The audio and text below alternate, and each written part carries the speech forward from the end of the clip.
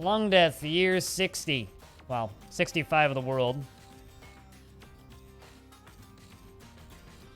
Year 60 overall.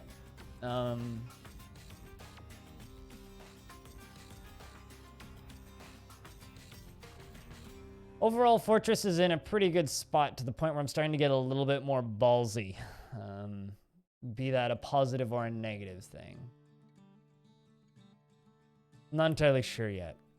But I think we're kind of getting to the point where we can start taking some risks. Well, heavier risks than we've been taking.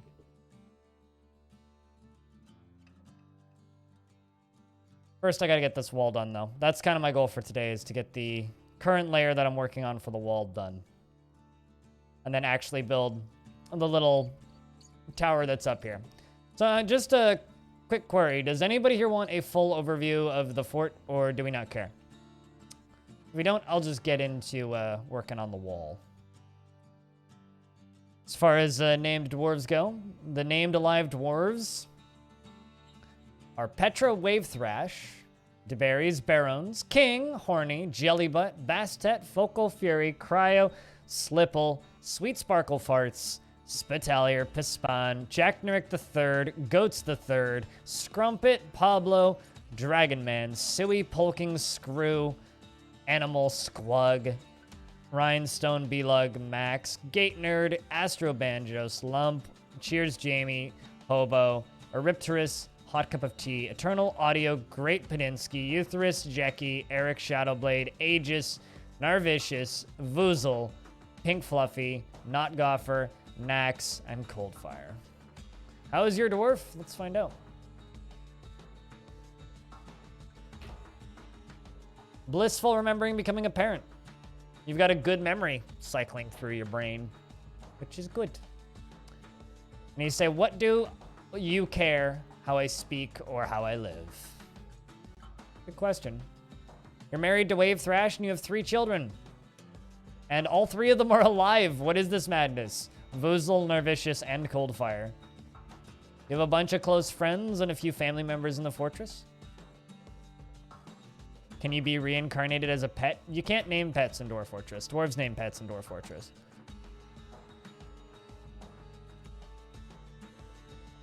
This isn't RimWorld. Hey, Focal Fury. It's going good. We just jumped into dwarfs. Speaking of dwarves that are alive, a Crafts Dwarf Focal Fury. You've killed a bunch of buzzards. A little grouchy when caught in the rain and bored after being unable to practice martial art. You're in the military, aren't you?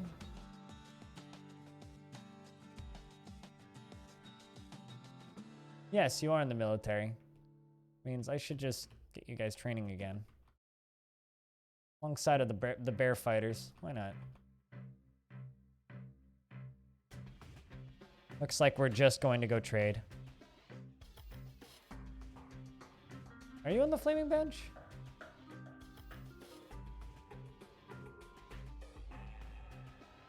Did I read that right? No, I'm pretty sure you're in the... No, you're definitely in the main squad. You are certainly not in the flaming bench. Yeah, because the Great Pedinsky was killed. Yeah, no, you're in the Eternal Guard. Yeah, you're definitely in the Eternal Guard. Because the Great Pedinsky recently died. No, he didn't. Were you put in prison? No, he was put in prison and then taken out of prison is what happened to him. Yeah. Because he murdered somebody else. He's currently oblivious to reality and is running in circles doing not much of anything. And I'm expecting he's going to die pretty soon. But to be fair, the Great Pedinsky has been a legendary dwarf for our time that he's been here. Even though he murdered a Nandar, Solantre, and Axon. Hobo named his buckler, which nobody cares about. All right, let's just trade up here real quick. Seeing Miasma. in a bedroom over there on the left. It's fine. Child is gonna go play in the miasma. I'm sure it'll be fine. But yeah, no, so I can't, there is a thing that lets you manually. Oh, crap. Right, I remember what happened here. Well, so I accidentally, well, without thinking, I traded all tools, which, long story short, just moves all books to be sold. Although they may, what are you carrying?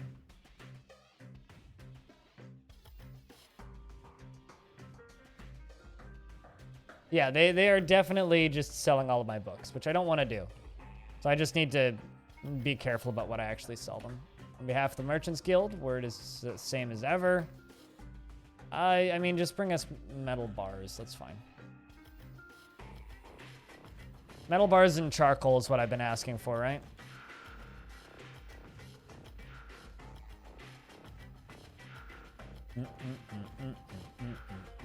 Because these are humans that we're trading with.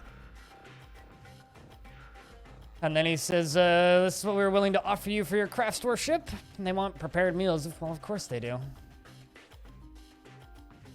Unfortunately, world is same as ever, which means not a huge amount is happening in the overworld. Unboxed smile, huh?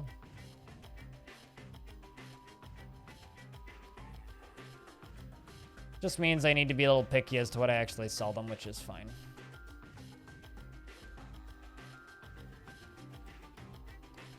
And, you know, not sell them all my books.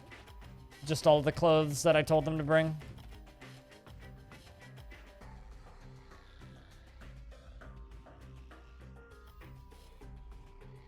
Man, and they didn't bring me anything that I wanted, so I'll just take all your sheets. Now let's trade with the other humans. Sell them all of the garbage and not garbage clothing alike.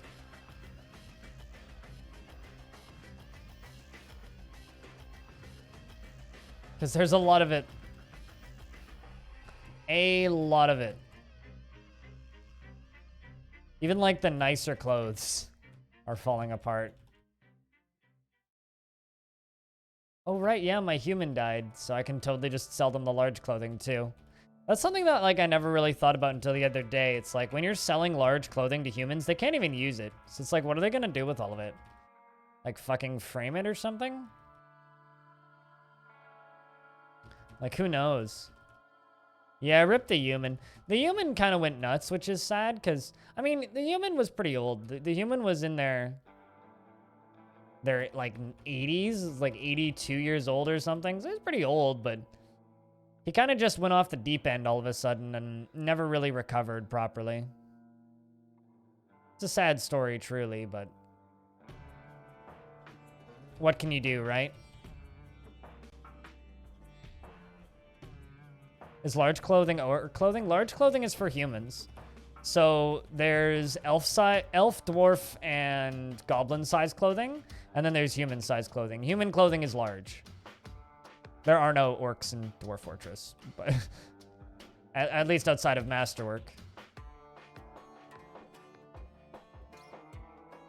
I guess like Uruk-hai could kind of be considered a form of necromancer experiment. I think you kind of think about it, like in Lord of the Rings, it's Saruman's ghoulish experiments done on, like, on the orcs, right? To create the Uruk-hai.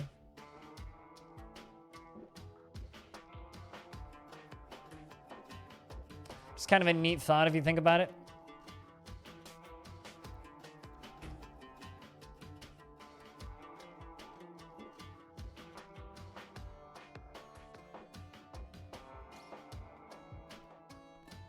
Take all of this off of trading.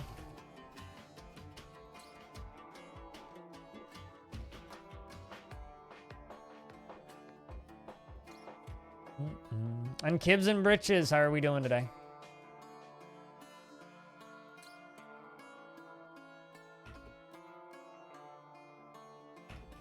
I need to get all this stuff moved off of here anyway.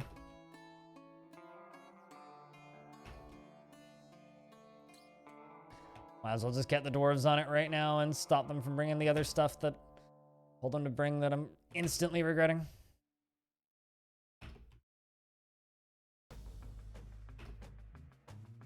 That's good. I've been pretty good about getting most of the chores done I've wanted to get done most days. But I'm pretty far. I mean, it's not 5-year-old world anymore, Fluffy Llama, and it's not like you start off with a bunch of infants. There is time before time. It's just they start counting the years at year 0, right? It's just like on Earth. There was certainly years before our calendar started, but we don't count those, you know? The year is 2020, but there's definitely more than 2020 years on Earth.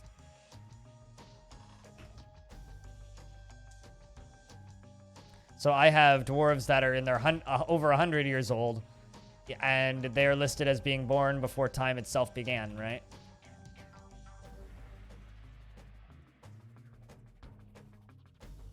Nothing happened before 1974. Sure. Is that a conspiracy theory or something? As we were referencing something, it went whoosh. Oh, hey, Padinsky snapped out of it.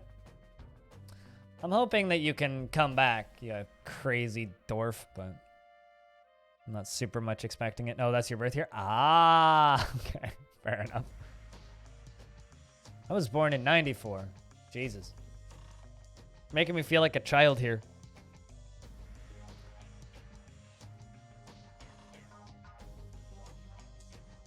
Although my taste in games is as if I was born in 74. All right, let's work on these walls.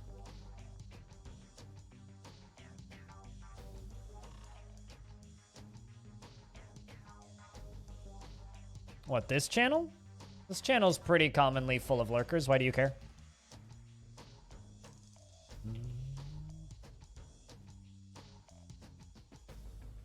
I don't encourage spam, so if you don't have anything to say, don't talk.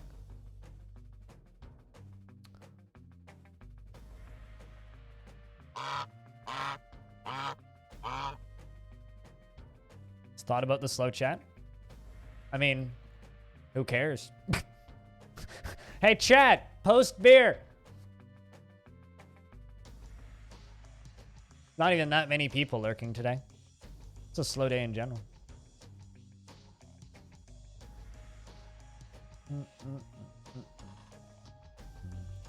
Basically, rule of thumb with Twitch is never comment on a slow chat. Because nobody cares. One of my favorite people who ever did that actually was on a stream who I like to watch sometimes named EJ.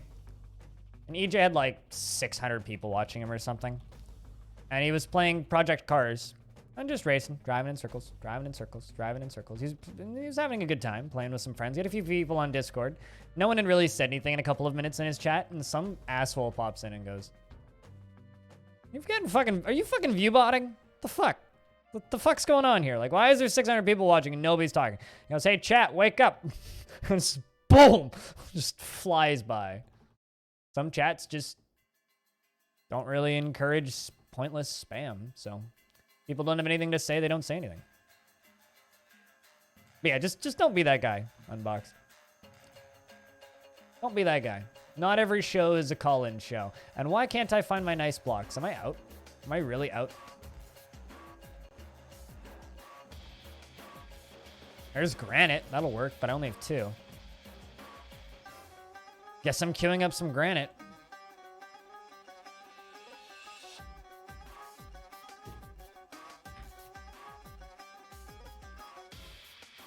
How much do I have? Oh, wow. I'm actually just like straight up out. Okay, that makes sense. Am I really? No, I'm not. What are you talking about, game? Pretty sure that's a... You aren't gonna go trade that, are you?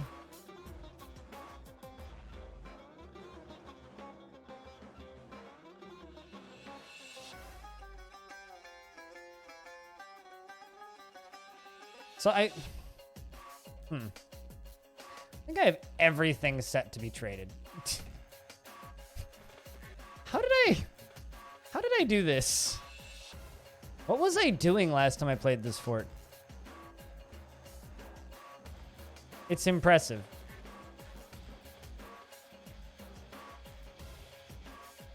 Personal best until now? Ooh.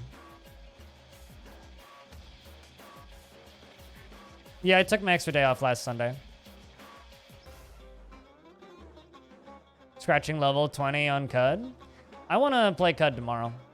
I said I would play this for today, and I need to get the time in, so. Wish that there was, like, a cancel moving all button. Oh, interesting. I just learned about a button. You can remove items from this list based on mandates. Huh. That's fascinating.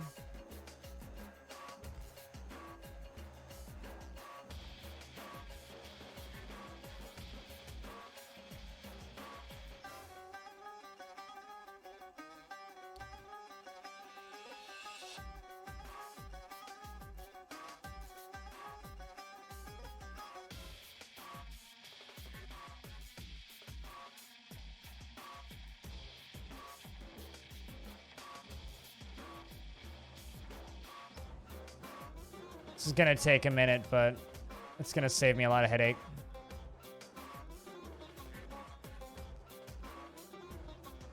You can hold shift to move your cursor to do like 10 blocks at a time. Oh, you only just found that out? Yeah, that's an important one. That's definitely an important one.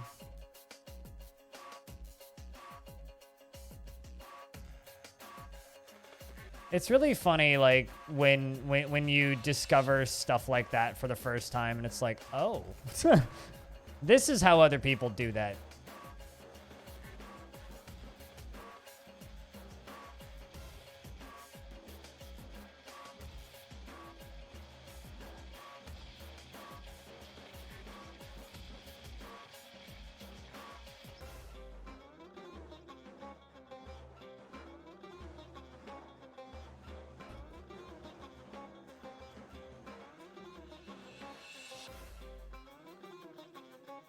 There we go.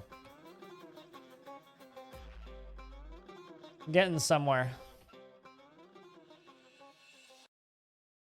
I don't know why a lot of this stuff was brought over. I don't know what I was doing towards the end of the last time I played on this fort. I know I was really fucking sleepy. But I screwed up this trading real bad.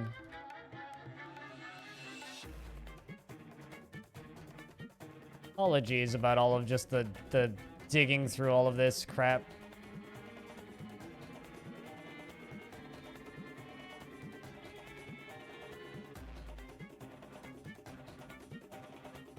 Okay, where?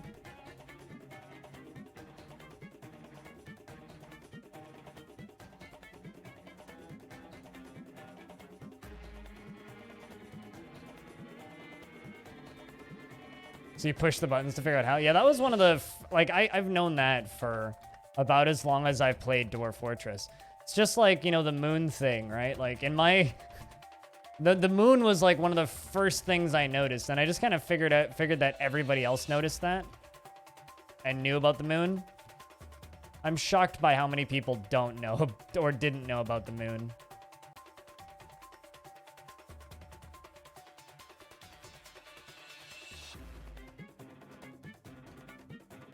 Genuinely shocked by how many people didn't know about the moon. All right. That should fix it.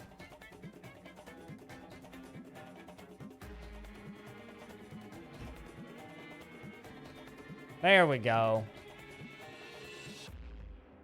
Granite. And we'll get you to make nice. There you go. You think you would really enjoy it? It doesn't take as long to learn as you think. And there's many ways to enjoy Dwarf Fortress without learning every single minute detail, right? You don't need to know the game as well as myself or Sal or anybody else who plays this game an absurd amount of time. Checkpoints or nades are your friends in CUD if you get swarmed. My problem isn't getting swarmed in CUD. That's not usually what kills me. My problem in CUD is I'll run really fast or just get cocky and try and fight somebody and not pay attention to my health. It's like my own stupidity that usually kills me in CUD. Or like accidentally catching a really fucking over-leveled mob and then them chasing me for 15 squares and then eventually killing me. Okay, so Padinsky is throwing a tantrum. This is gonna be fun. He hasn't attacked anybody yet. If he starts a fight, he'll lose. I'll say that. Oop, there we go. He punched somebody. Couple people noticed the crime.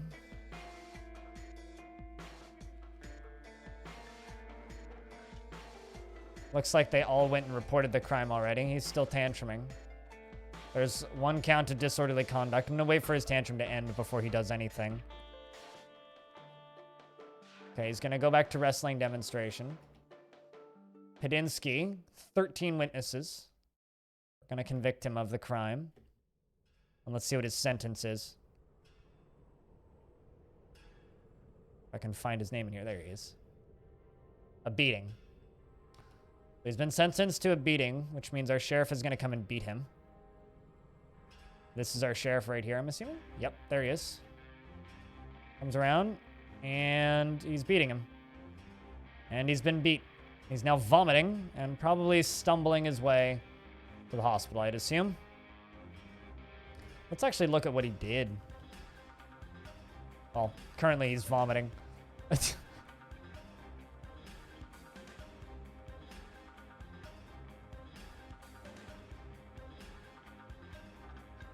He punched, he just beat up one of my wrestlers. But then the sheriff came and beat him, and he lost.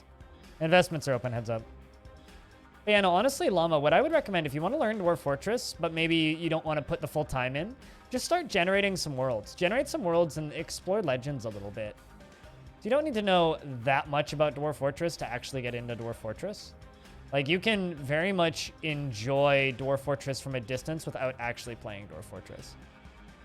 Or without playing Dwarf Fortress as intensely as a lot of people do. And it's totally a game that you can play casually. Hey, Nervicious, what's up? It's good to see you. And address the wound. Question is, did you learn anything?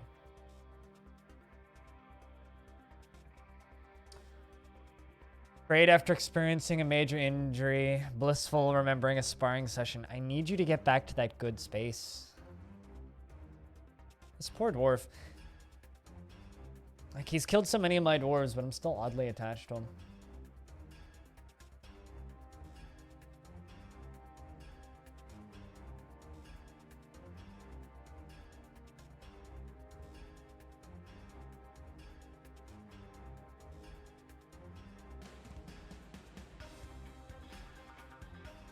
Yeah, Coldfire, that's another thing.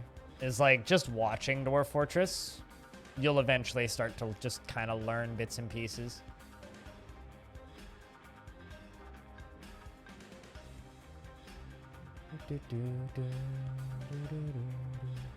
Also got so many lead statues getting made. I'm probably running low on charcoal.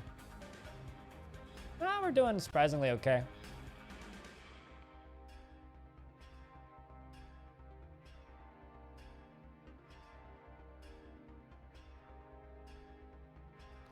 Make full sets of armor again, so that my armorers have something to do.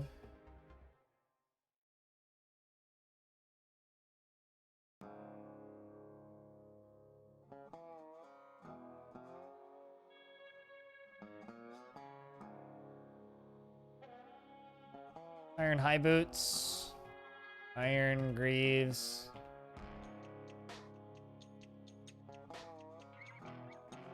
I'm gonna need more charcoal, that's for sure. What am I missing here? Shields? Yeah, I think shields. Because I do have more iron than I could ever reasonably need. And I'll also queue up 100 charcoal, because I got tons of wood over here that we gotta work our way through eventually.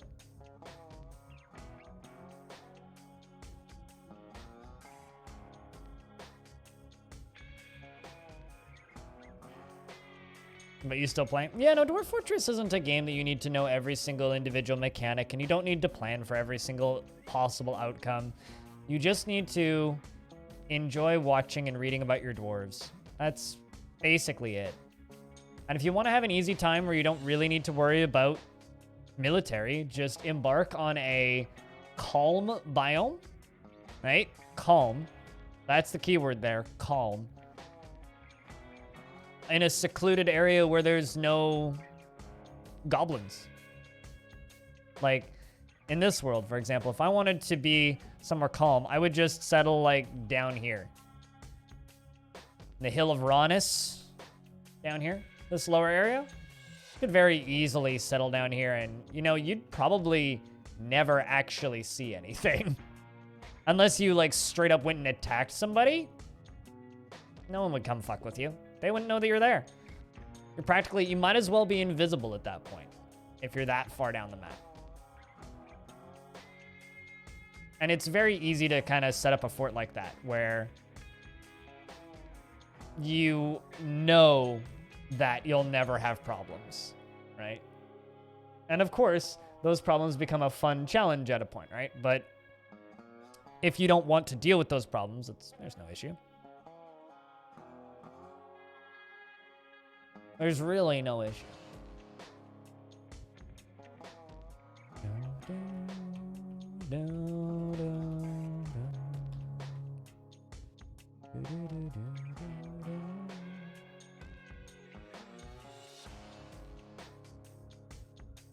I think that, and I've talked about this many times, but I do genuinely believe that Dwarf Fortress is a game that people psych themselves out on, where they go, oh, I'll never be able to learn this, so they just don't start. Right? They convince themselves that it's impossible to learn. Not easy, but it's certainly not impossible. And if you can play any relatively complicated game, you can learn to play Dwarf Fortress. It is completely doable.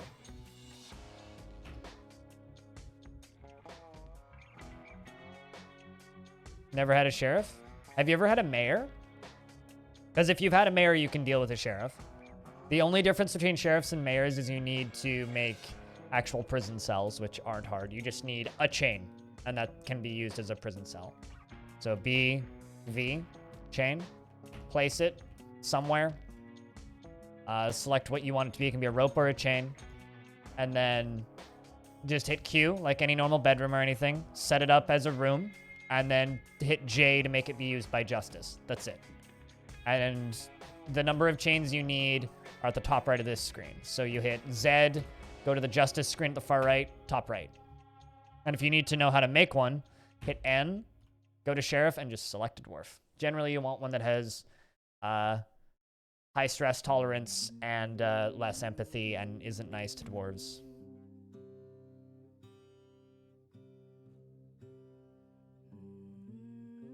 Well, then you know how to play Dwarf Fortress, frankly. Like, if you can do all of that, Pink Fluffy, you know how to play Dwarf Fortress. It's just a matter of continuing.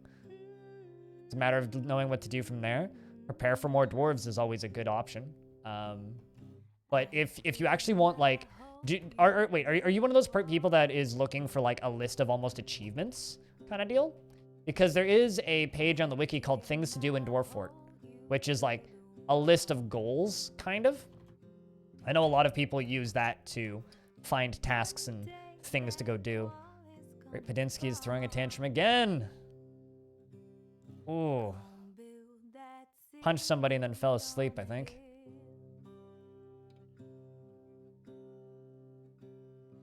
Yep.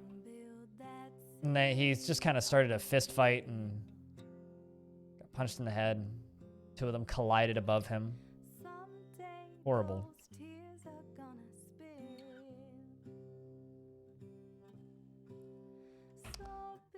At least they're just minor crimes.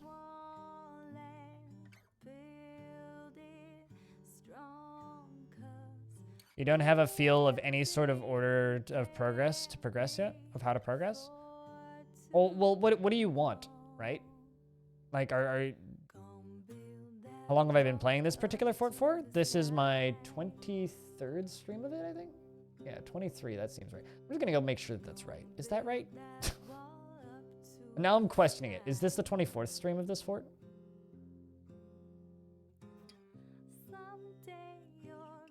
This is the 23rd stream of this fort. Most of the streams are about 3 to 5 hours. You can do some math if you want. Also, the Great Pedinsky has been found dead.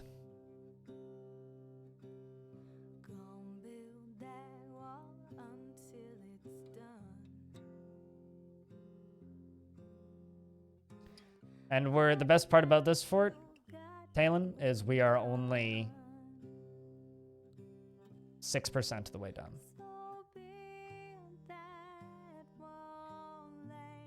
Yeah, that's the first thing I need to, like, that you need to know, Pink, about Dwarf Fortress, is there is no order, the Dwarf Fortress. You could, day one, dig to the most endgame thing and go do that. You could just dig straight down to Magma Layer, start building Magma Forges, and dig up some Adamantine, and just start making endgame weapons. A large fort of happy, possibly cultist dwarves? All right. Well, then what you want to do is you just want to start expanding, right? So every year that you trade... So what you want to do is you want to get a trade depot built, which you'll need architecture for. So you'll have to give a dwarf the task of architecture. And then you'll need a mason or a woodworker or a metal worker, depending on what material you want to make it out of. Then they'll build that trading depot. Then start building crafts or some other trade good to trade to your mountain home. And the mountain home will send you migrants every year. This will expand your fort. And then you can make more bedrooms and have more dwarves to do the tasks more efficiently. Increase the size of your crafting areas. Build more crafts and items and things to ship out back to the mountain home to build a larger fort. And if you want cultist dwarves, start building grand temples. And hope that you get dwarves that all worship the same god. But Pedinsky wrote many books in this fortress. He owned many rings. He was one of the older dwarves in this fortress. Murdered 3 dwarves, was a criminal, did his time in prison twice.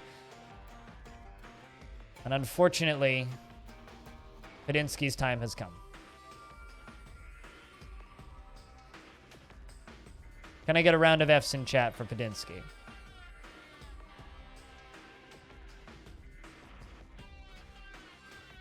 His last meal was on him, too. A prepared pig spleen.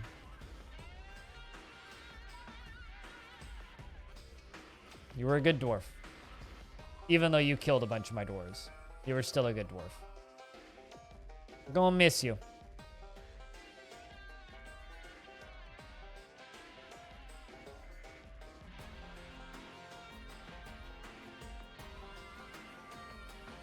Also, Gate Nerd has been taken by a Fey mood.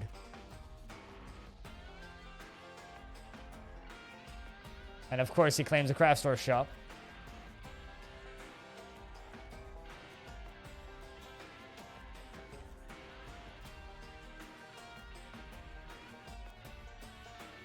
Grabs a few boulders.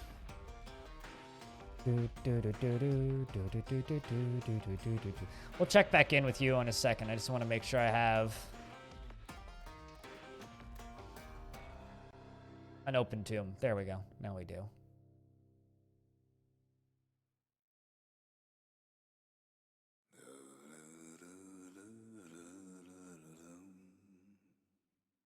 Make us something shiny dwarf indeed, yeah. I hope that was iron. Gems? Yep, gems it is.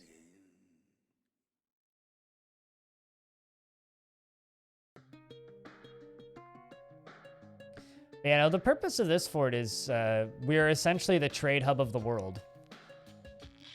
Which has been very fun and quite rewarding, actually.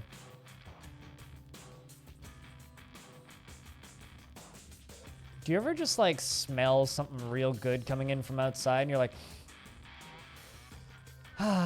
Someone's making stew. Like, I smell, you know, like that smell that, like, a beef potato stew gives off? Like, that kind of meaty, like, almost nutty smell.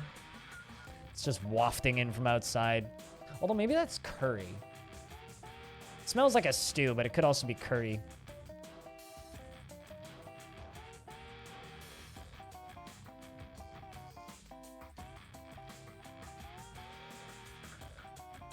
Here's the thing the way that I like to explain Dwarf Fortress Coldfire. There's a lot of systems in Dwarf Fortress. Independently, they're all very simple. Very simple and very easy to explain. What makes them complicated is because there is so many of them. And that's what's fun. You should make curry. You should make curry sigil.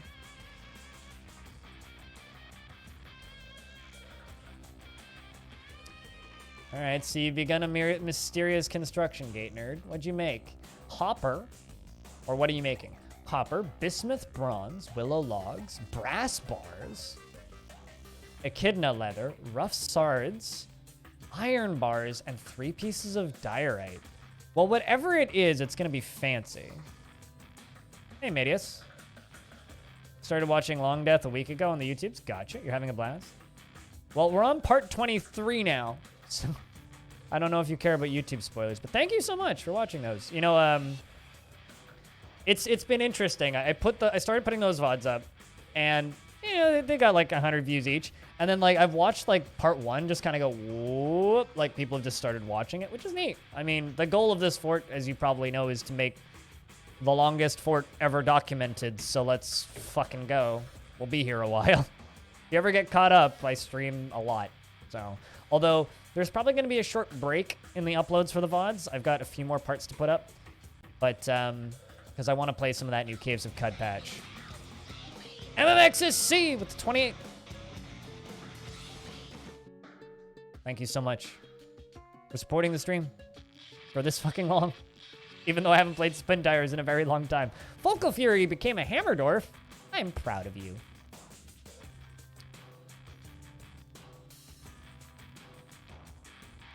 Although maybe I should move one of the elite wrestlers to run the squad that the Great Padinsky ran.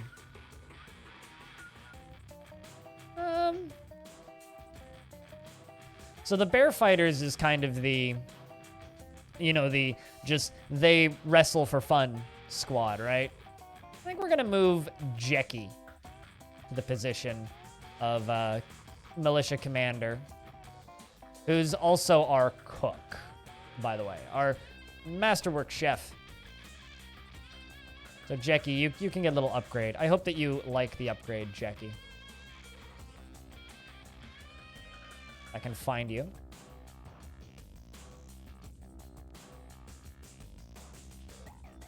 Probably not gonna change his name or anything.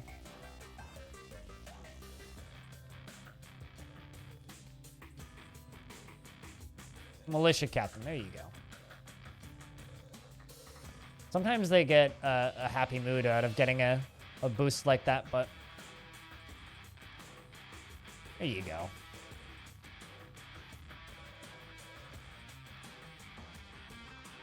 But you know, fort's still going strong. Everything generally is pretty good. Hopefully we'll continue going good. The only reason there's vomit everywhere is these damn kids. So hopefully it doesn't continue. Speaking of damn kids, it's time for the Bear Fighters to take a break from training, though. They've been training for a while. Gate Nerd the Scholar has created Elol Hogan, a diorite figurine of dwarves, and offers it to the eternal adventure of time. Also, Medius, if you're still here, how did you find Longdeath, out of curiosity? I've been doing YouTube stuffs on and off for years, and I kind of have no idea how that shit works. I mean, there's certainly ways of gaming it and methods of gaming it that I know about, which I don't do. But I'd be curious how you found the first part of Longdeath.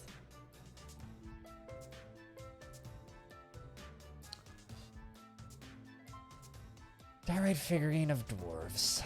I hope it's a cool figurine. I'll be sad if it's not. It's worth 39,600. It's a long one, so let's get comfy.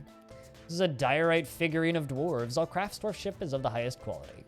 The item is a masterfully designed image of dwarves, goblins, and diorite by Gate Nerd. The dwarves are fighting, and the dwarves are fighting with the goblins, and the artwork relates to the creation of... I keep losing my spot. This is a masterfully designed image of dwarves and goblins in diorite. It relates to the attack on hatred of soil of the joyous devil at lauded hell by the ignited creation. Okay. In the early summer of year 10. Theseus, the furious sieges. It is encrusted with oval diorite cabochons and studded with copper, and encircled with bands of round diorite cabochons, brass and willow. This object menaces with spikes of echidna leather and bismuth bronze. On the item is an image of Ezem wild cloistered, the dwarf and dwarves in diorite. Ezem is surrounded by the dwarves. The artwork relates to the ascension of the dwarf Ezem to the position of king of the ignited creation, the mid-autumn of year 5. On the item is an image of the shining suns in iron. On the item is an image of tigers in sard.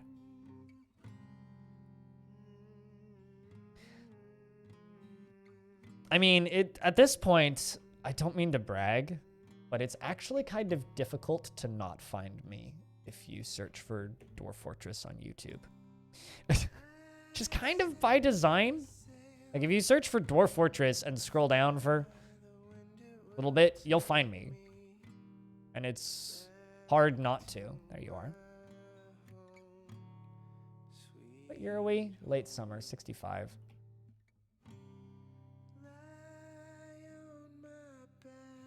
Have I made a coin for 65 yet?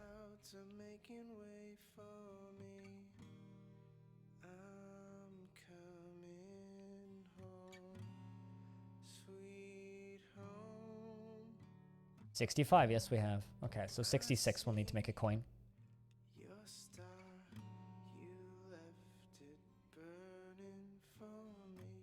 You deserve to be found when looking for Dia? I hope so. I don't know what I deserve. I have a very... No, I think warped is the wrong word to use. I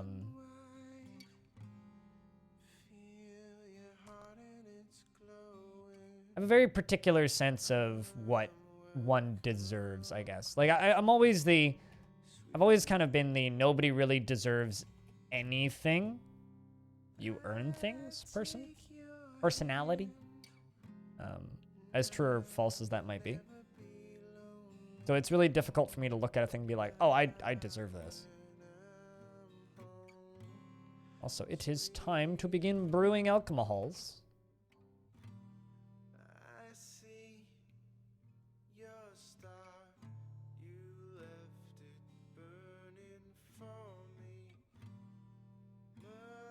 Sure. Gibbs. Sure. As long as it keeps me here, that's all I really care about. Dwarf Fortress gets very true to real life, I'll say that. Fire based on your statement up there. Especially, like, the one kind of clip from the interview that I have been very tempted to kind of segment out into its own thing. I'm going to need to screenshot this one. Stone isn't here because it's Sunday. But the humans have arrived with their annual tribute. Looks like they brought us a musical instrument this year. This is the humans from Nilon Abo.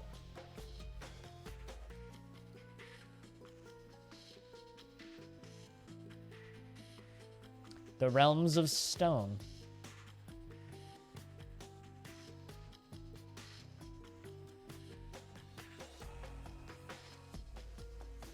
But yeah, the one bit of the Tarn Adams interview that I'm very tempted to segment out into its own bit is that little bit where he's talking about dwarves and their friends. I don't know if you guys know what bit I'm talking about, but...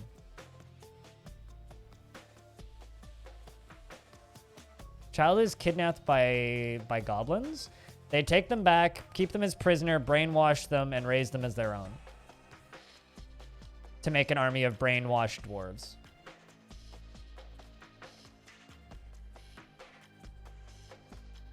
I'm screenshotting things so you're going to hear Windows sounds. I need to learn how to disable those sounds.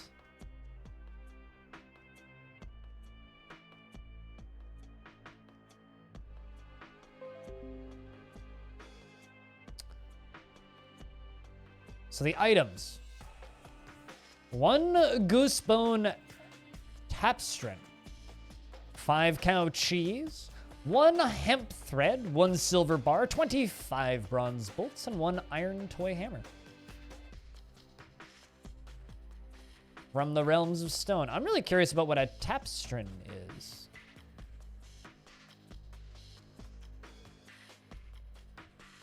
Let's find out.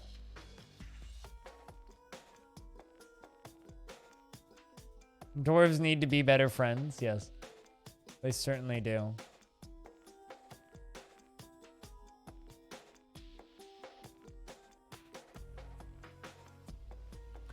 I need to dump all of these. I don't know how I keep ending up with them, but they need to all be dumped. All right, where did M go? There it is. Musical instruments. Although they might not have counted it yet. There it is. Goosebone Tapstring.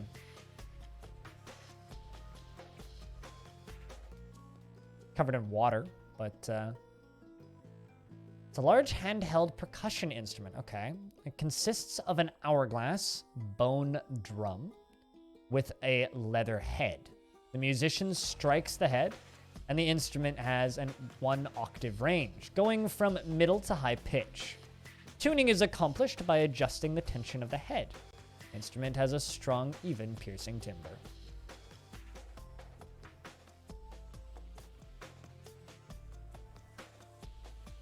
So it's a big drum, basically.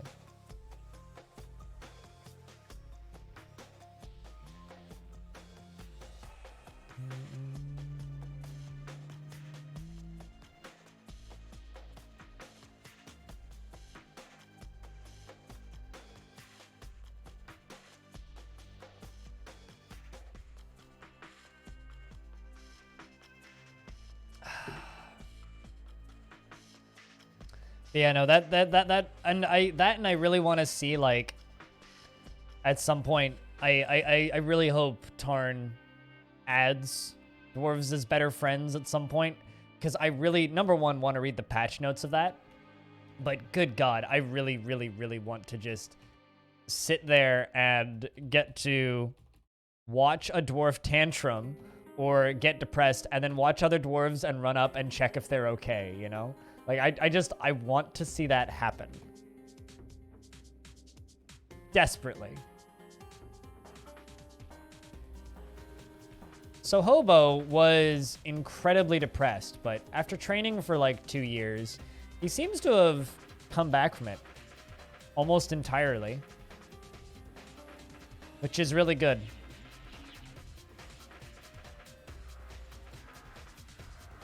He doesn't like working outdoors anymore, though. I think it's finally time to take him off of training for a little bit. So we'll see if Hobo can actually go about doing things now and be okay. Let's find out. Though he is getting a version. I've been out in the sunshine again after a long time away. I'd like to get away from it. Understandable. We'll see if you're able to maintain health.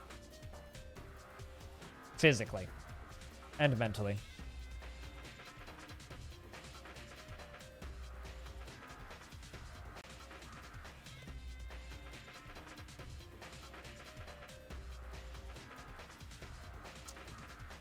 Let's also make little stairs up and little stairs down here.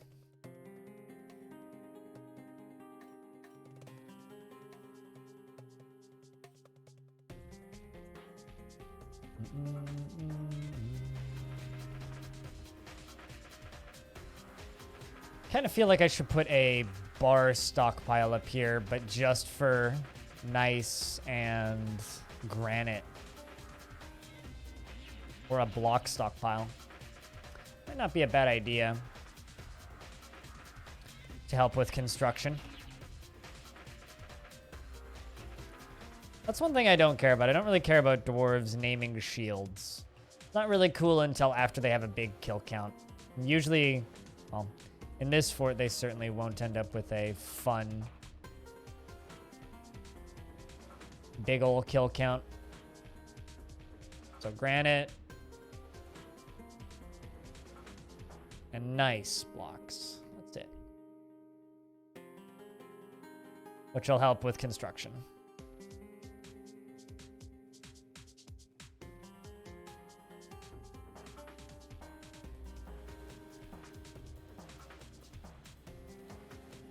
We hope not. We hope not.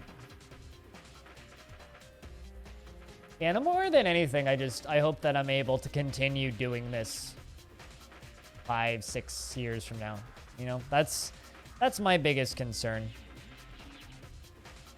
Like, it's amazing to me that I've managed to kind of corner a pretty niche market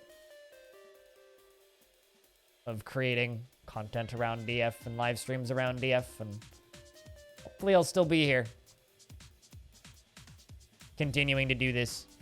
I don't want to be one of those streamers who exists for a while and then just vanishes off into the ether of obscurity, which happens a lot.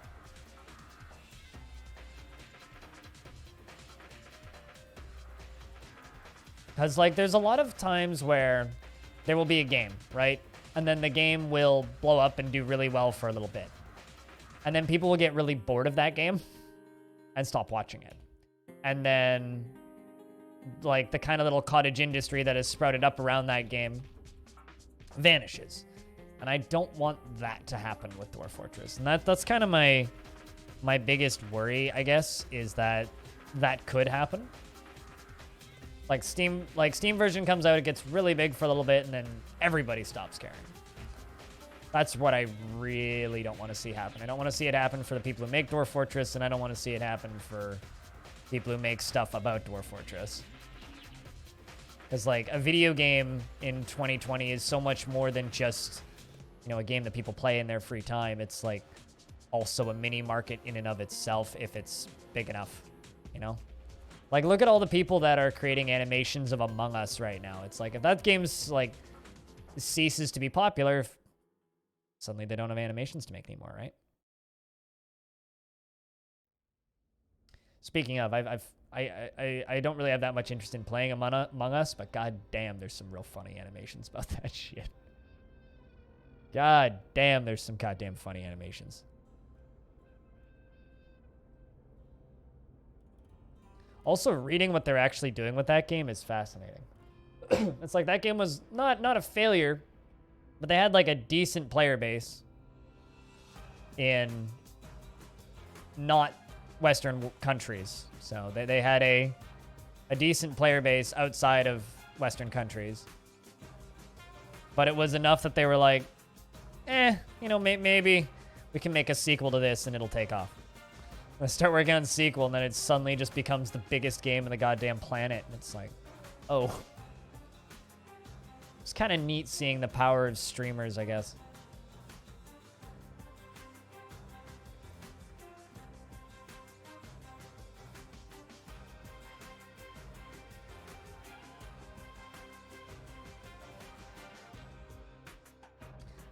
Dwarves have arrived to trade.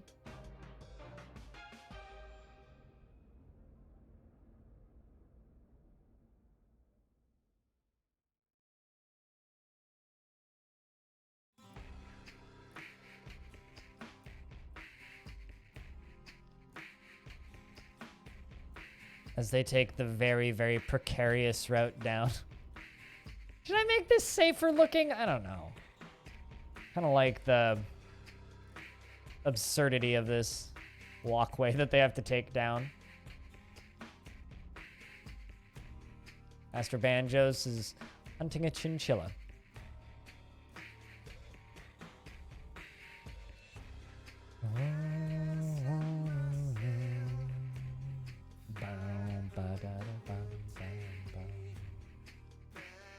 Soundtrack's too goddamn good.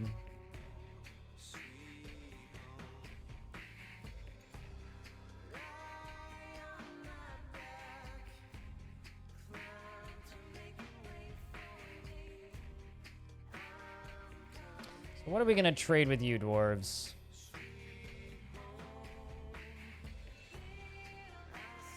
Let's bring the weapons over, because they've been asking us for good weapons for a while. We'll also bring those goods bins over. and chuck any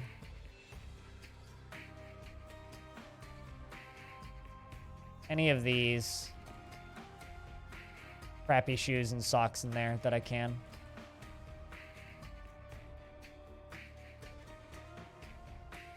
Leaving the good stuff.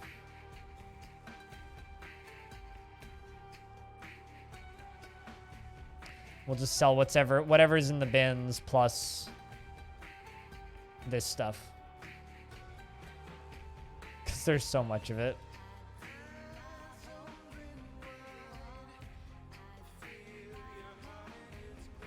So much of it.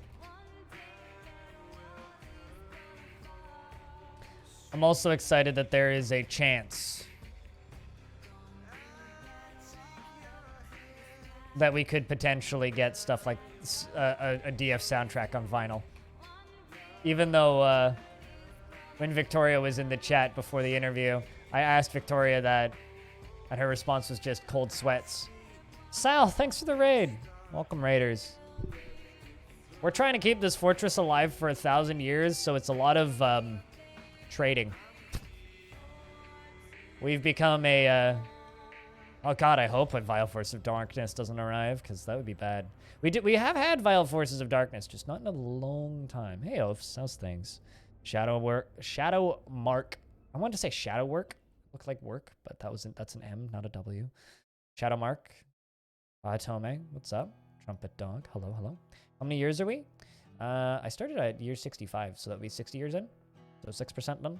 But I don't think the calendar has rolled over yet. I need to check. Can't hear. Batteries are gone and headphones. Oh no! Hi!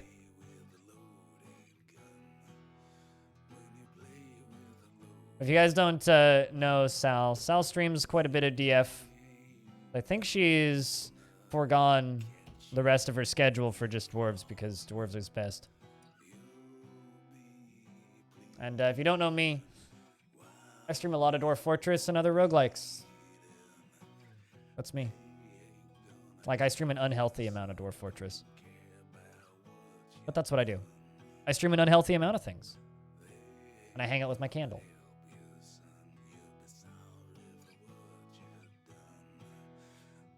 So that's what I do. Welcome to the stream. Generally good music. Sometimes it's terrible. But if it's terrible, it's like self-aware terrible, you know? There is much to share. We're updating your maps. Are you still at war with that one goblin faction? Sounds like something that belongs in Wasteland 3. It's the Bastion soundtrack. Supergiant Games' debut title. Most recently known for a little game called Hades. What do they want? What do I want them to bring? I want them to bring... No, I might start asking them to bring me wood. So I'm trying to not piss the elves off. I know that that's like not normal play, but that's what I'm trying to do. And I'm going to ask them to bring me wood. I ask them to bring me wood so that I don't need to chop as many trees down. Because I don't want to piss the elves off. Need to get him to narrate my Dwarf Fortress. I don't think I could afford his salary.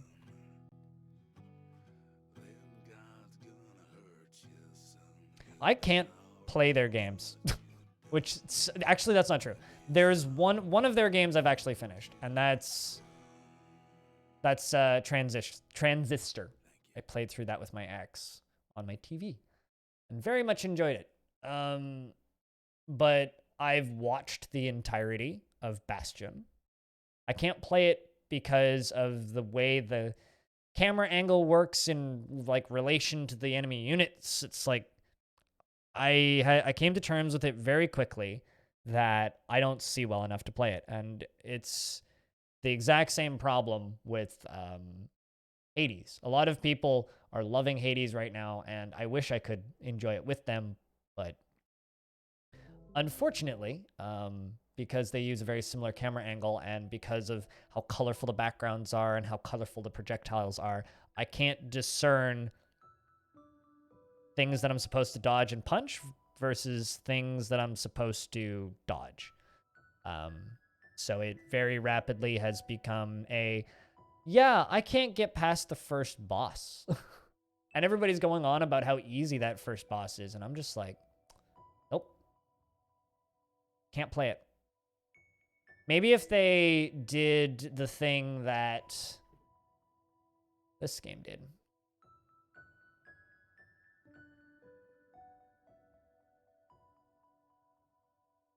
If I can find it. I remember the name of this game. I'm saying this game as if it's something that you should know. There's a little roguelike game that's kind of like Celeste, because it's like this 2D platformer thing. I'm looking at my games on Steam to like remember the name of it because I'm terrible. But I'm just blanking here. Drawing a blank. Welcome back, Sal. Is this thing? Like a 2D platform. Scourgebringer. That's the name of it. I want to say Devil's Scourge for some reason, but that's not it. This game, Scourgebringer. It does this thing where, well, it's a super high-paced, bullet hell-y platformer, right? So, generally, not the kind of game I can play, right? But it has an option that literally lets you slow down time. I don't know why it has mixed reviews recently, though. Why that is.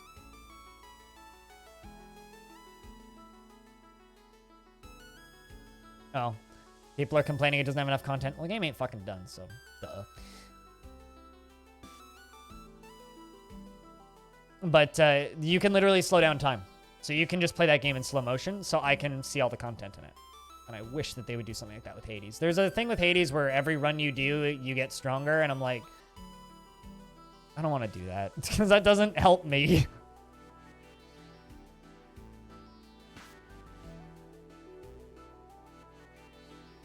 Sometimes the screen is too busy for you to know what's going on. Yeah. Yeah, no, I can't play visually busy games, which is like why when people ask me, they're like, oh, well, you're visually impaired. How do you play Dwarf Fortress? It's like, well, Dwarf Fortress is easier for me than fucking Overwatch. Like, as far as discerning what's what, this is far easier. And it's all in the visual design. That's all it comes down to. Yeah, I own a set of wireless earbuds, Sal, and I despise them. I hate them. Like, I own them, and they're fine, but I can't get down with that whole wireless thing. And Mistim, a very fascinating dwarf, says, I look forward to our meeting next year. Our fortunes rise and fall together. The battle continues on with the goblins. One day you'll join us, no? Probably not. So my mountain home is locked in ritual combat with these goblins. Spidery Desert. I'm wondering what'll happen when our king, Ezim Wildcloistered, who's leading these constant attacks, is gonna die. Whenever he dies, things are gonna change. Oh, really? And your character would just run off the nearest cliff in the meantime? Oh, that's... yeah, and it's not like you can just, like, pause that, right? Because it's Worm.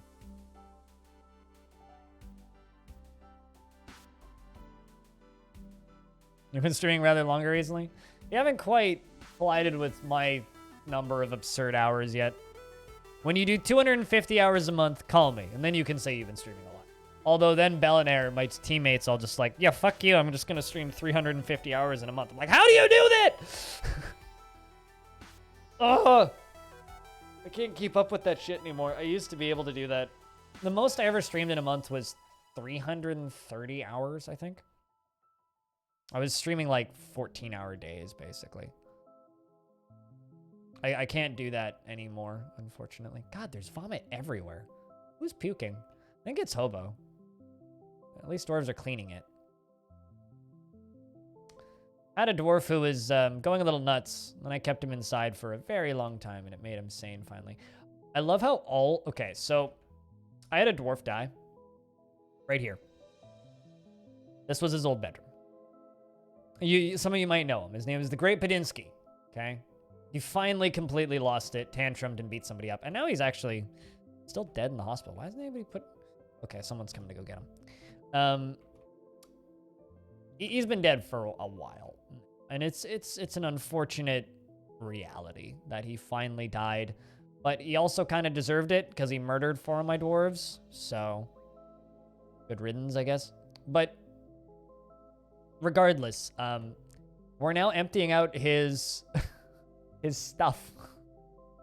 Literally all of this crappy clothing that we're trading right now is clothing that belonged to him. The sheriff was a little rough. I mean, the bloke murdered 4 dwarves.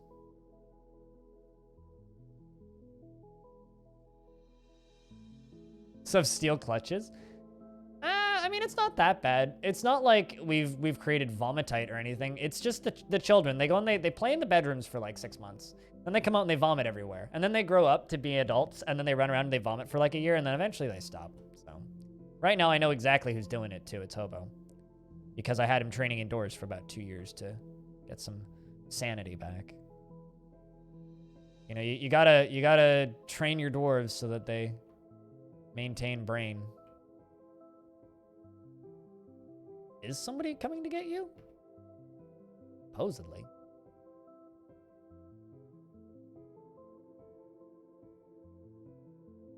There's just a dead dwarf here, and Goffer's just playing.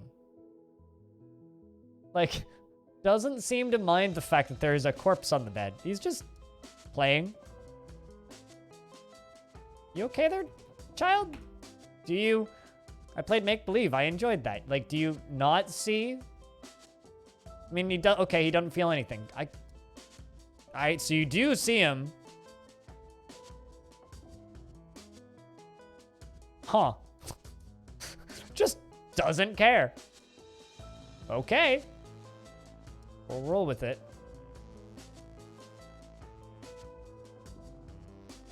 We will roll with it, I guess. I mean, what else am I gonna do, right? Just let it sit?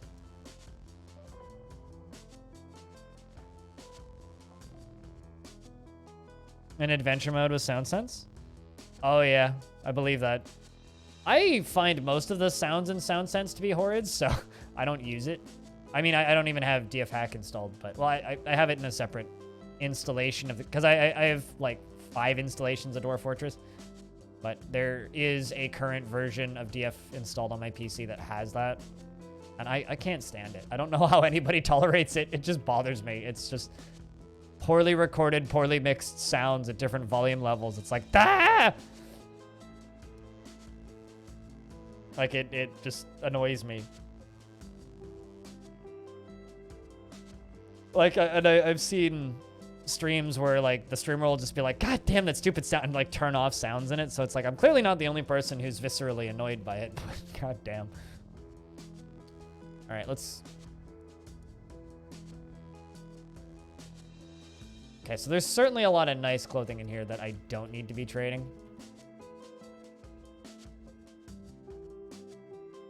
But, I mean, I can. We're also trading all those spiked iron balls. Do I really want to sell them all of these? I don't know if I do. Yeah, let's not sell that weapon bin. We'll sell the other one. All the picks and the other things.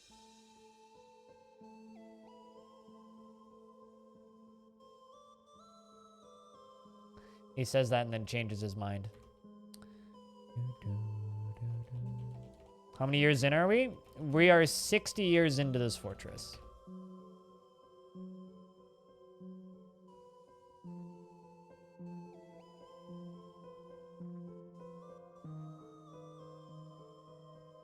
Yeah, the issue with it is none of it is really high quality recordings either. And it was a work of love. No, totally. I mean, it's an achievement. The Trench Dog. Thanks for the follow, by the way. I don't have a notifier for followers because I've noticed over the years that people just kind of like to sneak in follows after I go offline. So, like, why bother? Yeah, that's me, Les. That's me. Guilty as charged.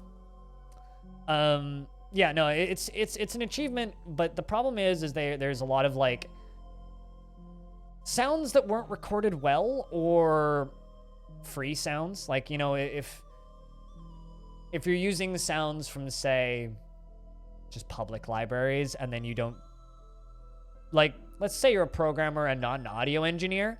Audio engineering is a skill and an art form in and of itself. So when you have crappy audio, it's crappy. And it sucks. Regardless of how well it's done, it still sucks. All right, let's buy all these parchment sheets.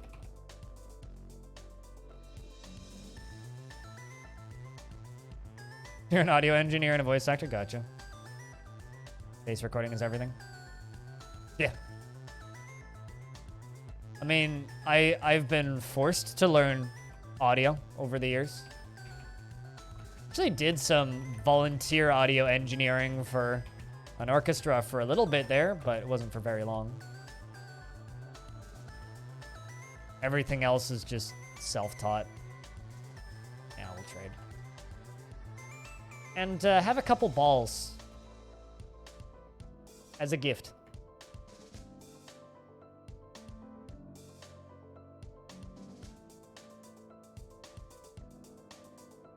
Nobody's made a decent trade interface.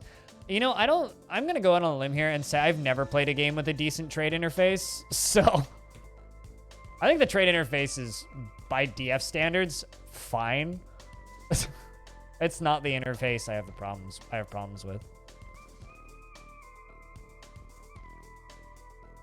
Good luck, Shadowmark. Oh, you're trying to keep one world alive?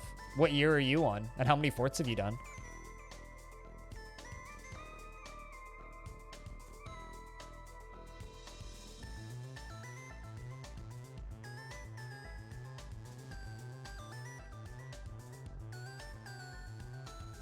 Yeah, and then at the same time, you can record an album on mostly iPhones. I'm looking at you, King Gizzard and the Lizard Wizard. There's a radio station called KEXP that I follow pretty closely that does a lot of really good interviews and stuff with independent artists. And they did one about King Gizzard's most recent release, Honey, or one of their more recent releases called Honey. And there's like entire tracks on that recording that's like, yeah, that was recorded on an iPad. We just put an iPad on the guitar and he played it lying down in bed. It's like, what? Okay.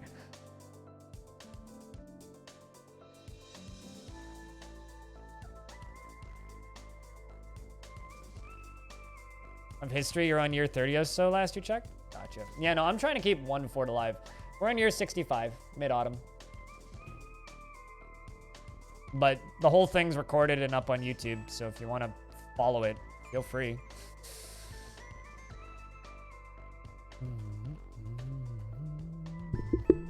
We started year 5. We're on year 60 of the fort. Kind of want them to fill that up. But we're about to be on year 61. But we're already seeing stuff like this. Like if I look at Nervicious, this dwarf, I look at their relationships, their entire extended families in the fortress. Everybody. Even the ones that have died.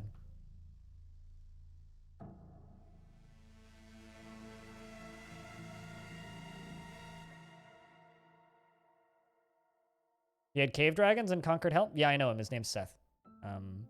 He made Arch Crystal, was the name of the fortress.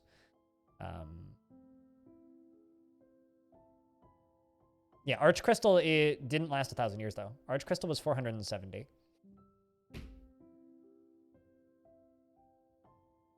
I actually met him at PAX and then promptly forgot. And then remembered. Because I meet a lot of people. And it's a lot of like, oh, hi, shake hand, immediately forget. Because I'm terrible with faces. But, oh, inbred is the situation? Not at all, actually. No cousins have gotten married. I don't know if that's a thing that can happen. And we still do get like the occasional new migrant in, and they almost immediately hook up with people. We also recently got a set of migrants. I want to say it was Spitalier, because we're capped at 50. 50 is our max cap for dwarves. Where's Spitalier? There you are, Stonecrafter. This dwarf showed up with her husband. Yeah, there we go. And they've since had 2 kids. So we've got these 2 that are completely separated from like the rest of the family tree.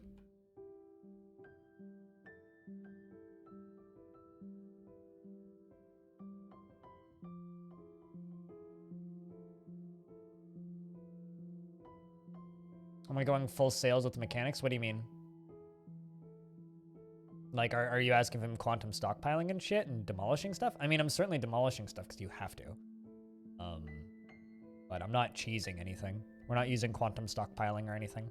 Like, my boulder stockpile is literally like a 3-story building. 4-story? 1, 2, 3, 4-story building. For example. So stuff like that. Oh, I just stated that I've limited my population. That's not, I mean, that's not limiting mechanics. That's just the only way to do it. You're not going to make it very far if you have a full pop. 220 is default for max cap. Well, 200 soft cap, 220 hard cap. I have a 45 soft cap, 50 hard cap, which means when they hit the soft cap, they'll still have children. Yeah.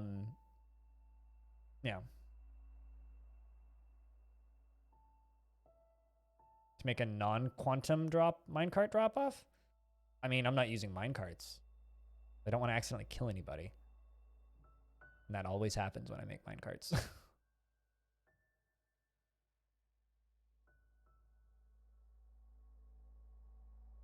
It was responsible for a good portion of the world's population, and it was produced with a... That's called Legends, though. You're not gonna... A lot of weird shit can happen in Legends that you don't see in Fortress mode. Like, I had a Necromancer Queen that kept on getting married like once every other week, murdering her husbands, and then rezzing them from the dead, and built an army out of them, and then invaded a good portion of the world doing that.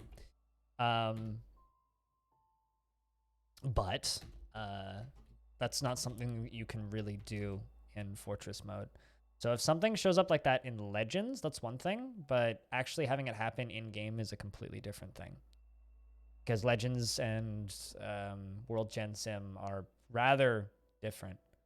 What's the focus I'm doing on longevity and memories and stress and happiness? I cancel all of their jobs every so often and then give them like a year off. And that's been helping quite a bit. I do have a few dwarves like this one, for example, who are just a little bit upset after being away from family, which is strange because the entire fucking family's in the fortress. But in general, keeping them happy hasn't been too difficult. Have any towers sprung up? Not yet. This... Whoopsies, that's the wrong button. That's the right button. This goblin faction down here is spreading rather, not alarmingly quickly, but they get a couple new pits every 10 years. This one has been slowed down to almost nothing, and my faction has actually taken over this one. Not me personally, but my mountain home did. And they've been at war with this since year 5. They've just been at nonstop war. There's the humans over here that I trade with who've been spreading. These humans here that I trade with who haven't been spreading. These elves that I'm apparently at war with. Not sure why. I didn't do it. They attacked me. Or they attacked one of my faction's fortresses. Haven't spread at all. And then these guys spread a bunch initially and have stopped. I think this fort dug too deep in Legends because they were destroyed when I started. And then my faction almost immediately reclaimed it, which I've never actually seen happen on the overworld. And all these guys are part of a different dwarven faction that I don't talk to. These guys down here are part of the Healing Realm, who I'm at peace with. And then this over here, also part of the Healing Realm that I am at peace with. And then these guys down here are my mountain home. Kind of hoping my mountain home will just fucking die so I can have the king, because that'd be fun. But where you do a 10 by 10 fortress, smaller embark size. His whole premise is that the fortress cannot exceed a 10 by 10 tile area for its main building. Go vertically unrestricted though. Yeah, I don't see that as a challenge. I mean, I've just done that without like even thinking about it before Trench Dog. Like, I know that Blue Zest has been doing those kind of embarks. I don't know. I don't consider that to be much of a challenge. I just play that way sometimes. Like, yeah, this fort's really big, sprawling, and is literally just a giant fucking hole in the ground. But, like, I don't see the whole... Like, I don't see the challenge in the micro embarks. It just seems kind of annoying to me. Psycon, what's up? It's good to see you. How's things? But, I don't know. It's not the kind of embark I'd want to do. I'm curious to see if any towers are going to spring up on the overworld, because I don't know. I know that when I started, there was 59 dead in the world, and quite literally 3 books in the world. And every single one of those books was a slab, and every single one of those slabs was still in possession by a demon. So unless somebody in the overworld can, you know,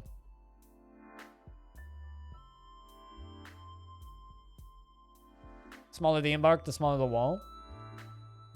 I mean, you don't even need a wall. You need a 1-tile stairway down with a trapdoor on it and lock it. That's it.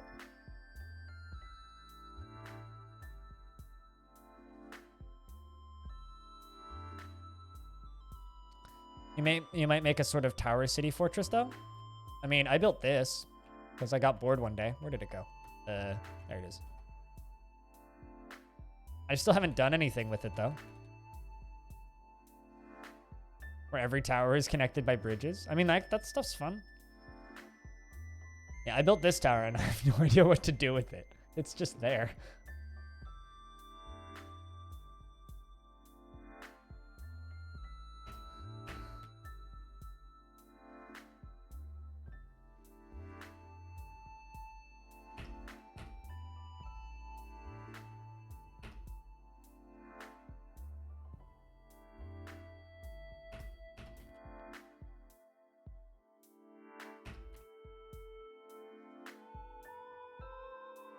Used to build towers and pyramids just to use up the stone. Yeah, I mean, the thing that I've been doing in this fortress is building stuff until I run out of stone, and then digging out a little bit more in the underground layers, and then building stuff until I run out of stone, and then building, etc.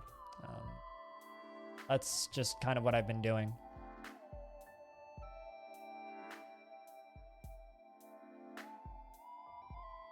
No problem, Spyboot. Thanks for the follow the other day.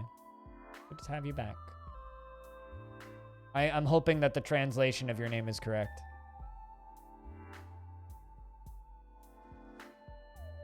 Although that being said, I have no idea which question was yours. Because they all came in anonymously. Which was kind of part of the strategy, so I don't play favorites. Although some people attach names. Sal, I'm looking at you, but that's fine. I would have figured out they were Sal's questions anyway.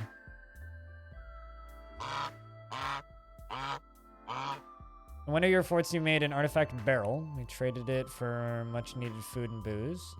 Upon the fort's death, soon after, you went into Legends mode to see what happened to the barrel. It was destroyed. You like to imagine that the caravan owners broke the barrel on the way, the mountain home, and are freaking out trying to figure out how to explain it to the king. I love little stories like that, yeah. I mean... The one thing that I'm still trying to justify in my head was I had this brilliant fortress on this volcano, which had this massive bowl of lava murder, which was bloody glorious, frankly.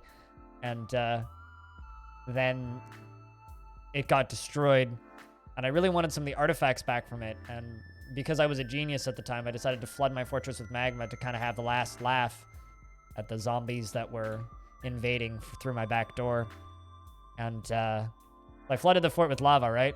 And then, of course, the genius I am, I sent some dwarves out to go raid some artifacts because I started a new fort in a different faction. So I sent some dwarves to raid some artifacts. from it, and well, they came back and spontaneously combusted because artifacts burn for all eternity, right? So they technically went and stole artifacts that were currently being tracked to be in lava and burning.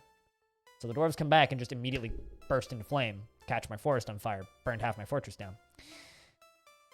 Yeah. You heard me. It's wonderful. Oh, really? Did you actually not know? Because that was like, I got that question from 3 separate people. Well, different wordings of it, but that's the wording I went with.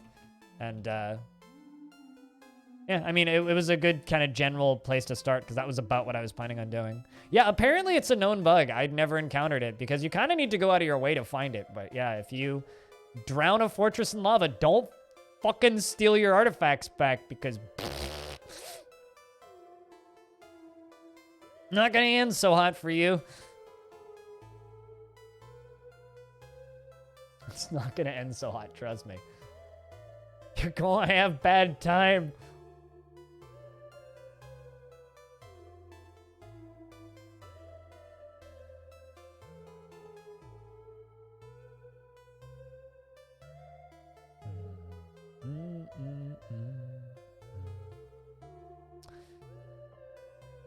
But yeah, no, I'm just glad that people like the interview, you know? And at the end of the day, you know, I put the whole thing up all at once, and hopefully people get some value out of rewatching it, because I was thinking about it last night, and I talked about this a little bit earlier today, but it'd be very easy for me to be a complete and total asshole with that interview, and instead of just put the whole thing up, the way, because I was thinking about it, I'm like, you know, the actually very profitable way to run this interview wouldn't be to just put the whole thing up. It would be to put it up in 3 to 8 minute chunks, every question individually, and then have content for the next like 2 weeks on YouTube. I'm just thinking like that would be the smart way to run these interviews. I'm like, but I'm a nice person and I'm not going to do that. Although it's suddenly more tempting now that I've thought about it, but I'm not going to do it. Oh, that's a wall, not flooring.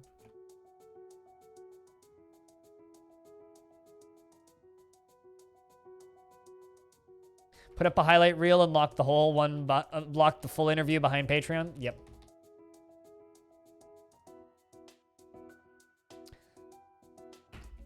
Because, like, I was looking for some subreddits that I could post the interview on, right? Because that's where actually I get a large amount of traffic from, is I post my work on Reddit. Or get other people to, because Reddit has the most annoying fucking gatekeepy rules in existence. If you're a giant YouTuber that everybody loves, gets super heavily upvoted, but if you're somebody like me that doesn't have the biggest audience in the world, but is trying to get more eyeballs on their work, it can be very difficult to dance around those rules anyway, unless it's a good subreddit like the Dwarf Fortress subreddit. But I was looking for a subreddit to post it on, and I realized that, oh, I'd be able to get away with posting all my shit on these subreddits if I just cut them down to 2-minute videos. Yeah, no, totally, right?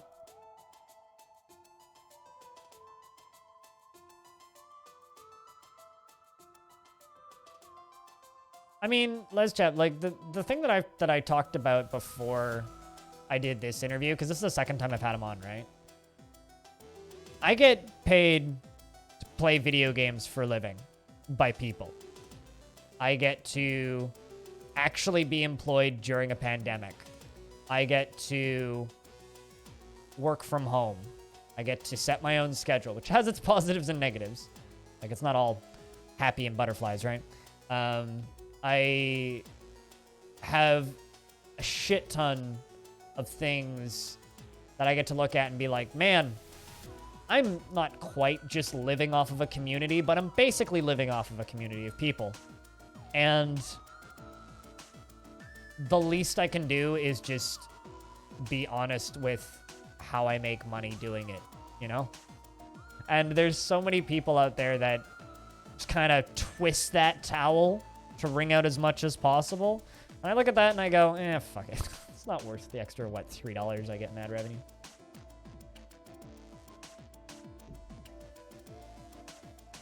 It's not fucking worth it.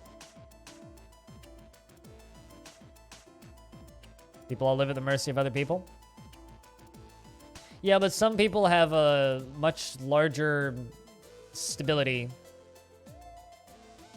What, you're studying awful sauce?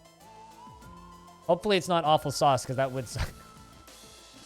I want you to only study the good sauce. That's the rules. No studying the awful sauce, only the good sauce.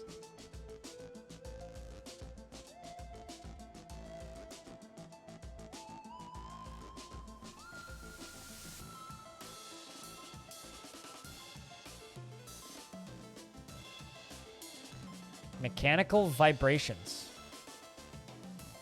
So humor me. I have no idea what that is. Can I have a TLDR? Also, another thing about getting to do this for a living is y'all make me feel fucking stupid on a daily basis. Like, I'm good at talking to people. I'm not good at sounding smart.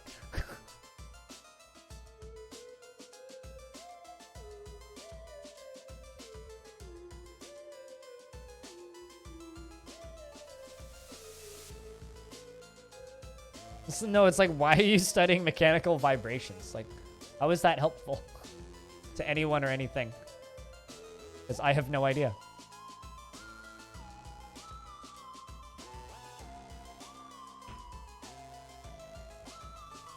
It seems like something that would pop into a dwarf's head. It's like disgusting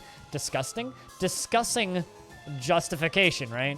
It's like pondering mechanical vibrations. Loot alert? I mean, not that anyone would mind. You changed it so you could drop the number? Okay. Fair enough. That makes sense. I love username origin stories. It's one of my favorite things. You know, like a friend of mine goes by Chrono Trig because he really likes Chrono Trigger, right? Grouchy when caught in the rain, born after being unable to practice a craft. Well, you want to practice a craft. I don't blame you, Dwarf. Got pottery and glazing. Well, there's your problem. Let's give you weaving and leatherworking. Things that actually get done in crafts from time to time.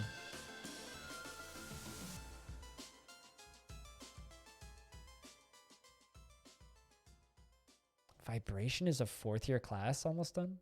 Like, I've never done anything outside of, like, high school, and I graduated early, and I've forgotten most of what I learned. I talk about this a lot, but I graduated at 16. And I was homeschooled for most of it, so I basically spent all my growing up time at home not socializing with other human beings, and then graduated at 16 and went and got a full-time job. So I basically just, like, skipped being a child.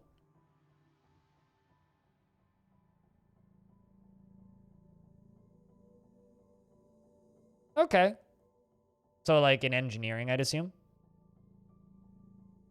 I have learned vibrations. I learned vibrations when there was an earthquake here last time.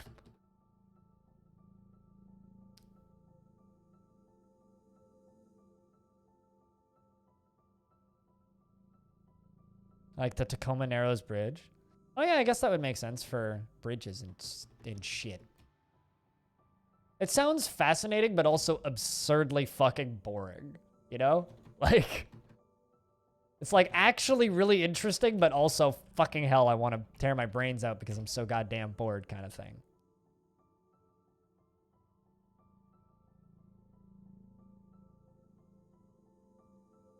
Mechanical and structural engineering. How many years do you have left? You said it's your first semester of grad school, so how many years to actually get the full degree?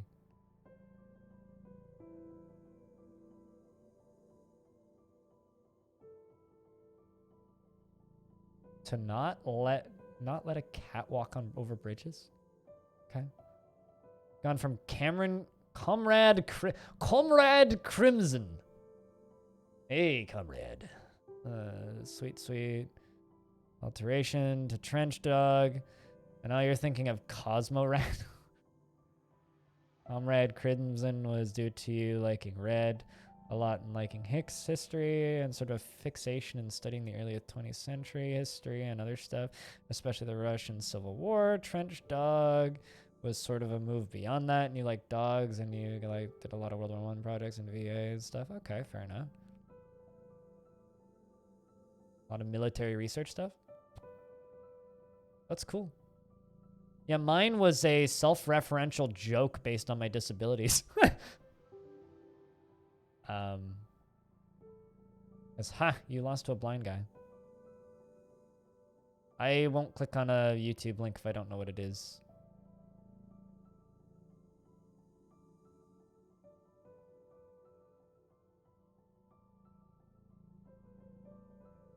There are layers. I mean, I figured out your name while hiking with my dad this summer, so I was on a hike and I was halfway up a mountain and I started giggling like a fucking moron, apostle, and then suddenly realized what your goddamn username was. I was like, oh my god, it's a multi-level pun. Fuck. I don't know why that's where my brain went while I was hiking, but that's where my brain went.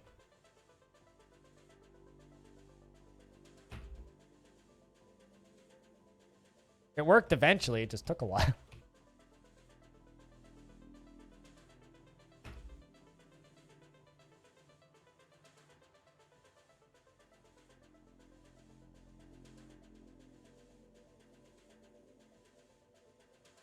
When you do it a lot, it rolls off the tongue so nicely though, Oafsalot.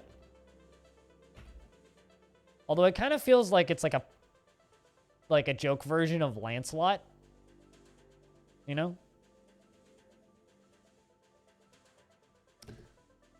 I can't think of Tacoma without thinking of the video game Tacoma. Although the video game Tacoma is almost impossible to Google or search for on the internet in general, just because of the existence of the city of Tacoma. So you type in Tacoma video game and you get video games made in Tacoma. Stone, you missed a shipment, but I posted a link or screenshotted it and stuck it up on Discord. How was Sunday dinner?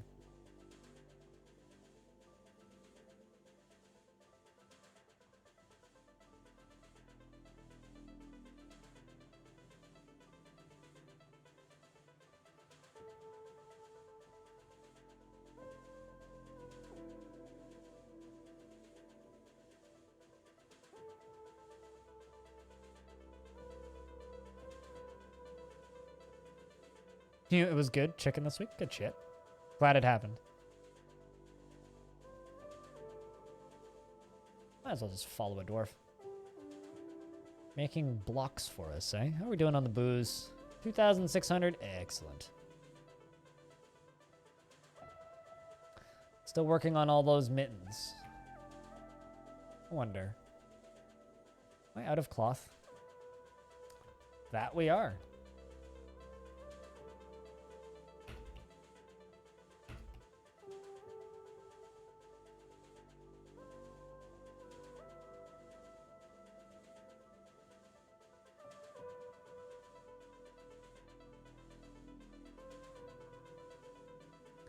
Is that there is a space station above an alien planet?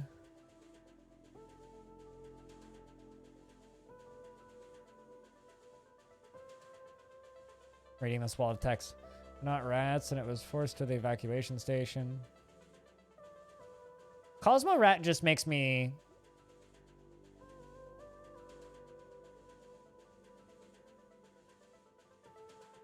Just watch a spider catch a bee. Poor bee. I like bees more than I like spiders, so. Although, especially since I learned that honeybee venom kills breast cancer cells, supposedly, as well as a lot of other types of cancer cells.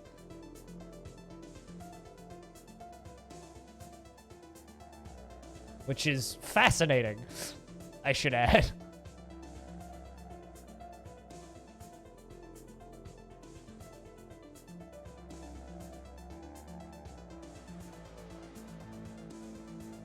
Yeah, exactly. Like, I love spiders. Spiders are great, as long as they don't touch me. If spider touch me, spider die. If spider live outside where spider's supposed to be, I don't mind. But yeah, no, Trench Dog, that whole storyline sounds like something that would happen in Elite. for Cosmo Rat, especially because we have fuel, you don't. Any questions? God, I enjoyed my few times ratting.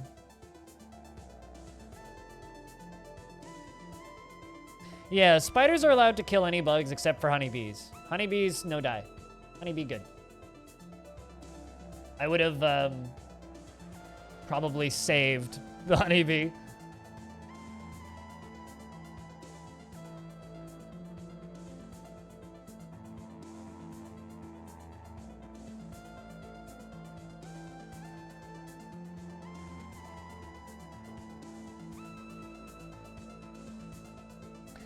Happy thoughts, producers. I wonder if I have honeybees on this map, actually. I've been thinking about doing some bee work if I actually have honeybees, because I don't think I can import them.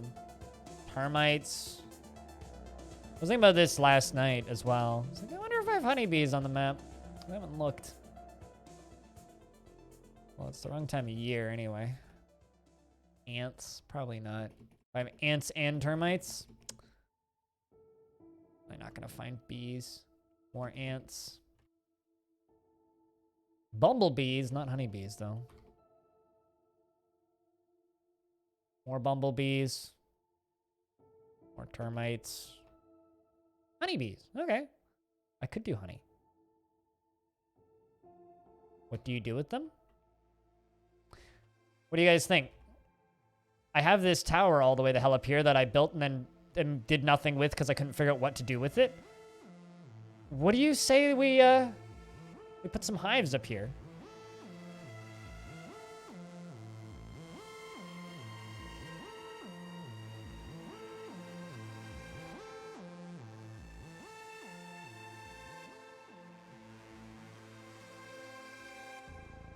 You'll get a happy thought producer from the fridge. You should do that.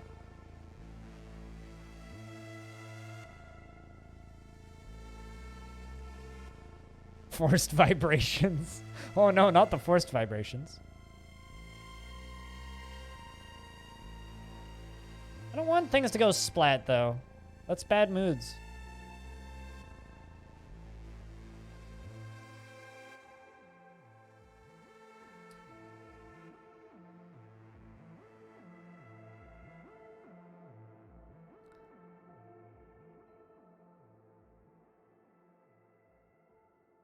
Make 20 hives. See what they do. I have some beekeepers.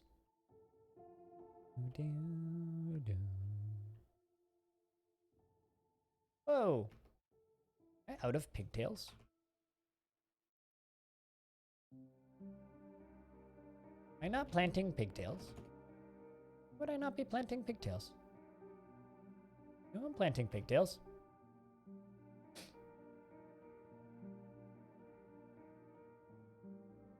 The video? I mean, if you want to.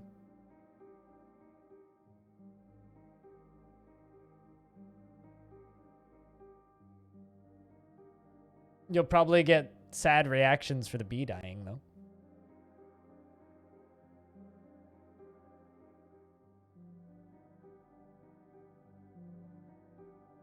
Into a wooden fort with a...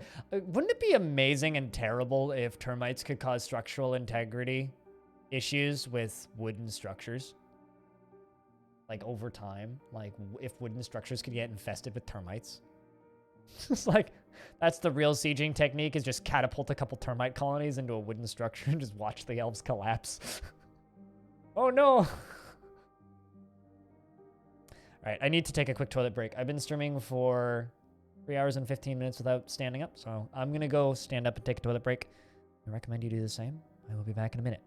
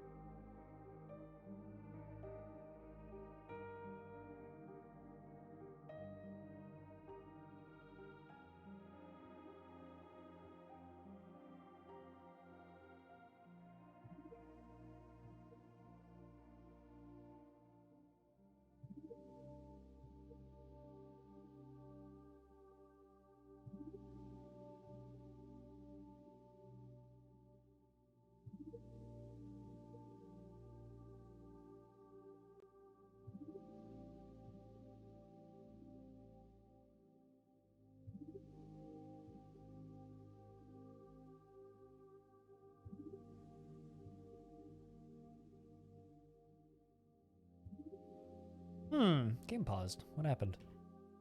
Ah, Sui's the planter has given birth to a girl. Sui got married the other year, which was a happy day indeed.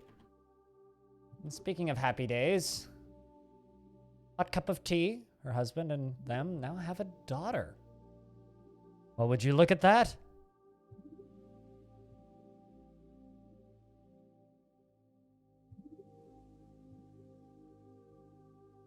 It's literally a useless gem.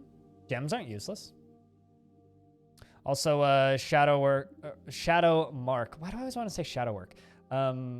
The sound commands are for tier 2 subscribers and patron supporters at the $7 tier.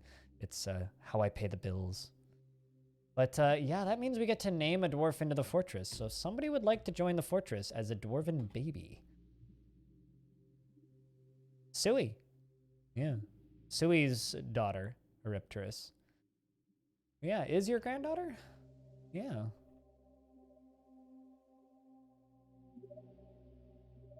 Your marital grandmother. Or your marital granddaughter, but still granddaughter.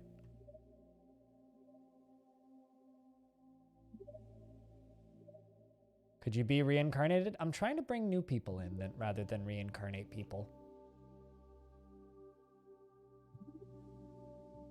Name her Heine? I don't name... I name them after users, so I know who they are.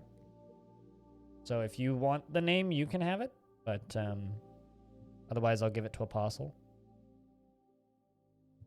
Uncle was Stone 2. Yeah, unfortunately. Rip Stone 2.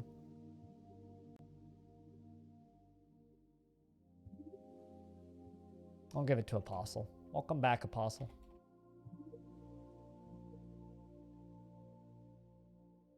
So you have no siblings, but you do have a good number of cousins and uncles in the fort.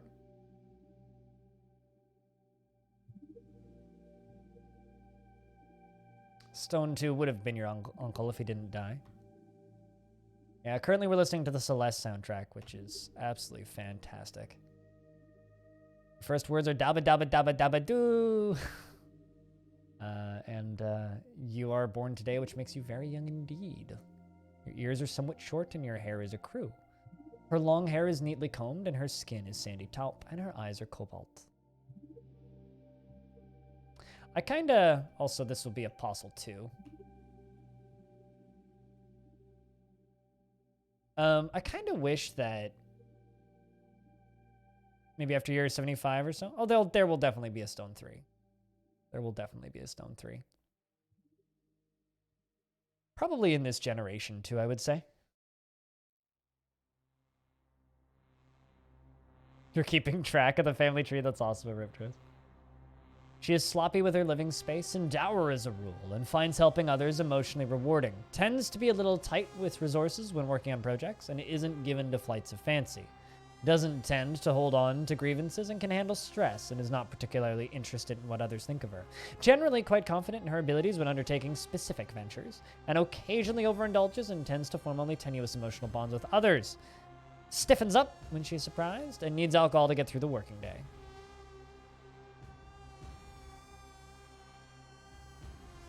Her work on Minecraft is lovely and eerie. Good question. Lena Rain, I think is how that is pronounced. R-A-I-N-E. Oh yeah, it's Lena Rain.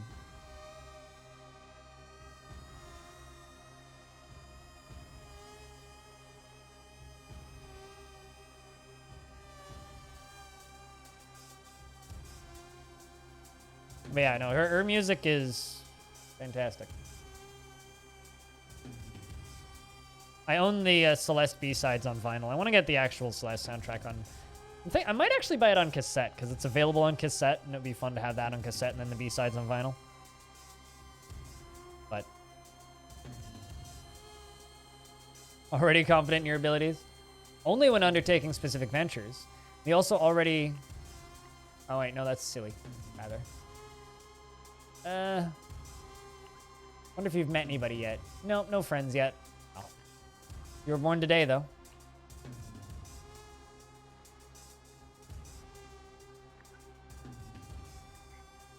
Yeah, I just remember seeing her tweet when she got the gig and could announce that she was doing music for Minecraft. She's like, holy crap, like a year ago I was doing music for random indie game. A couple of years ago I was doing music for a small indie project, and now it's like Minecraft. It's like, wow. Truly a success story. Yes, it does make them very young indeed. Very, very young indeed. All right, I have some lead statues to place. So I'm building a terracotta army. All of these statues are identical. They're all an image of a dwarf holding a spear, striking a triumphant pose, and admiring the spear. So I imagine like holding the spear kind of like this and going at it. And it's what I'm using all of my fucking lead for. Because I have found lots of galena and didn't know what to do with all of the lead. And I was like, well, I guess I could just like sell cheap crafts to the mountain home. And then I was like, you know what? Wouldn't it be like more fun to like not have dwarves running around covered in like lead jewelry and moving super slow because they can't move because they're covered in lead jewelry and moving super slow? So instead of doing that, I'm making statues.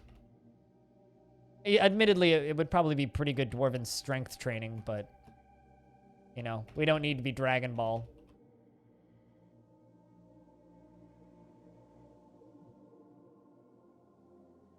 Out of it like the Romans? They didn't know any better.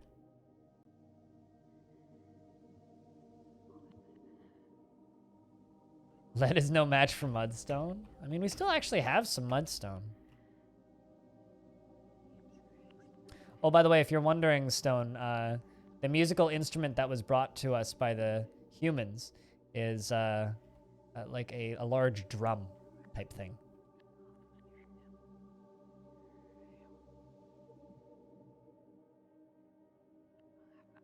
Oh, right, yeah, we're also digging out all this stuff down here. We got more of this silver to mine.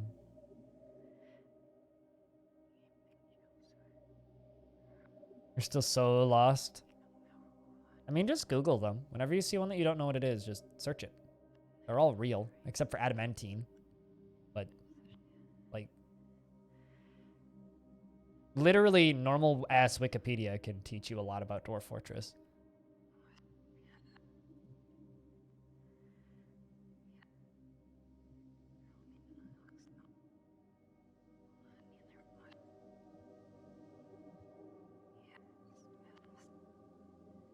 All right, so apparently I have a quartzite hive. I'm not sure why. Guess I can throw that up here.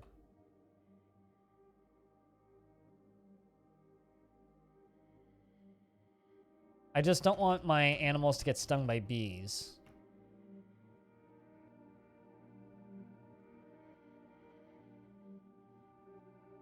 Another sneaky menu that you might not know about Coldfire, hit Z, go to the stone menu, press enter. It'll tell you what they all do. And then if you hit tab, it'll give you more stone and tell you what they do.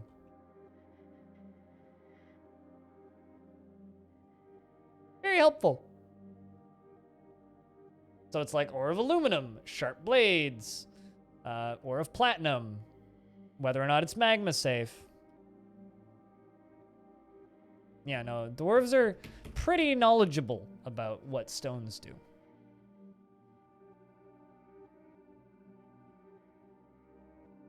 Oh, here. I'll just give you a link.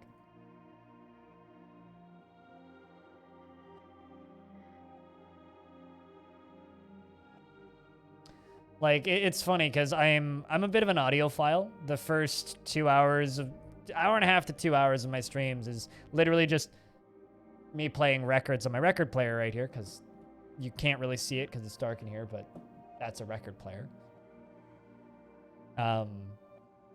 And then for the first hour and a half to 2 hours of the broadcast, I listen to records. Just sitting in the directory for the game that I'm going to play that day, and then eventually we start playing the game proper.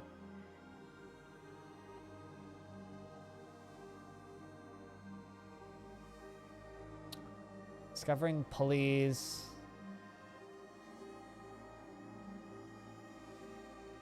The Tragic Company. I read that as the Tragic Comedy initially. I was like, that's a good name. But I'm a bit of an audiophile, and then like during most of my streams, I just listen to YouTube. It's like, it bothers me so much of the stuff that YouTube does with its compression, but I just kind of deal with it.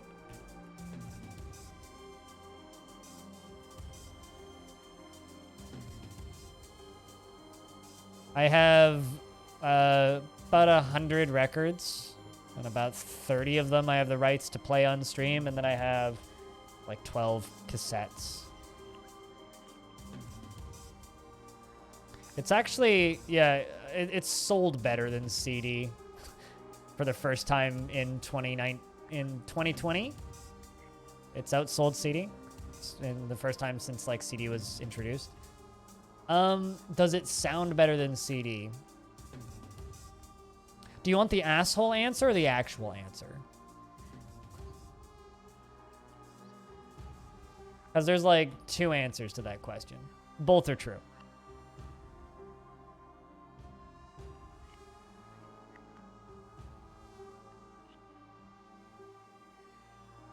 So the asshole answer is no, it absolutely sounds better than CD. Would be the... Somehow I've run out of plant seeds, so I'm just going to go gather a bunch of them. Of course it sounds better than CD. But it sounds better than CD for a simple reason. High compression... Most CDs don't have incredibly high quality audio files on them. Most CDs are going to be trucking with relatively low bitrate MP3s to be filled up fully. So you're going to get artifacting, you're going to get sound traps, you're going to get bad sound depth. You're not going to get the highest quality possible audio out of any CD because they're not recorded at using high fidelity standards because they want to fit more music on them and more content on them. That being said, if you have a high-end system, nice set of speakers, a high-end CD player, and you do buy one of the rare editions of high-quality, like lossless CDs, which are much more expensive and they don't get sold very often, they do sound better than records. Technically. But here's the thing that I'll say about records. I'm kind of into the actual answer now. I listen to records because, and this is why I wanted to get into the hobby, and this is why I got into the hobby, is because I like sitting down and listening to music. I never really got into making, well, I made mixtapes for a bit there, and I also burned CDs to listen to in the car and stuff, but like, I like sitting down and listening to an album. I like putting it on, pressing play, and listening to it. And I won't do anything else. Like I won't look at my phone. I won't do any other activity. Like if I'm listening to music, that's the activity that I'm doing at the time. And not many people listen to music in that format. I don't like CDs because CDs encourage skipping. CDs encourage shuffling. CDs encourage mixing it up and listening to your favorite tracks and not the whole thing. Yeah, you can physically pick up the needle and move it elsewhere on the record, but why do that when you could just let it play? And I enjoy that experience, and I enjoy that format of music. Even lossless audio in digital formats don't have certain sound elements. Like now I'm in full-on asshole audiophile nonsense, but there are certain elements that you can have to the sound that you can't get with lossless digital recordings, because vinyl produces certain sounds that are out of our realm of hearing. We can't hear them, but because it's producing them, you can feel them. And this isn't going to translate on my stream at all, because what you're hearing is you're hearing the analog sound going through my analog amplifier into a digital sound, into my digital mixer, into my stream, which is then compressed by Twitch and sent out to you. So you won't hear them. But if I'm standing in the room listening to my analog headset or my speakers, I feel them. There is sounds that I can't actually hear but I can feel them. Thank you, Pig Fluffy. But like I can do that with coffee too, right? Like the reason I buy expensive coffee is because there are certain flavor profiles I get from fancier roasts of coffee that I don't get from Seattle's best, you know? But also, there's a bloke on YouTube who I'm not a huge fan of who does a lot of kind of sales pitches for... He calls himself a journalist who talks about audio hardware. By that, I mean he's an audio hardware salesman who shows off expensive audio hardware and talks about how amazing it is that no normal human being can ever afford. Here's a $17,000 amplifier and why it's amazing and why it's the best amplifier in the market and why you should buy one. Thanks. End of video. What? Anyway, put out a really good video called Vinyl Sucks. It's a really, really, really well done video. Vinyl sucks. It does. You have to clean it. You have to maintain it. If you don't, it gets staticky and fuzzy. You have to... Hey, Gold Poke. It's good to see you, man. You have to dust your records, wash your records, clean your records, maintain your records, store them in a specific way. You have to keep everything from getting, like... you have to stop them from getting crushed. You have to keep them away from moisture. You have to keep them in the right environment. Like, it's cumbersome. You have to flip it over every 22 minutes-ish. You have to brush them before you play them and brush them after you play them, remove static. Like, it's a pain in the ass. But because you have to go through that process of picking up the thing, putting it on the table, setting the speed, setting the needle, letting it play, it forces you to listen, which is lost in a lot of modern music formats. It's completely lost in Spotify. It's completely lost on YouTube, Google Play Music, Apple Music, any other format where you're just click and play. You lose the, I'm going to enjoy the hobby side of this. I want to listen to music. That's why I like vinyl. It's because it forces me to slow down and listen. If I feel like being lazy, I will just listen to Spotify like anybody else. But if I want to listen to music, I'm going to sit down and listen to music. And yes, it's expensive, but I also get to feel good about supporting smaller artists and get emails from a band. Like there's a band that I've bought a couple three records from now since the pandemic, right? I actually got an email from them and a coupon for their next release for 70% off because one of them was going to lose his house because they'd invested so much into the band, which might be poor money management, but also is running a band is expensive. And they'd just done a recording for a relatively large cover album, which kind of saved them. And they were about to go on tour for that cover album with a bunch of other bands. TLDR, an official Pink Floyd cover album. And they were going to go on tour with the 8 other bands that they covered these songs with, playing Pink Floyd songs. And that tour got canceled.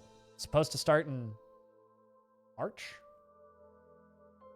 Running a band is expensive. Yes. Anyway, so what they did was they did a repressing of their live record. They did 2 new pressings of 2 new records, which I bought both of them. They did a dual pressing with another band and put a whole bunch of merch up for sale. And they're like, we're just squeaking by. So basically to the people who bought this shit, thank you. You're saving us.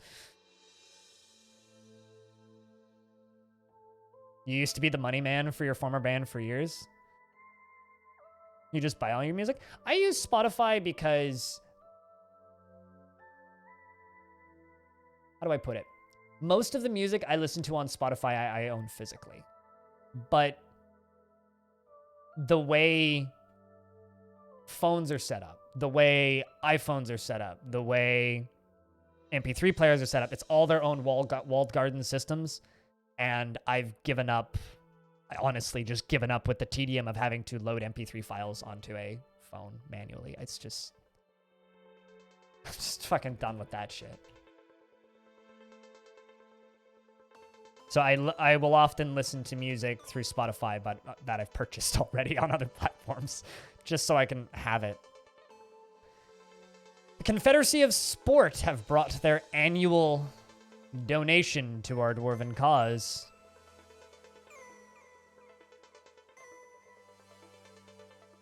Oh, so you were in a band? I didn't know that, Peter.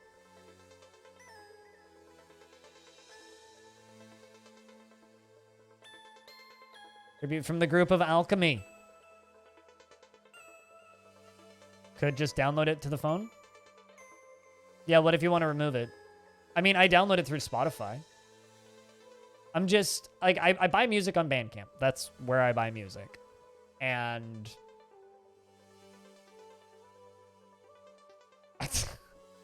I have a Spotify subscription, and I just listen to music I've purchased through Spotify when I'm out on the go. You don't pay for data?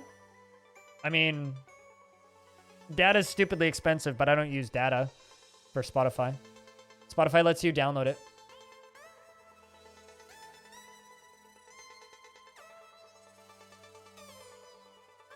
Are you in Canada? But yeah, no, you don't need data to use Spotify. You can download it all on Wi-Fi, and then... Okay, I'm in BC. Yeah, good luck keeping your phone bill below that. I think my phone's like $80 a month, but I should really get a different plan for my phone because I don't use any data now that I literally never leave my fucking house. But I need it when I'm working normally. The humans have brought us 5 garden cresps, 1 copper boning knife, 1 ashen chest, 1 raw crystal glass, 5 spinach leaves, and 5 goat cheese. That's not great. How much is data in Canada?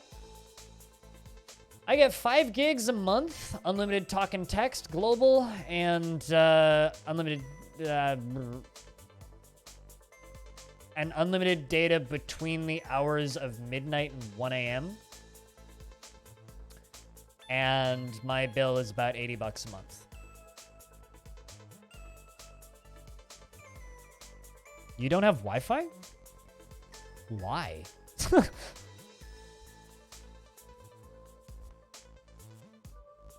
You also got to remember that that's Canadian dollars, right? So $80 a month Canadian is about 55 US. Curse Metal, the one person that I know personally who only uses data is in the middle of fuck nowhere. So that is stupidly cheap. I mean, I could get a plan like that, but that would be limited talk and text and no data, and I need my data. I also need my data for, like, health reasons. But it was a terrible tribute, humans. You can do better next year. Bloody well better do better next year. I told the story of the masterful mudstone earring created by Axon in the Eternal Adventure of Time in the year 34. The Simple and Dinner, and I enjoyed that. Huh. Maybe you should be a performer. Being said, you do want to practice crafts, but you've been satisfied at work recently, so things are looking up for you. You're with Kudo? Fair enough. I mean, like, if you drop all data, yeah, it cuts your bill dramatically.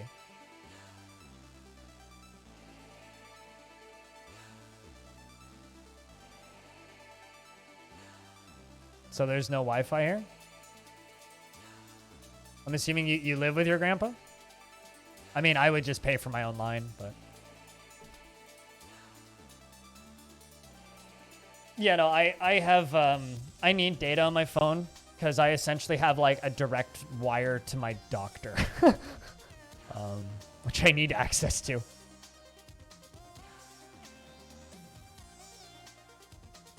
The Hooligans? The Hooligans gave a... Not the Hooligans. The Realms of Stone gave us a musical instrument.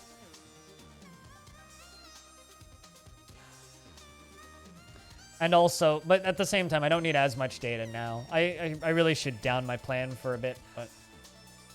I don't know. Before I was diagnosed with terminal illnesses, I was like about to just set my phone on fire and get rid of it. But, I don't know. I don't know.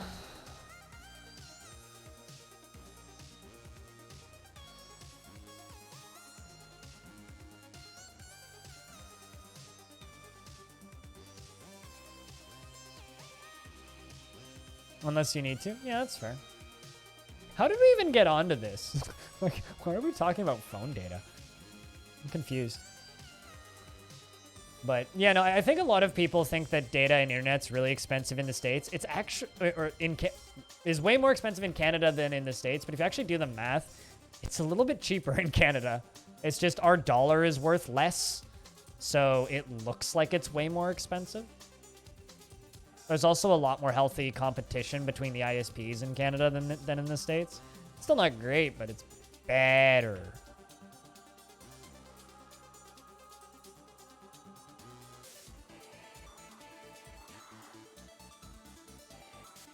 That's good. I mean, I don't know. I would still just buy my own fucking line.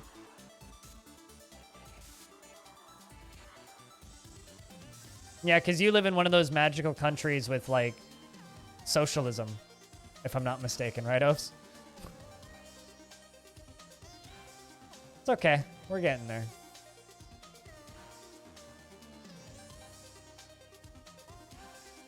I'm just jealous of my teammate Bellinaire, who's just like, yeah, I get 100 up, 100 down internet for free. I'm like, what? Can I have that? That would be like $200 a month for me. Also, by the way, cursed music. What's up? Vinyls. Love it when people call vinyl vinyls.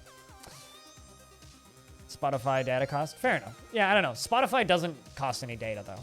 If you just don't try and search for music that you don't have locally saved, because you can save all music locally.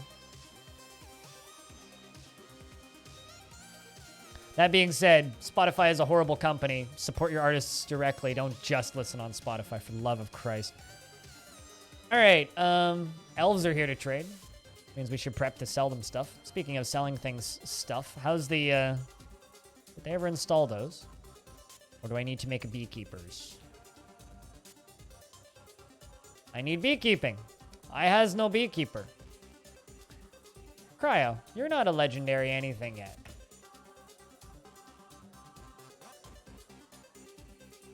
Let's give you waxworking.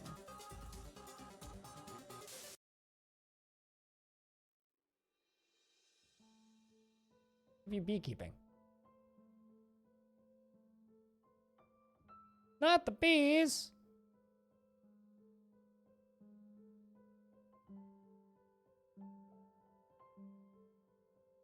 Not enough of it, unfortunately. Yeah, well.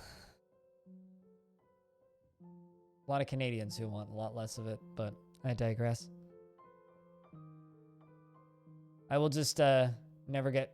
I will just never cease being annoyed by the Canadians that want to privatize our healthcare. It's like, oh, so you want me to have to quit working for myself and move back in with my parents and just become a total leech on society instead of just a partial leech on society? Yeah, that's cool. Let's sell these elves some alcohol. How do we know when to download the update? There hasn't been an update since February. So you're good if you've installed since then. But there's an RSS feed that you can subscribe to. But you check the website, like the good old days. 25 Canadian dollars for unlimited calls, text, plus 30 gigabytes of data. Yep. Along those lines. Yeah. No, I mean, what year is it? This is Dwarf Fortress we're talking about, Pink Fluffy. Don't ask questions. Yeah, no, I love a pandemic, no less, too. Worst provincial government ever in 150 years. Uh-huh. Yeah.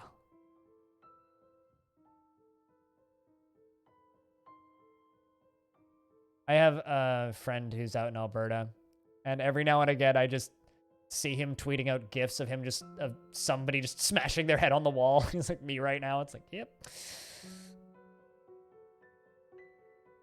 That stuff is old. If it ain't broke, why fix it, right? But trust me, I'll tell you if there's a DF update. Fun fact, my interview is up on bay12games.com right now. You can get a link to me talking to one Toady One.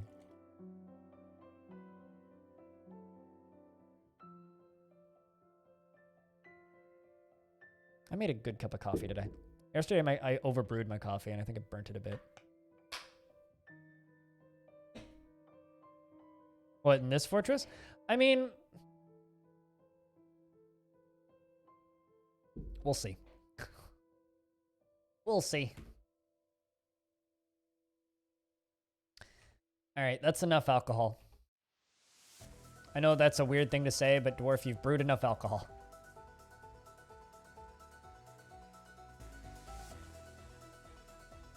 Yeah, I don't have to update it. I mean, I could make a new install.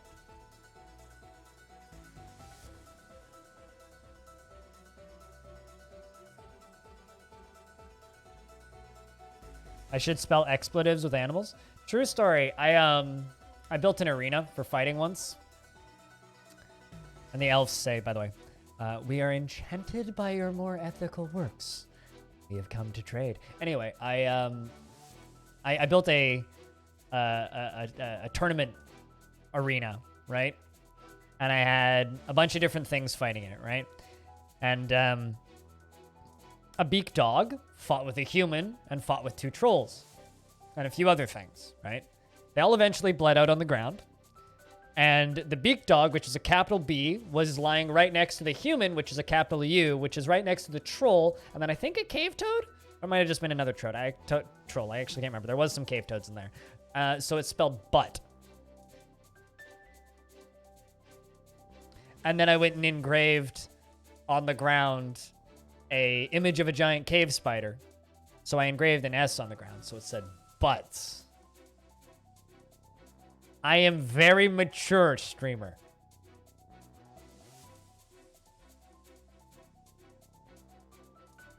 So, should I spell expletives with animals? No. That being said, I will buy clay from these elves so that I can make some things out of clay.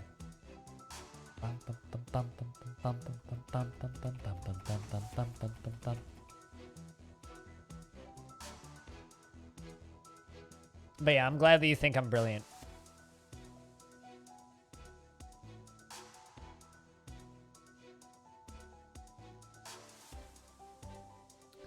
How's Screw doing? Wants to acquire something. Really happy about your own living space. Proud remembering teaching metal crafting.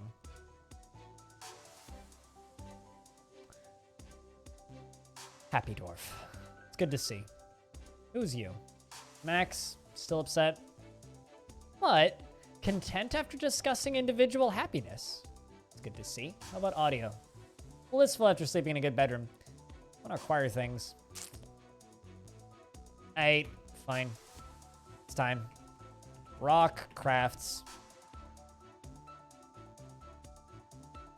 Let's make a bunch of crafts. Most of the dwarves are taking breaks, though. We're seeing a clothes making demonstration happening upstairs in the Crafts Dwarf Guild Hall.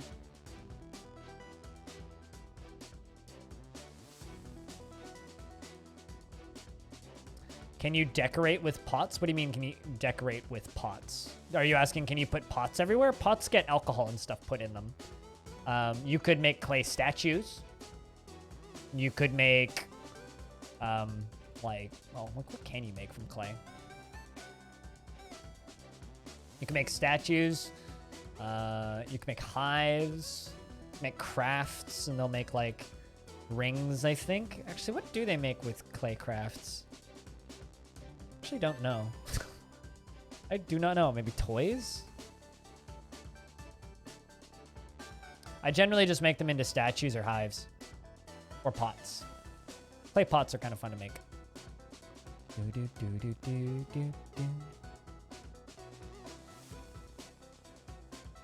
Oh, pleasure near a fine door and a splendid statue.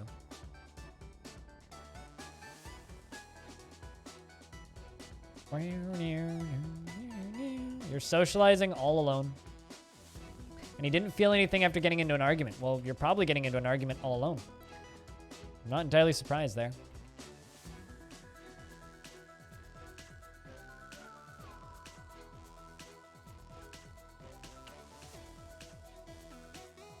Can you put a vase? You could make a statue of a vase, probably.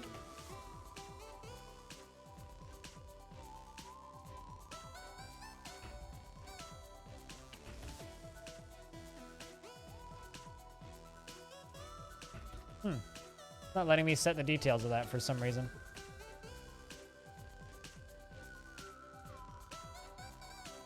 But no, jugs and pots are used as part of, like, for alcohol use. So they're just like barrels, basically. So dwarves will just put meals and stuff inside of barrels and pots. And then jugs are used, like, almost exclusively for weird liquids. So I think honey goes in jugs. It's like almost exclusively honey goes into jugs.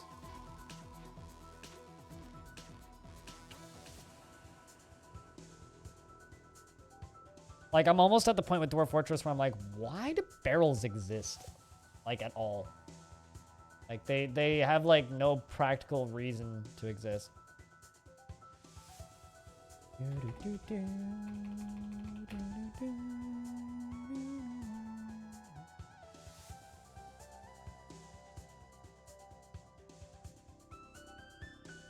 But, you know. Why did you suspend that wall? Of all the things.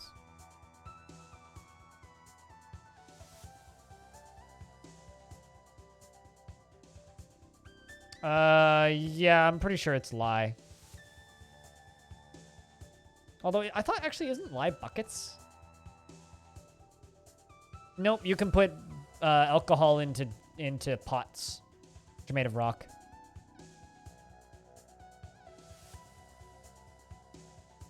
I mean, that's kind of awesome, actually.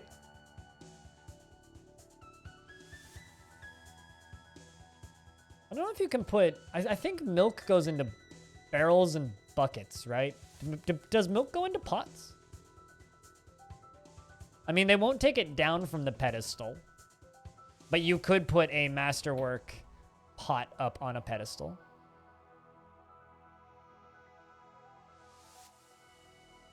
Can you regrow trees? Trees will regrow on their own. Takes time, but they will regrow. Like, I've fully clear-cut the forest next to this fort a couple times, and look at it. Like, this chunk in the middle that's empty is because I keep cutting those trees down. This tree has since grown. Right here. So, this break in the trees is going to fill up again. There's a few trees that have started growing. All of these ones on the corner here have all started growing since I chopped them down.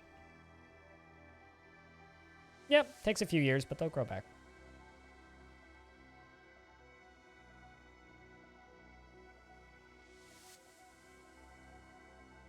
You set the the working area size when you embark. So on the map at the start. You can make it as big or as small as you want it, but the bigger you make it, the more lag you're going to have. So if you want to just embark with a massive starting area, you could totally do that, but it's going to lag to all shit.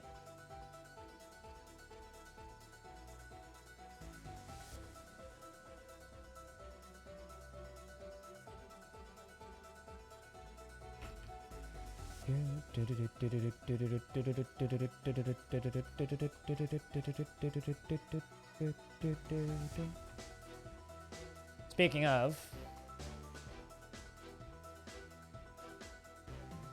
I'm gonna do some more hacking down of trees. I don't have any. You don't have any problems with FPS death if you go. Okay.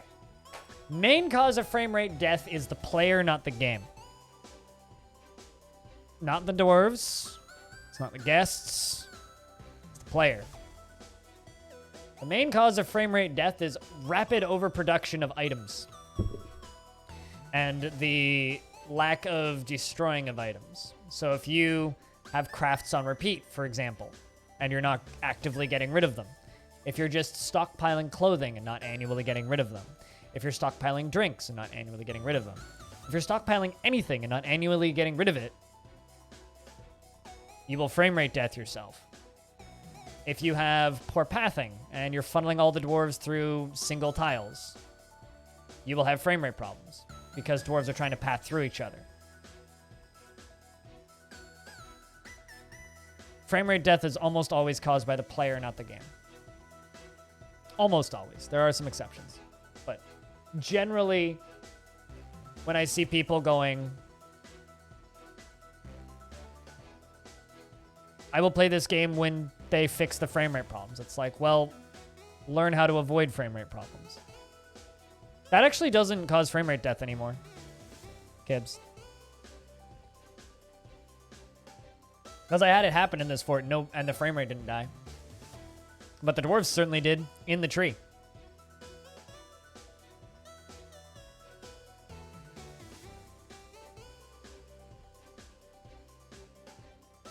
Okay, well, it didn't cause frame... I mean, maybe it can cause frame rate problems, but it didn't cause frame rate problems for me when I had them in a tree.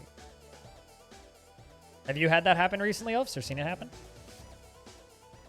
I once almost had a fortress frame rate die because I had a bunch of dwarves mining stuff in caverns. And a fungus tree grew to full size and blocked their way in.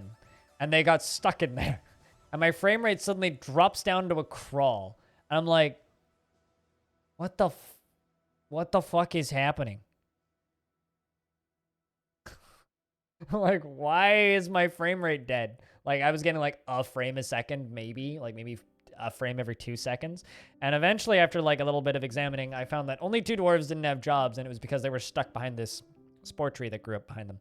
Told someone to go chop it down and waited 20 minutes for the dwarf to get all the way down to the second Z level. Or the second cavern level. And chop the tree down. And fixed it immediately. It was hilarious.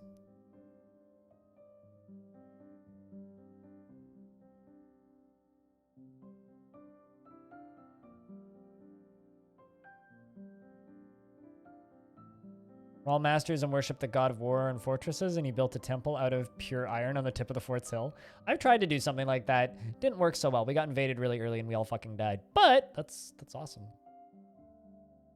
I love stuff like that. I mean, this fortress is the trade hub of the absolute realm, right? But yeah, that's interesting if it's dependent on their job. Oh, look at this. We're getting our bee colonies set up. Good evening, Barons. Hey, hi, hello.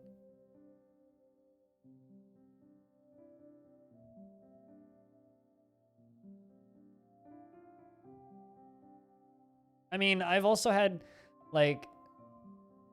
I still maintain that the majority of the time, in quotes, frame rate death is the player doing something that causes the frame rate death and the player not knowing what they did to cause the frame rate death and then being unable to find the solution, which is a problem with the game that needs to be fixed. That is completely true.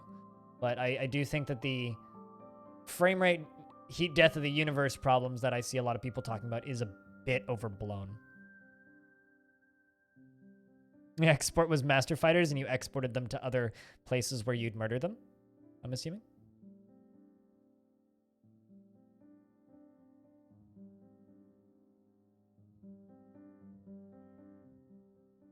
Yeah, I don't find the combat super interesting in Dwarf Fortress. I don't mind it every so often. It's fun, but not why I'm here. I like kind of role-playing a job in the world, and we are the trade hub of our world currently.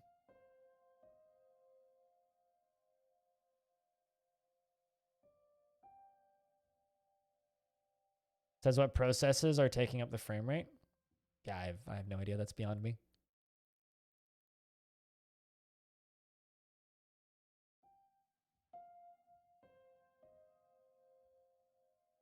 I have no idea what the possibility space surrounding that sort of stuff is, Les.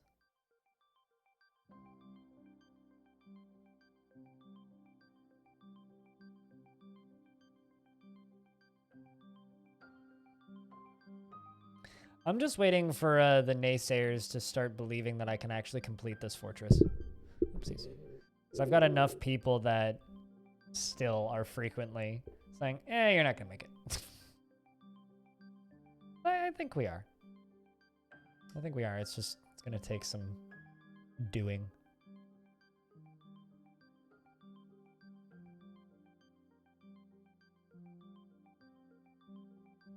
A lot of careful small risks.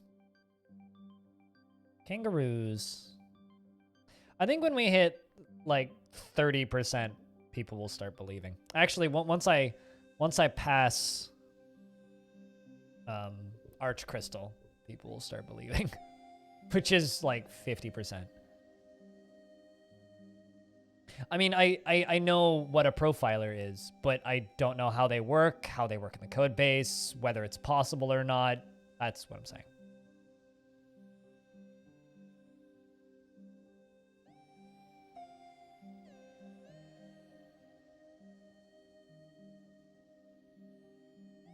Going to get to a few hundred years at least, but more than that, you'll run into some non-DF hack bugs.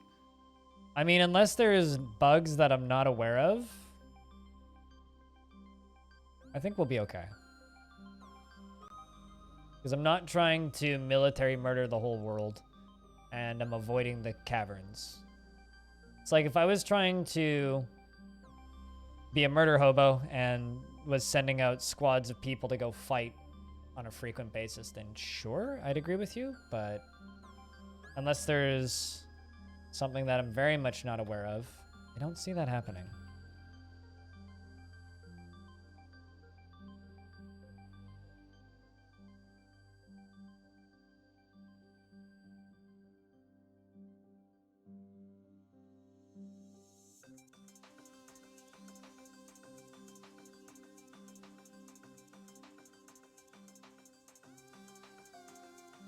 Yes, we got a few honeybees.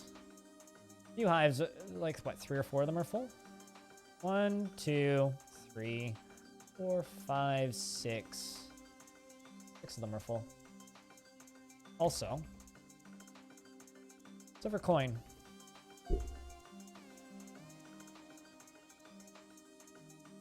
There's so many species of bug. Yeah, like I learned about,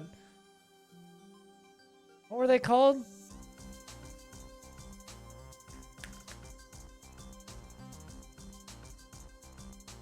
Scorpion bugs. Scorpion flies. Those things. They look like flying scorpions, although it's not a stinger. It's actually their genitals. They look horrifying, but they're really not.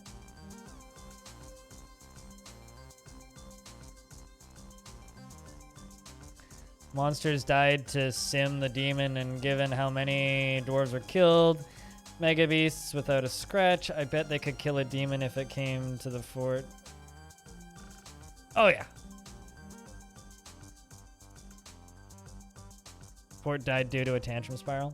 That's my actual concern. I'm concerned somebody's going to have a panic attack and punch somebody.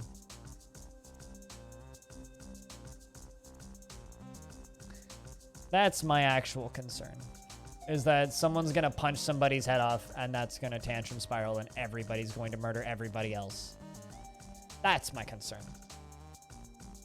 But everyone in cells? What is this? Fucking Blade Runner 2077? Cells. What are you thinking of? Cells. Where have you been? Cells. When was the last time you murdered somebody? Cells. God, I need to rewatch the movie. The movie's so fucking good.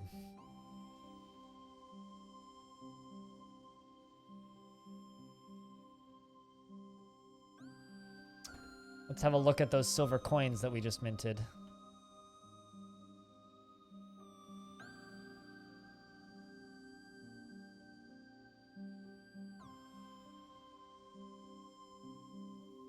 wherever they were minted. There you are. From the year 66, on the front of the coin is an exceptionally designed image of Iteb, Veilwhip, the dwarf, and dwarves. Iteb, Veiled Whip, is surrounded by the dwarves. The artwork relates to the ascension of Veiled Whip to the position of queen of the ignited creation in year 1. The coin's back is an image of 2 trillion cut gems. She sells sea cells down by the cell store. Fucking hell.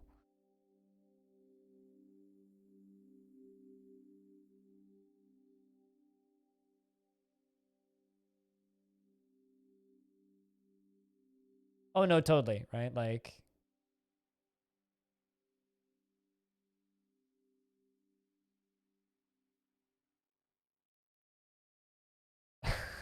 She sells cells at the cell store. I think she sells seashells down by the seashore is actually harder to say than she sells cell shells down by the cell floor. Blech. This is not an optimal sentence to speak.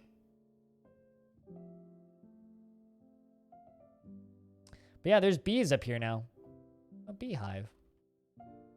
It's a lot of smelting ore.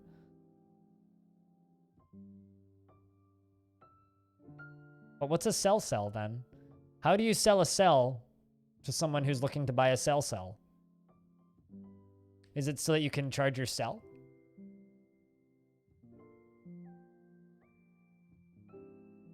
I don't know about you, but I think this is a bit of a hard sell.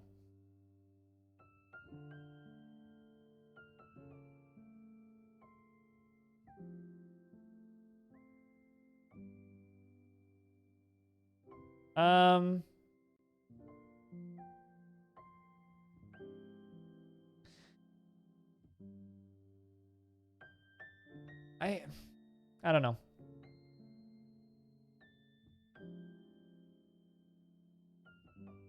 The jokes, they're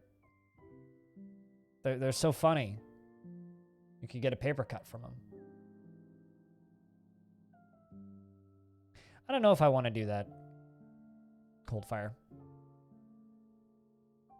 Something I do want to do is build a bunker, though. Like down here.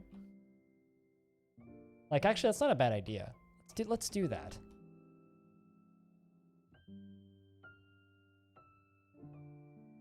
And store some food down here.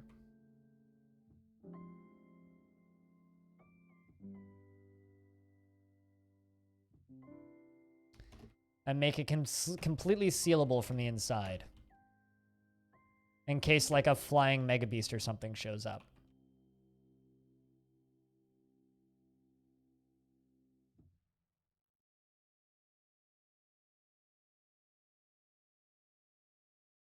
I'm going to make me a bunker down here.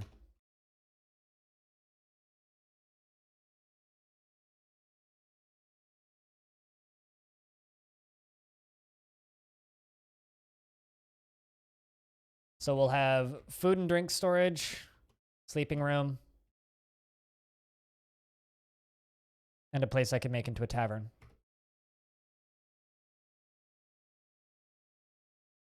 In case of emergency.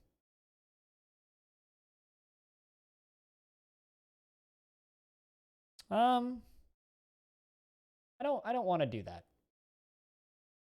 Really, I don't. Now, if I end up with a vampire or something, you bet your ass I'm giving them their own fortress. But I need them to be very nice and punch a statue for me, you know? Also, the human caravan has arrived in time for trading. It's been a year. Welcome back, humans. The royal treasurers have arrived to discuss what we would like to trade for.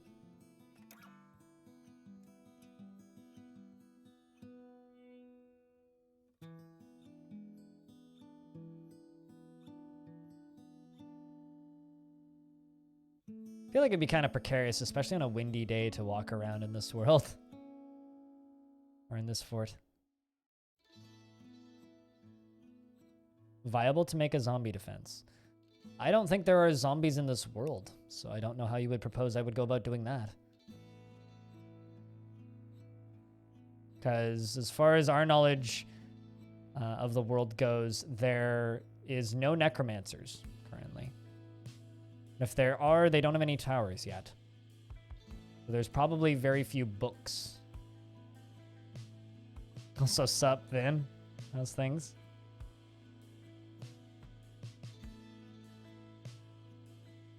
How's it going? It's going pretty good, man. Doing our best to keep the fortress stable. Make all the dwarves stop and go somewhere. Yep, it's called a burrow. I mean, weren't you literally just talking about burrows?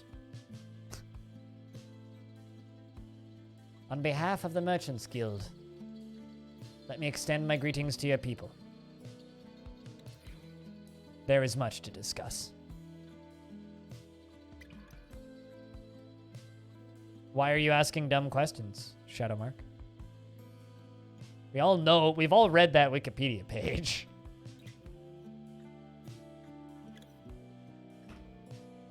The world is the same as ever. What requests do you have of our merchants? Please bring me wood so the elves don't kill me. Because apparently importing charcoal is way too slow.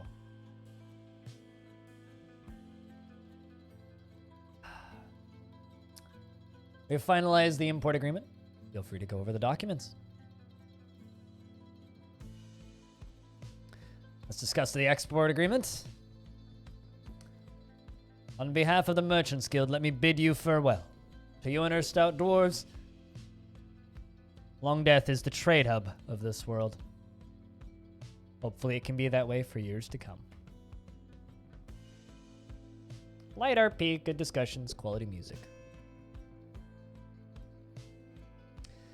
But I tried making a zombie mosh pit once. It eventually just killed my frame rate. Around the time I had like 300 zombies in it, it started hurting the frames a little bit. So eventually what we ended up doing was just dropping boulders on them until they all died. It was a good time. Streamer is going to stand up for like 15 seconds to quickly pull his insulin out of the fridge. I don't have to stab myself with cold needles, because that's just not fun. I will be back momentarily once I get all this stuff hauling.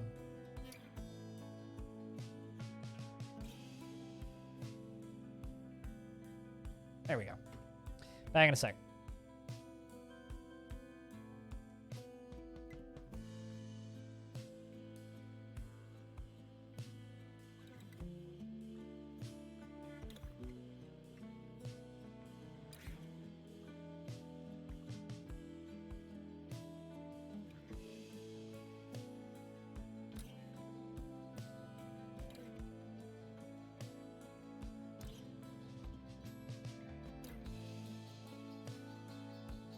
But yeah, no, Vin, I'm enjoying my third monitor.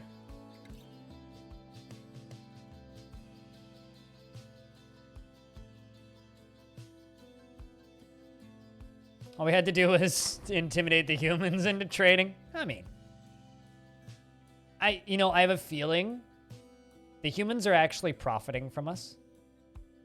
Like, yeah, they bring us those gifts every year, but the amount of shit we trade them, oh, they're certainly making a profit from us. How much brass do I have?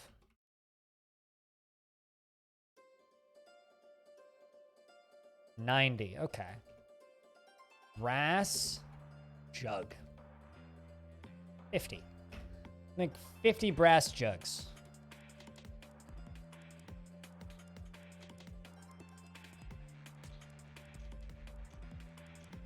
We're gonna have to make a little... You know, I finally figured out what I'm gonna use these down here.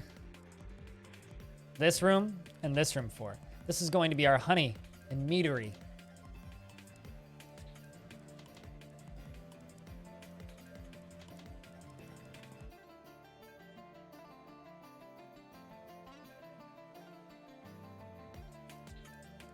I had you talking through them, and Tilly started to bark at them. The dog heard voices and was like, "What that?" What that?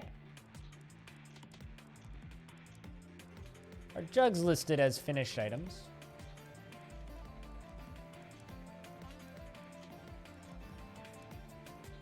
Nope.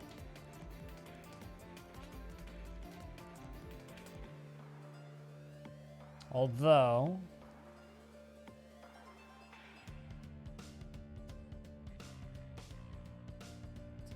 it's gonna take a while.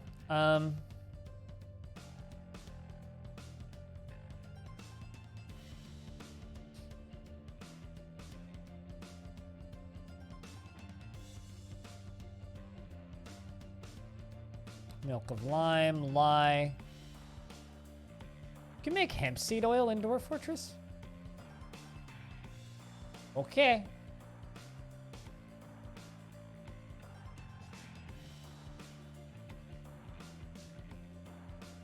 Love just the lizard devil extract. Platypus. Platypuses are poisonous? Are they really? Trying to figure out where, because I got meat and bumblebee meat up in here. The sounds of zebras? Huh. Does anybody know where in this menu, like, beeswax is? Platypus is fucked up. Platypus is fucked up! Fucked Up Platypus is my new punk band. Got spurs? What? You know, I don't believe in a higher power. But like, platypuses are evolution's like extra parts. Like they'd run out of shit. So evolution was just like, I don't know, like it's like a child with a hot glue gun and some Play-Doh. It's like, how did you end up with that? They're such strange animals.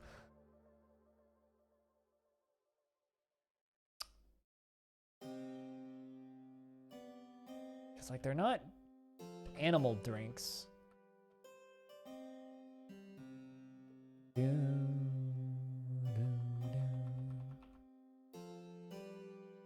Not under finished goods.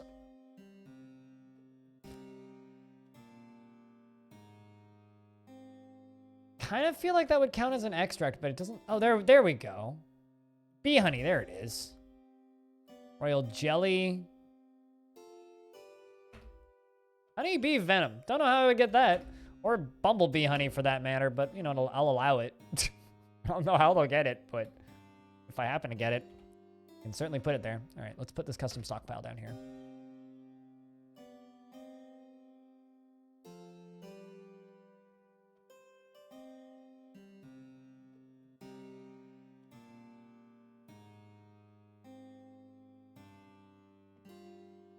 Just random walk a little. Yeah, I don't know. I'm amused by it. I'll say that. But I think lots of people are. Like, I'm not the only person who is amused by Australian fauna. That is for sure.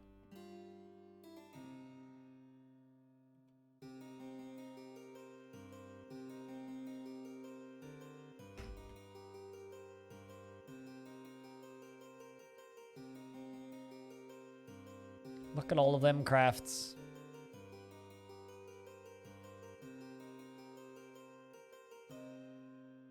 I know this fortress is not as action-packed as, heck, even the fortress I was playing yesterday or other things. Giant Spooter? Where? I didn't do Giant Spooter.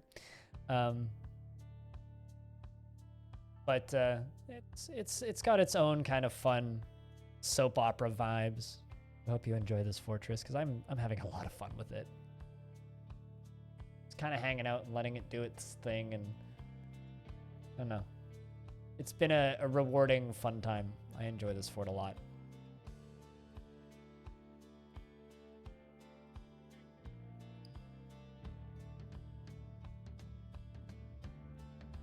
A very interesting choice. Yeah, I don't think they selected them.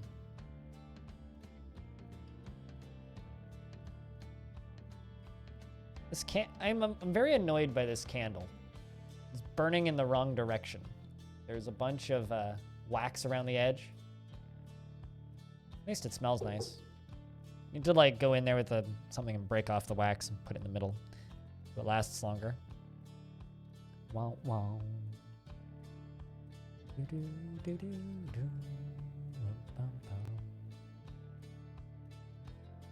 least the dwarves are getting a lot of crafts out of all this.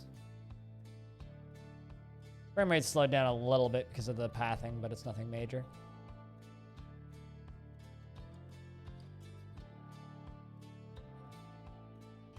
Spurs with Venom for mating season. Oh. Of course. Evolution is wild, yo. Absolutely fucking wild.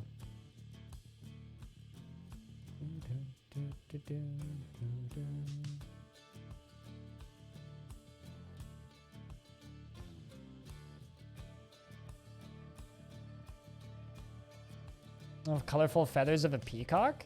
Peacocks are much less weird to me than platypus. Much less weird. Platypus feel like a Pokemon that got thrown into the wrong dimension. Peacocks just have big feathers.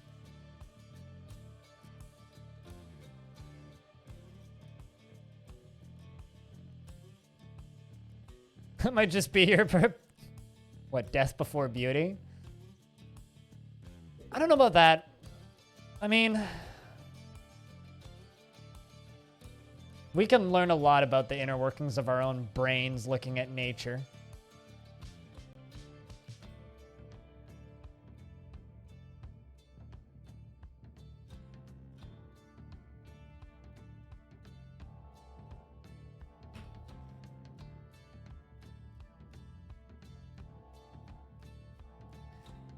Doesn't really matter which one we buy from first.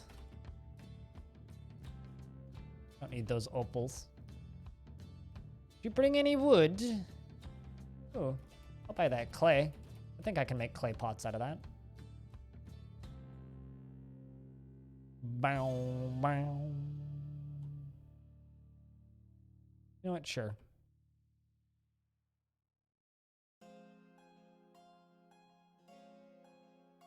Does that do all of them? Yes, that does all of them. All right. Let's remove a bunch of these. Although, actually, am I trading an artifact? I can't remember if I put it onto a pedestal or not. Let's just check. Nope. Okay, we're good. Then I'll let the dwarves bring a few more things.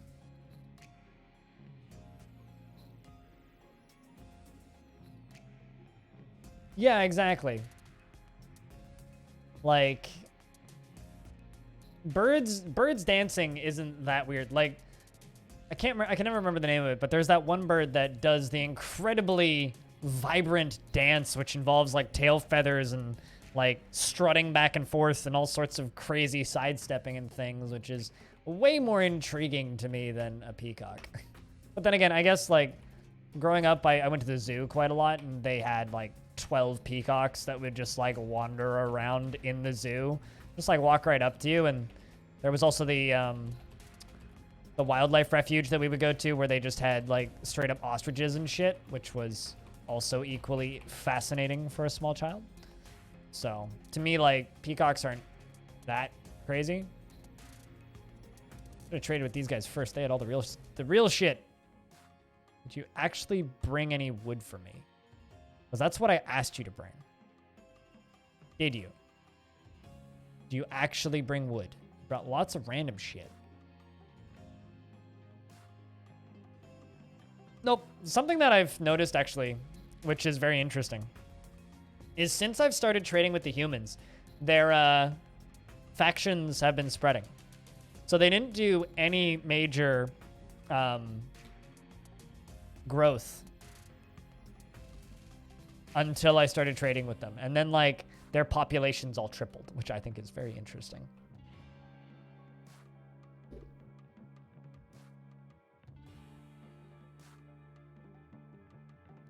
I think it's genuinely fascinating.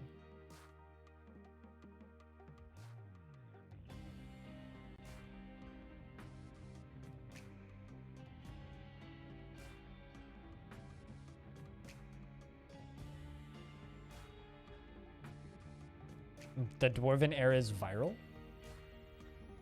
I don't know about that, but it's certainly a... Wealth increases economic growth, I think.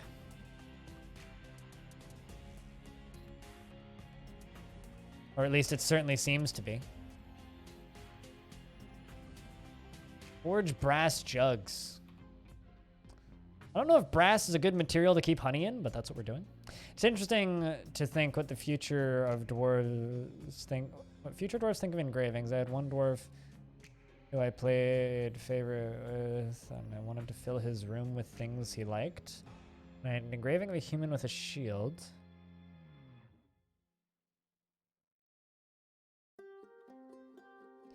I wonder what the future owners of the room will think of the engraving since he became a noble and moved to a bigger room. I don't know. That's interesting.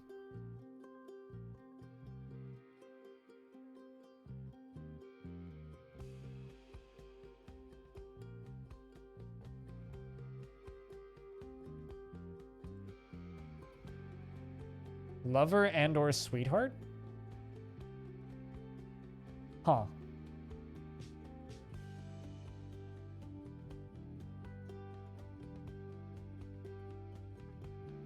Tokens, points, tickets. Tickets.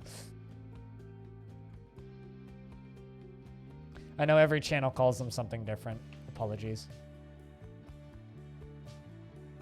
Speaking of bedrooms, oi! Who left cheese in their bedroom?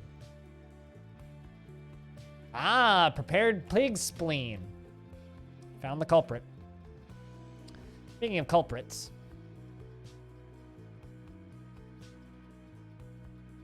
What are you wearing, child? Gloves, cloak, and trousers. You're okay. But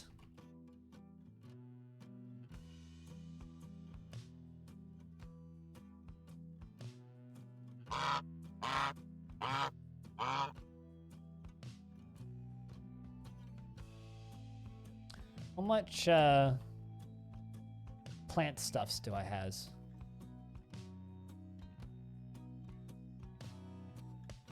$25 pigtails, that's plenty. What are they doing with a pig spleen in their room? They were going to save it for later. They will take food and like store them in.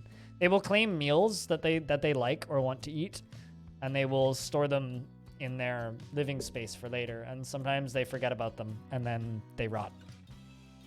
Don't you ever just like take a bag of chips and like stick it in your room?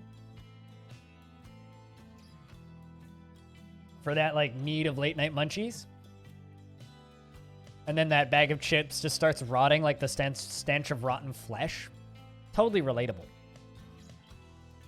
They want their cake? Yeah. You scare Matt with that all the time? See, I'm better at my audio balancing than Matt. So things come in really quiet on my end that are pretty loud for you guys. The only one that really actually scares me is hobos.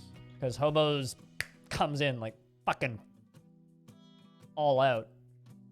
And if I'm playing certain games and I have my audio cranked up, it's loud. That's like something I kind of pride myself on, is that my audio is good. Like, I don't know if I'm entertaining. I play Dwarf Fortress, which can be entertaining, and at least my microphone sounds good. I used to watch this stream who no longer exists due to affiliation with a horrible person who no longer is permitted to stream on this website.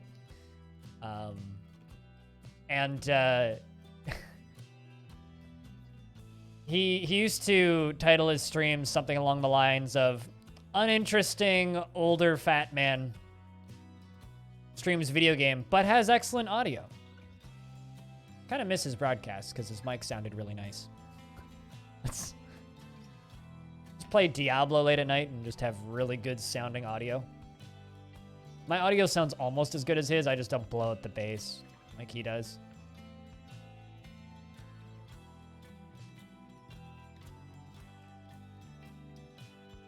Or it did, I guess.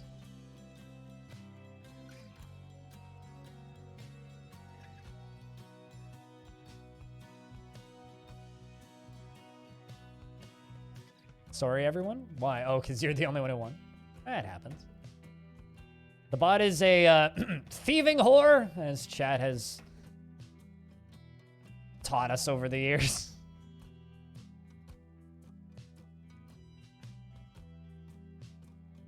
Didn't you just try tokens? Like, not 2 minutes ago?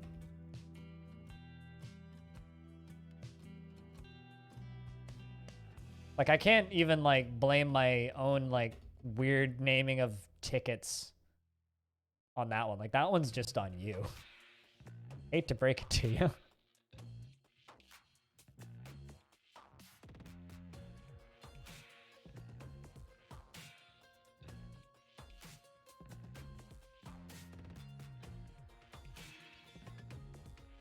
Yeah, you have at least 529. I'm not trying to point out your incompetency. I'm simply making fun of your incompetency. Not sure how that's any different or better, but like this dwarf right here is currently carrying a melon. And they're going to run up into their bedroom and eat it.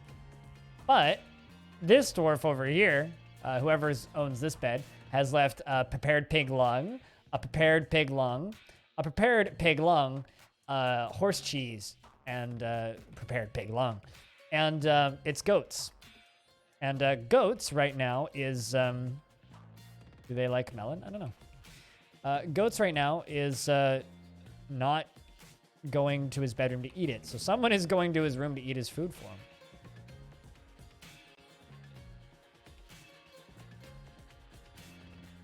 him. In regards to the dwarf that was eating the melon, what dwarf was that? I missed it. Why on earth did they eat lungs? Because nothing goes to waste.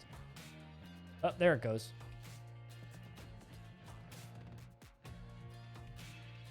They eat the entirety of the animal. Like if I go to our meals, prepared meals, is right here. These are all of the prepared meals.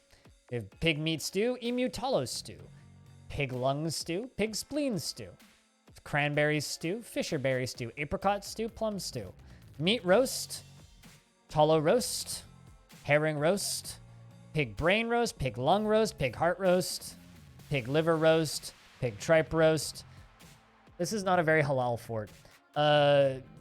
Pig kidney roast, pig tallow roast, Wolverine tallow roast, goose egg roast, kangaroo cheese, sheep cheese, buffalo cheese, fisherberry roast, garlic bulb roast, pecans roast.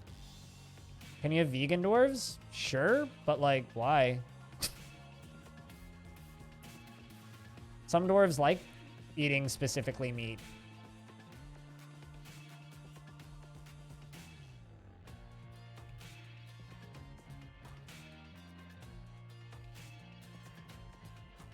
And most of my food is coming from these pigs.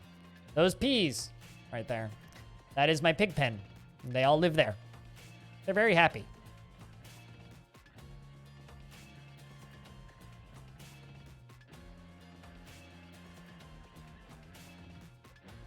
But I mean, you could certainly have a vegan, like a dwarf that has a personality trait where they don't have any preference towards meat. Maybe they like eating they like to consume mullet beer and fisher berries and apricots instead of, you know, prepared pig brain. Black bronze coins are pretty cool. Black bronze is pretty hard to find, or pretty hard to make, rather. Is suspended in the sky? It is not, actually. It is the 3rd floor of my tavern. So this is the 1st floor of the tavern. This is the 2nd floor of the tavern, which is where all my food storage is. And this is the 3rd floor of the tavern, which is where my pig pen is. Yep. And it's got an open ceiling. I've been thinking about making their pig pen a little bigger. But maybe actually giving them some, like, coverage from the rain or something.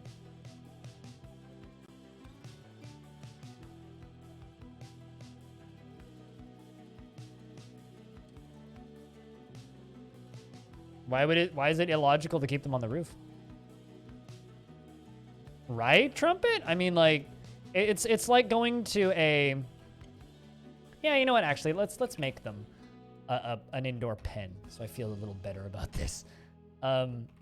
It's like going... actually, there's a relatively well-known gift shop place that's a bit of a tourist trap over on Vancouver Island that has goats on the roof.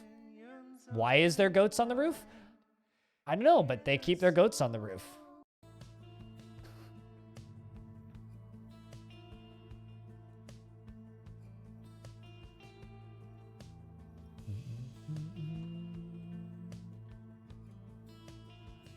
My mud's done. There it is.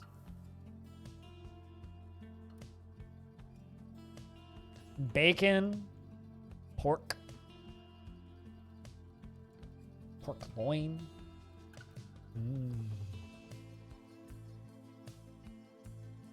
Pigs on the Roof also sounds like a really good name for a bar. Like, I could totally just imagine, like, kind of a gritty, not the nicest, but, like, also probably has better food than it has any right to have, bar / BBQ place called Pigs on the Roof. Transistor soundtrack? I like the Transistor soundtrack, but it's not that dwarfy, though. Also, I can only tolerate Red's voice for so long. The Floating Hog? The Flying Wild Hog! Wait, that's a game developer. Because Wild Hog and People Can Fly split up separately. Or a bunch of people from People Can Fly left People Can Fly, and a bunch of people from Wild Hog left Wild Hog, and they made Flying Wild Hog.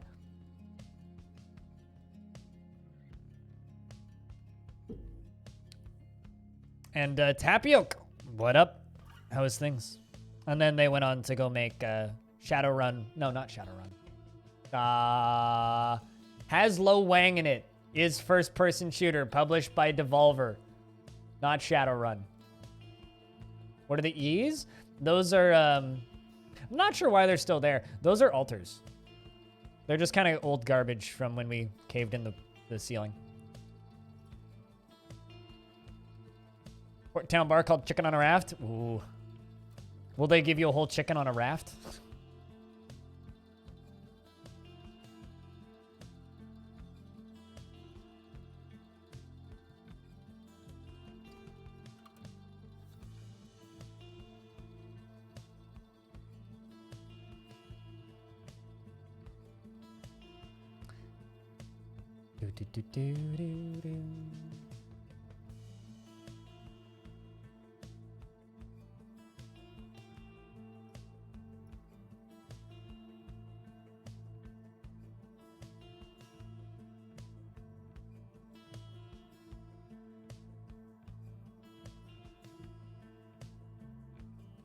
A nice egg on a slice of toast.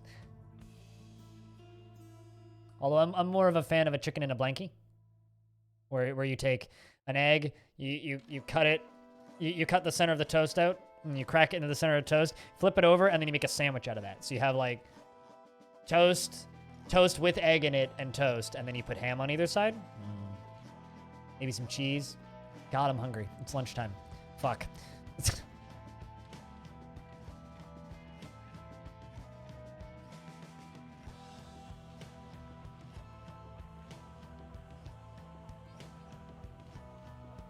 What'd you miss?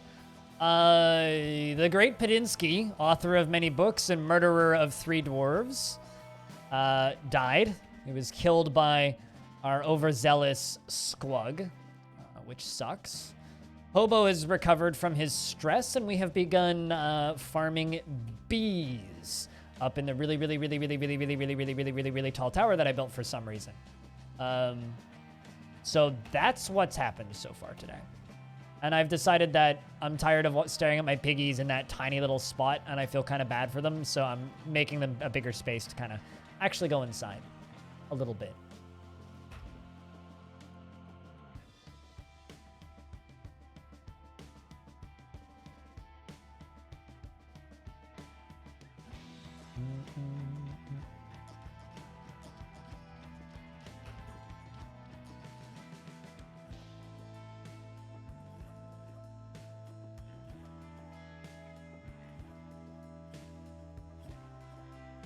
At that point, you might as well just put it in a burrito. Gotta mark returns. I've read Roadside Picnic. Nope, I have not read Roadside Picnic. I also have not watched the movie.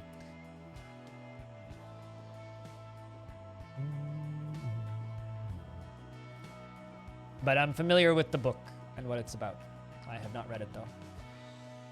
I actually can't remember the last time I read a book.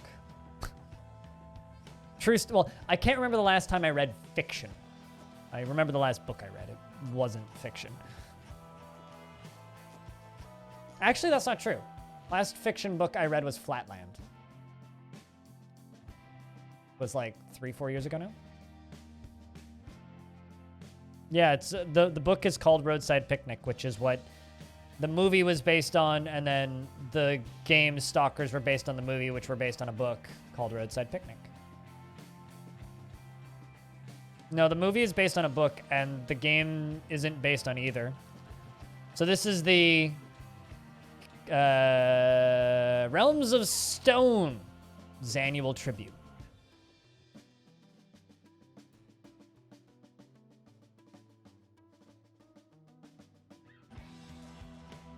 So yeah, no, the movie was based on a book, and the games kind of take from both.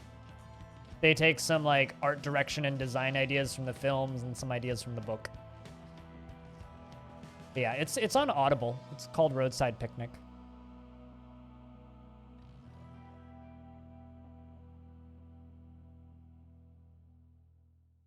I made ham, cheese, burrito things. I probably did that. I mean, I'll just make like a cheese platter.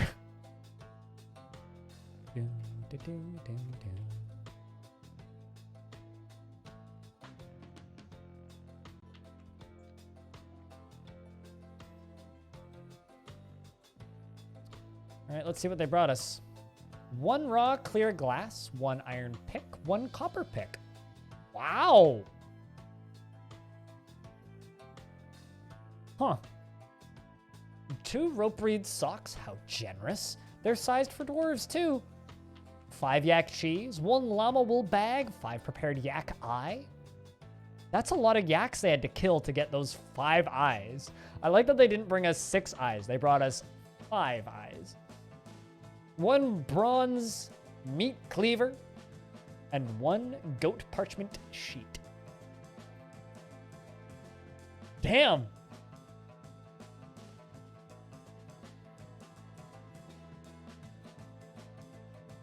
Howbeit we? Yeah, but that's not a real book.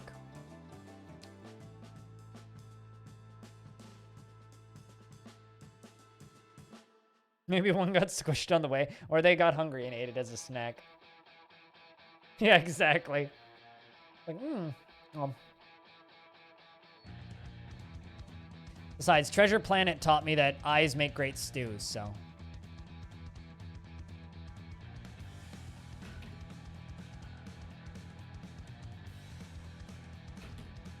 Because there's a scene in Treasure Planet where the cook is cooking, and then he's just like, yeah, you want some stew? And he just like pours it in the guy's bowl, and then an eyeball pops out. It's like, duh.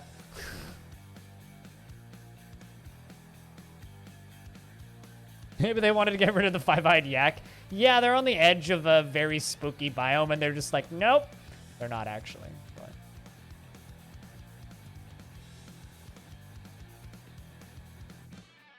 No new books recently. My, dear studying dwarves are very disappointing. Doesn't feel anything after a lack of decent meals for too long, and he doesn't feel anything after being unable to acquire anything for too long. I don't think Hobo feels anything negative anymore. He just feels blissful remembering sleeping in a great bedroom and satisfied remembering work and interested near a splendid fine floor hatch. I want to say fine hatch. A splendid floor hatch, which is a hard sentence to say. Pleasure. Putting on an exceptional item.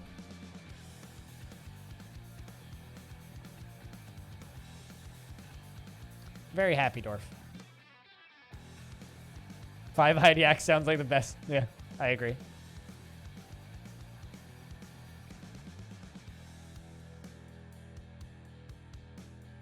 Oh, really? That's distressing. Tapioc.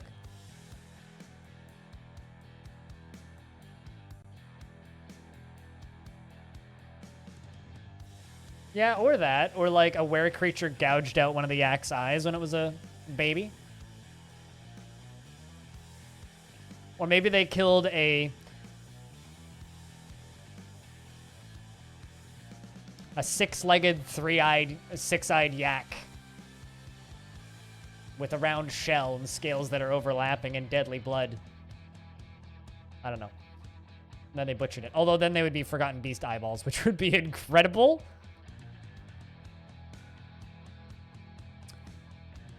All right. It is 1:45 p.m., which is a little later than I like to eat food, and I've been thinking about food for the last 30 minutes. It's time to trade. So I'm just going to get down here and go down here and get them bringing all of the stuffs.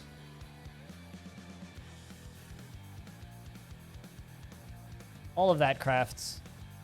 And say also bring a bunch of these. I got a bunch of random pots that I'd like to sell. As you can see, there's several pots already here.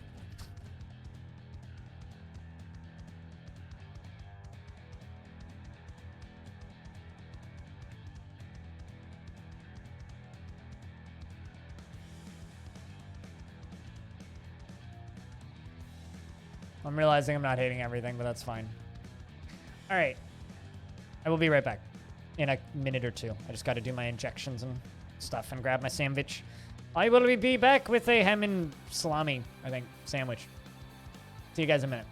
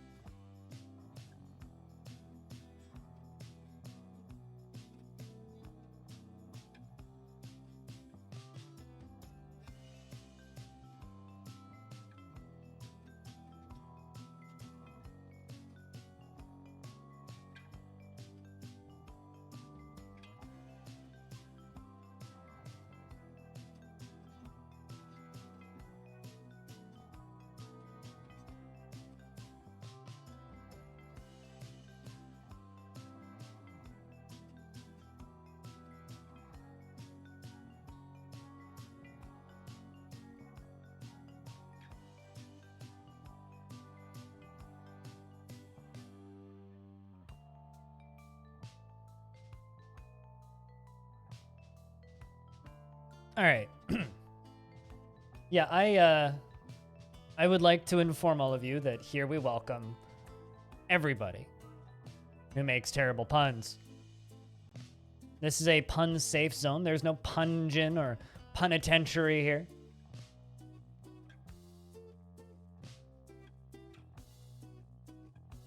So keep those yolks boiling, because we'll need more of them.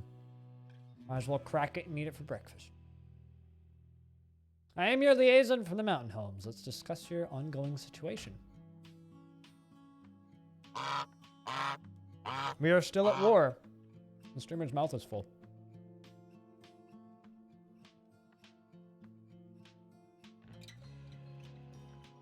Are there any punishable jokes?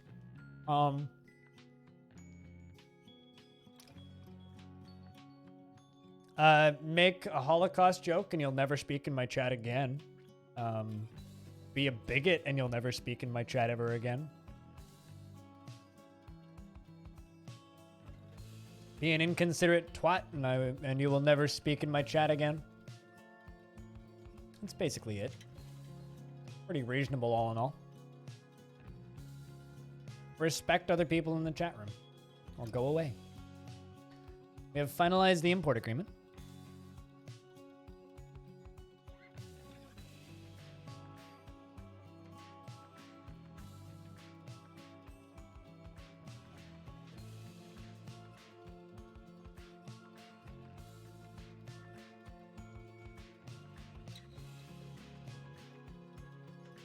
I look forward to our meeting next year, and for seeing Lump, of course.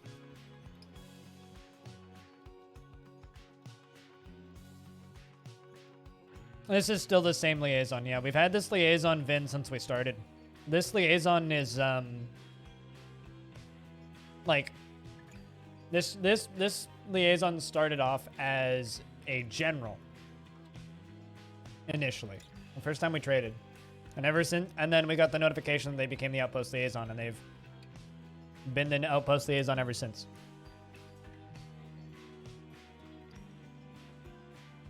You don't have to respect yourself, just respect others.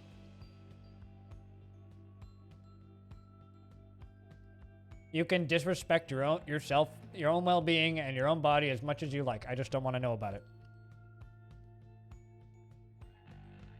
I might need more. I mean, I don't respect myself. I'm a filthy content creator who's making profit off of begging for money from people on the internet. Now, if you want, here's a link to my Patreon. But, you know, it's...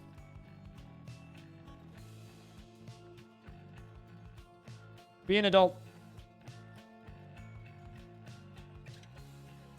I'm your favorite human citizen? That's a lie. Come on. I ain't got shit on Keanu Reeves. Like, let's be honest. As far as citizens of humans go, Keanu Reeves is doing way better than me.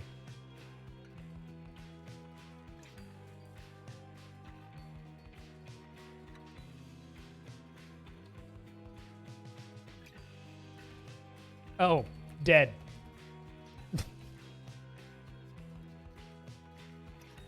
Died the last time we streamed with this fort. Yeah, our poor human citizen Semtaxagon went a little nuts and got thrown in prison.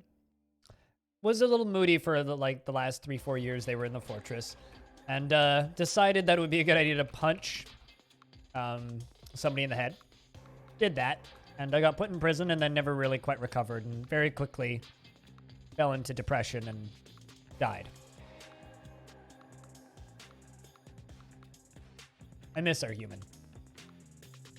Not a lot. Picture point. Just importing wood from dwarves, which seems like an oxymoron, but... Although they're not bringing us much.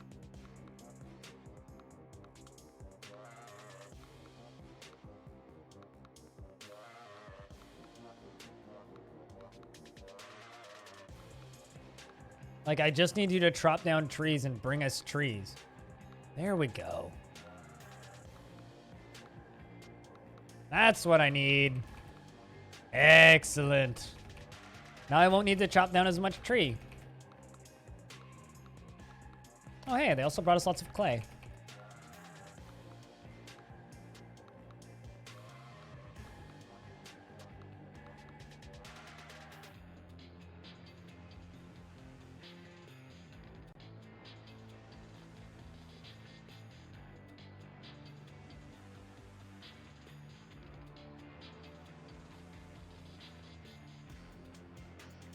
Oh, no, no, no, no. They're not giving us wood. Okay? We are buying wood from them. Totally different.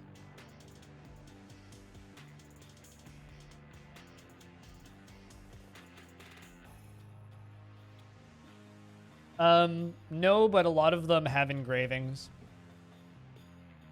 So down here, on this wall, is an engraving of Semtaxagon the Human in Nice by Eternal. Semtaxagon is raising a nice figurine. The work relates to the masterful nice figurine created by the human Semtaxagon for the eternal adventure of time at Longdeath in the early winter of 47.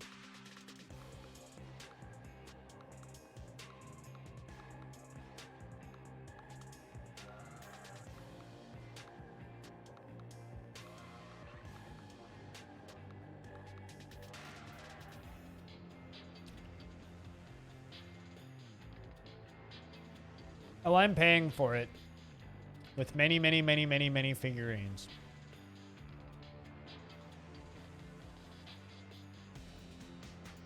It's going to be a lot of masterwork statues.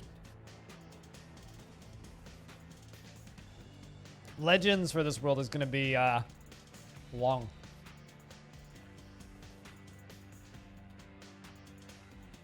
I haven't actually tried loading it yet.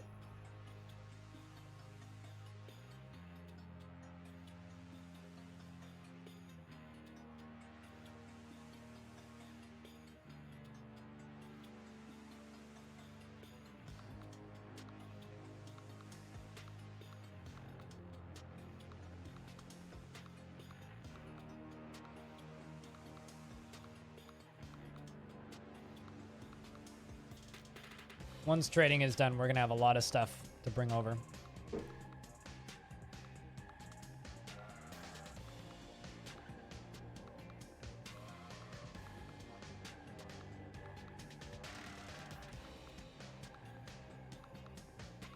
I mean, it's a very fitting name, Stone.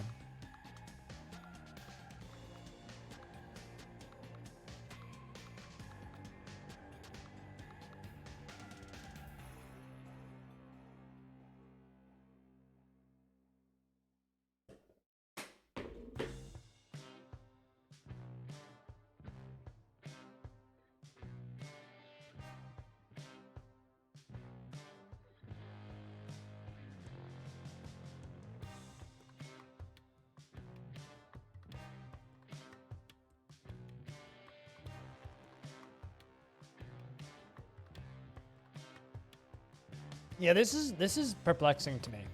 I used to be able to grow food here. Now I can't.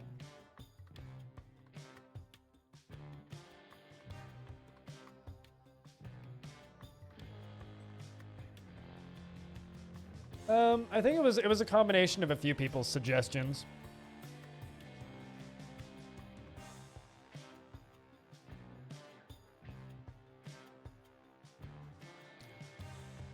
Tessellating pattern? I don't know why it would blow up in your face necessarily. Rooms don't generally blow up. Unless you're making them out of, like, gunpowder. Or something silly.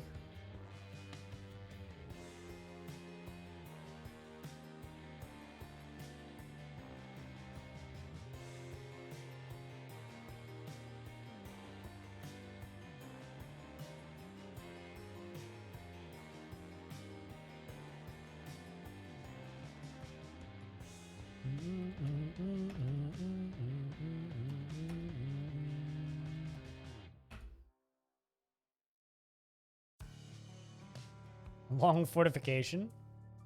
I think I wanted something like Millennium Death or something. And then someone said long something, and I was like, how about Longdeath?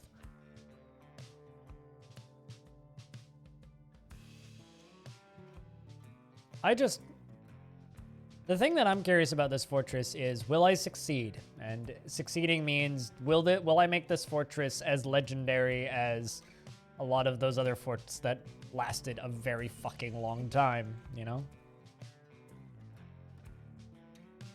I don't know. We'll see.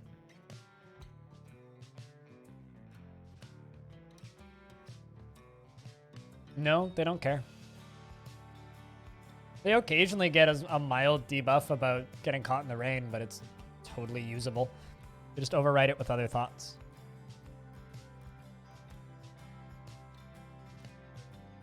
Like, if I check a dwarf's brain, we'll check one who was really depressed. Oh, hey, Narvicius grew up. So, Narvicius is having trouble because Narvicius is just freshly grew up. He's 12. This means that they're going to have some issues going outside, right? Uneasy after dwelling upon retching and miasma, which I'm pretty sure was his own fault. But he's still blissful, remembering sleeping on a bedroom that was like a personal palace. He'll be fine. Well, let's give you some jobs first. Let's give you hauling, other jobs. You don't need alchemy or architecture. What do you like doing, Dwarf? Likes chromite, bismuth, bronze, fire, opal, moose leather, hemp fabric, leatherworking, and weaving. Maybe clothes making as well. Let's also give you pressing and beekeeping.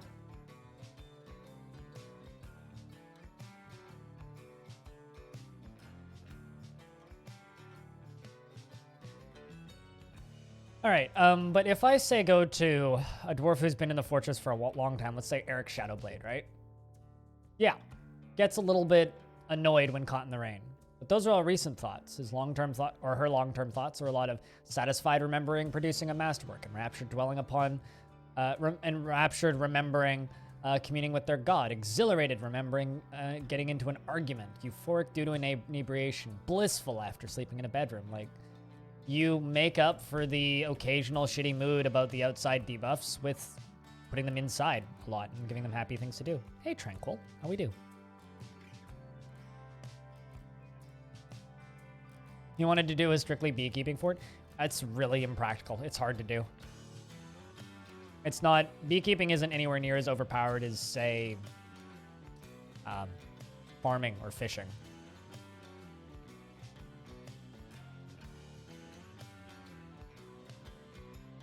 You're getting dive bombed by buzzards. Yep. That we are. Turn the military on so they kill the buzzards.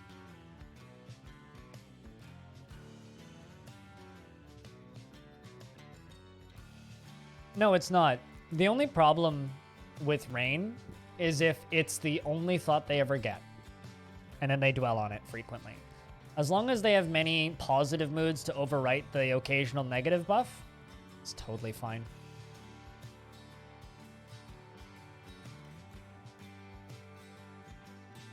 Like, this is a dwarf that grew up in this fort, right? Often sad and dejected after retching and miasma in 61. Tends to avoid any physical confrontations, work to square this natural tendency with his respective martial prowess. Tends to be passive in discussions. Could be considered rude. Finds the rules of etiquette to be valuable in the abstract. And is not particularly interested in what others think of him. Often acts with compassion and tries to keep things orderly. He can handle stress after when a family member received a justice through a criminal conviction. And he has a calm demeanor when he's surprised. He has a very unique laugh. He starts to whisper when he's trying to remember something and he needs alcohol to get through the working day. Doesn't mind being outdoors, at least for a time. So he doesn't mind being outdoors, which is great.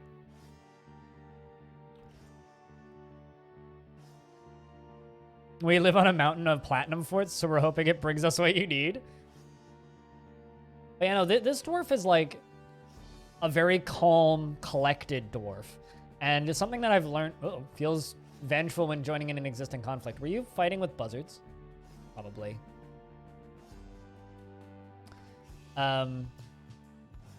Yeah, no, you can generally outweigh the mild effects of rain. I don't think rain is anywhere near as much of a problem as a lot of dwarves, as a lot of players will say. There are some biomes that you can settle in that it basically 24/7 rains, which can be a problem. But I do think it's a little bit overblown. You just have to be nicer to your dwarves in general, is a problem that I think a lot of people have. A lot of people just seem to believe that, oh, they'll be fine. They're tough. They're dwarves. Well, they need friends. They need family. They need things that make them happy. Wave Thrash says, this is my fight too. There is no need to feel vengeful. And the Mace Lord bashes the buzzard in the upper body with his silver mace, bruising the muscle, bruising the liver. Mace Lord strikes or shakes the buzzard around by the third toe. The severed part sails off in an arc. The Mace Lord stands up. Good work. What justice did the family member get? That would be on Eric Shadowblade, right?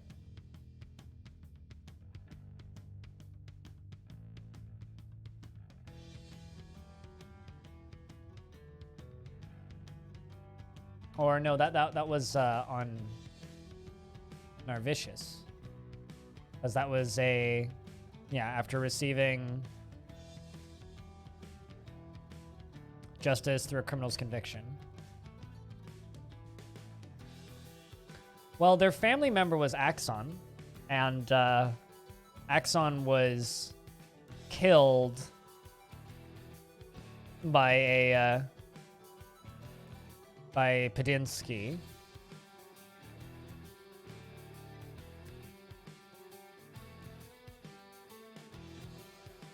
I'm actually not sure. I'd assume it would be that. But I don't know if Axon was still alive when... Actually, I don't think Axon was still alive when Nervicius was born. Put an axe on his head? No, he clawed his face off with his fingernails.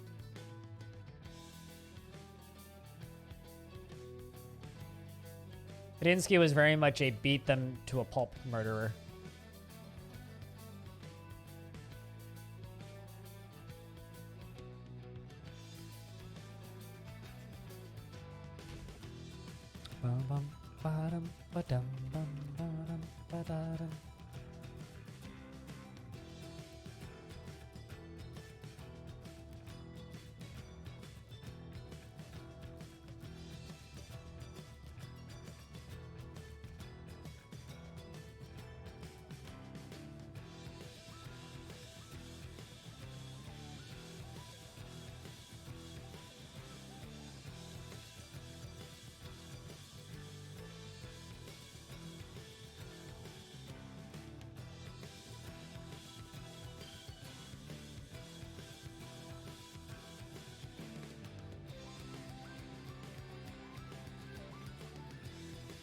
All right, Mudstone. Let's do all that. It doesn't really matter if these piggies actually have a proper roof. Also, a thing that I started doing and then didn't really continue with was making a bunker. I should probably go work on that. An in case of emergency, hide in here room. This. Well, okay, they haven't really done much digging on it, so it doesn't matter. But yeah, this is going to become my bunker eventually. We're going to live in there.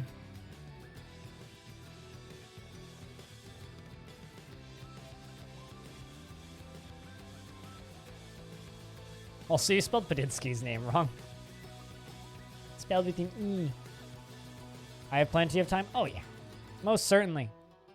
Just like any one of those things. You have plenty of time until you most certainly don't.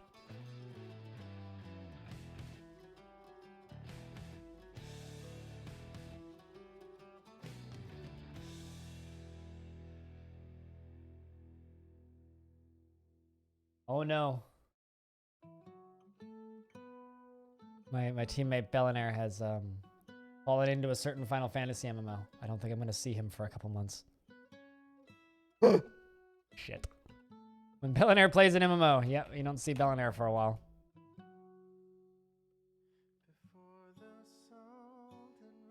Also time to slaughter some of my piggies. as well as some piglets.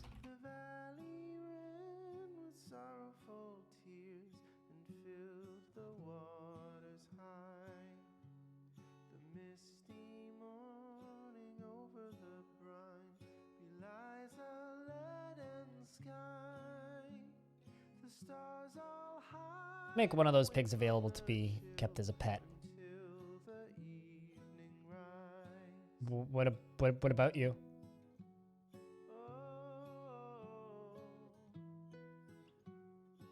Oh, your own name is the only name? Oh, I get it now. I mean, Stone's name is pretty easy to spell correctly. At least Twitch does the thing where they autocomplete stuff. Coldfire was fighting with a buzzard. The dwarven child punches the buzzard in the right leg, his right hand. The injured part collapses. Artery has been opened. The force twists the right hip, tearing apart the muscle. Damn. Tearing apart the muscle and bruising the bone. Ligament has been torn, and Coldfire says, "This is my fight too. This might require an answer." What a good kid. How old are you, Coldfire? Also, I have 2 dwarves that are stuck on this roof. Good job, guys. You have no way down. You guys should make a ramp up there before they starve to death, yeah? I should make a soap ramp. Get out of, I'm not sure what I should make it out of.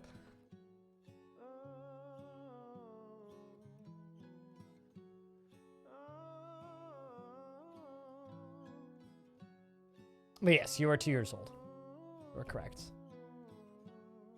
I guess it was such a valiant fight against the buzzard threat. They got stuck up there. Who's that depressed farmer? Polking? He's seen a lot of buzzards' dead bodies. Ah, you'll snap back. Be fine.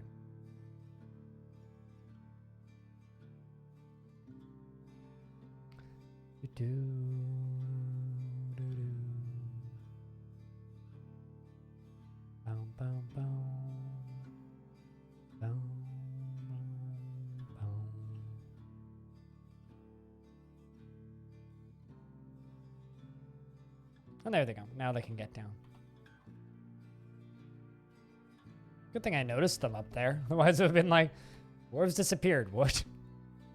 I would have felt real dumb if dwarves just died up there like that.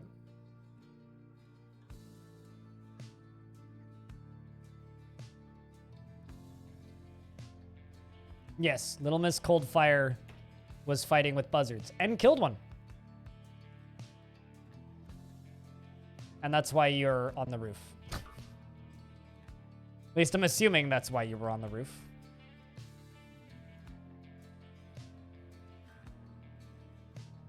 You punched one so hard, its leg collapsed into a lump of gore. So I'm assuming you killed it. Hold on, we'll check in the mental state of Little Miss Coldfire,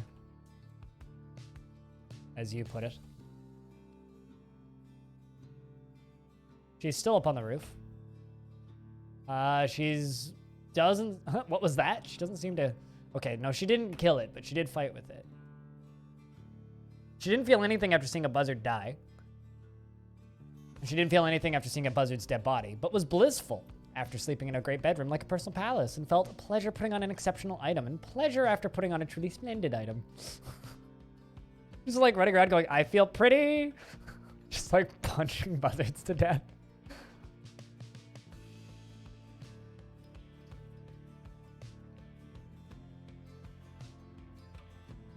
She's 2. And she basically just grabbed a bird, punched its leg into a lump of gore, and just doesn't seem to care. He's wearing super high quality pigtail clothing. And she's just kind of happy and playing on this roof. Playing make-believe.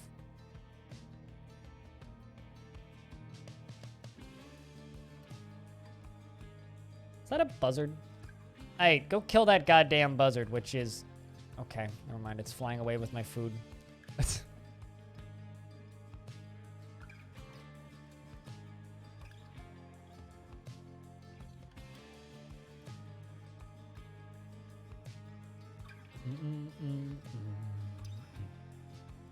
Let's check in with our beehives, shall we?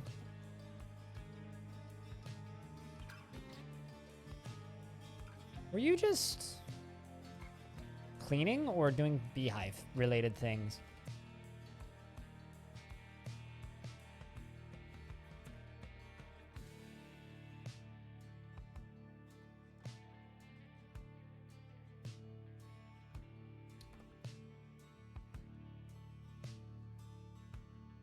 Live honeybees, beeswax, honeycomb, brass jug. Okay. Let's go down here to these guys. Press honey from honeycomb. Press honey from honeycomb.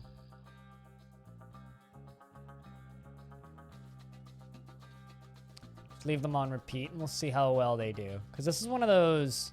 I've done honey and stuff and mead before, but not that successfully, so I kind of need to follow along with it to make sure it's working.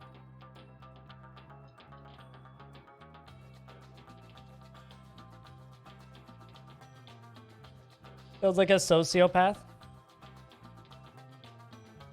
Pretty much, yeah.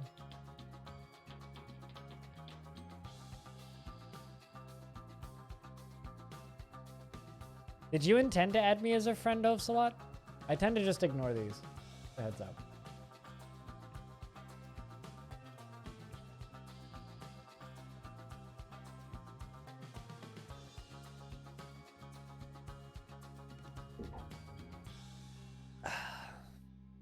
Press honey from honeycomb. Yes? Okay. Is there any particular need or reason? I try and, like, keep my, like friends list down to a 0. But if there's a particular reason you need that, just send me a DM. Otherwise, I will probably just ignore it. The people need to contact me that can do that through Discord very easily.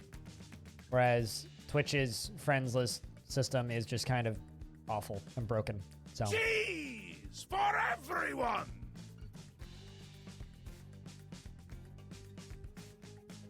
Well, we got honey to press from honeycombs. Which has a friends list? Yep. You can add people to your friends list on Twitch. And you can stalk what they're watching. When I'm live? Ah. Yeah, no, I don't like having people on my friends list on Twitch. Because then they can stalk me to different channels. And sometimes I like to just turn my partner badge off and go watch random streams. And I used to have a whole lot of people on my friends list, and people would follow me to channels, like a lot of regulars and stuff. And so I wouldn't be streaming, and they'd see my icon come online, and they'd follow me to different channels. Not a fan of that. So, I mean, I could just leave myself as offline all the time, but then what's really the point? But yeah, no, when I'm not streaming and if I'm not in the Dwarf Fortress directory or a directory where I'm kind of known, I will very often just like turn off my partner badge and just go hide on Twitch.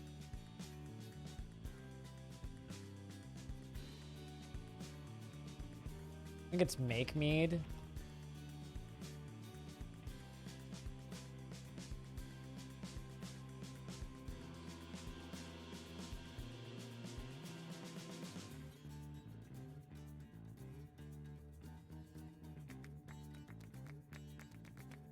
A few times, like in Picture Points chat.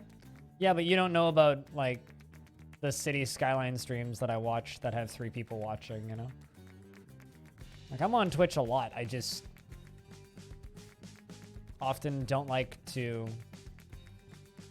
One of the things I don't like about having an audience is I don't like being treated like a celebrity. And it's... I was telling a friend of mine this when I was texting them the other day, which is... The kind of relationship I have with people through Twitch is always going to be a little bit weird, especially for me, because it's very much I think one-sided is actually, you know, let's do this way.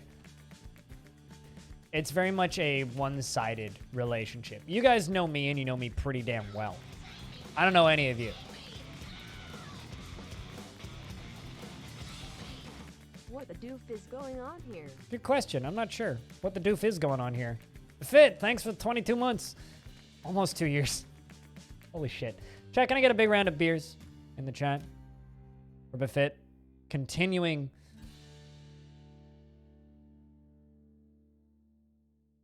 to support this channel.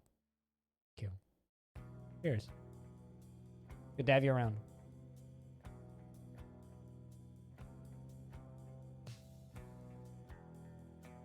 But yeah, no, it's weird, right? And as much as I love what I do, and as much as I love to interact with the people that enjoy what I do, there is, I like to have like an element of, privacy is the wrong word. I don't really get any privacy, but like, there's an element of, I would like to be disconnected sometimes. So, and that's the reason I don't particularly like the Steam friends lists. Or not Steam friends list, the Twitch friends lists. Anonymity, yeah. I like to hide sometimes. Is there blood everywhere here? Did my pigs just fucking murder a buzzard?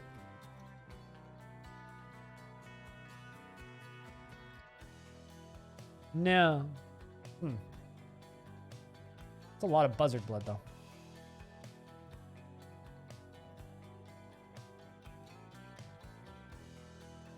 Yeah, no, it's not even necessarily anonymity. It's just...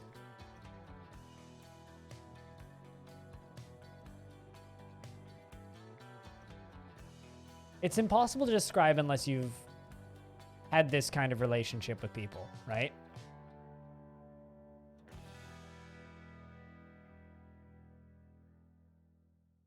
Like, so most of my best friends, period, have been met through Twitch, right? People I know better than anybody, I've met through Twitch. But it's very different from a real friendship.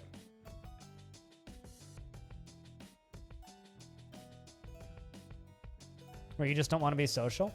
I go through bouts where, here's the thing, right? I'm a very social person, but I don't really need social activity. I'm kind of odd like that.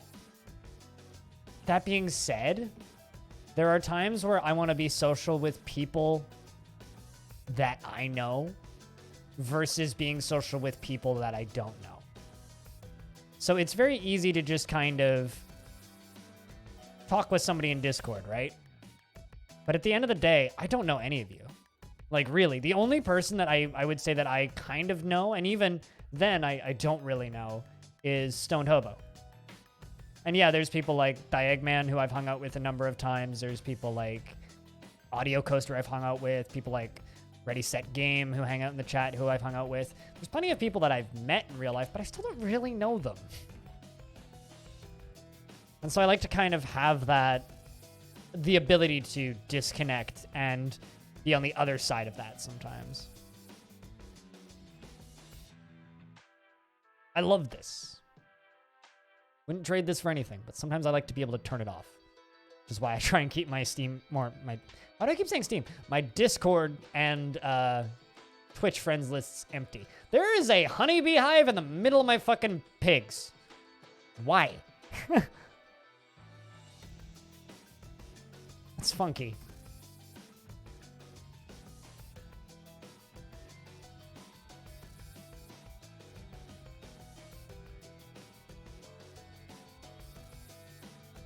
Because honey ham, you make a valid point. But we do actually have honey up here. Well, honey bees up here. Pigs like honey too. Pigs would probably just eat the whole fucking hive and just not give a shit. Boom, boom, boom, boom, boom. Okay. Okay. Let's place some more hives, shall we?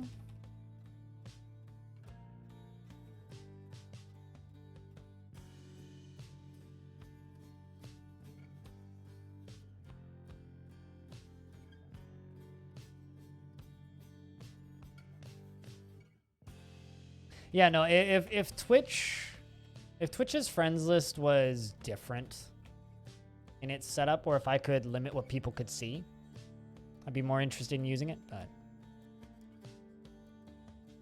So don't be offended if you add me on a friends list and I just either decline it or ignore it.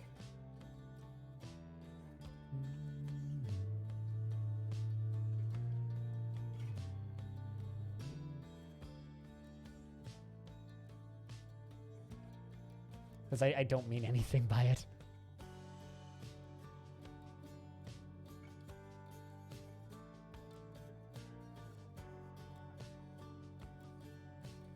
And I know I can certainly say that, like, there's been times when I've sent somebody a DM or added somebody to a friends list on a thing and they've never responded and I felt bad, but... Well, I've kind of just come around on that, and these days it's more of a... You're more than welcome to DM me, and you're more than welcome to reach out or add me on a platform, but if I ignore it or don't respond, it's nothing personal. Some people take that personally, but try not to, because it's not you. Sometimes I just like to hide from the world.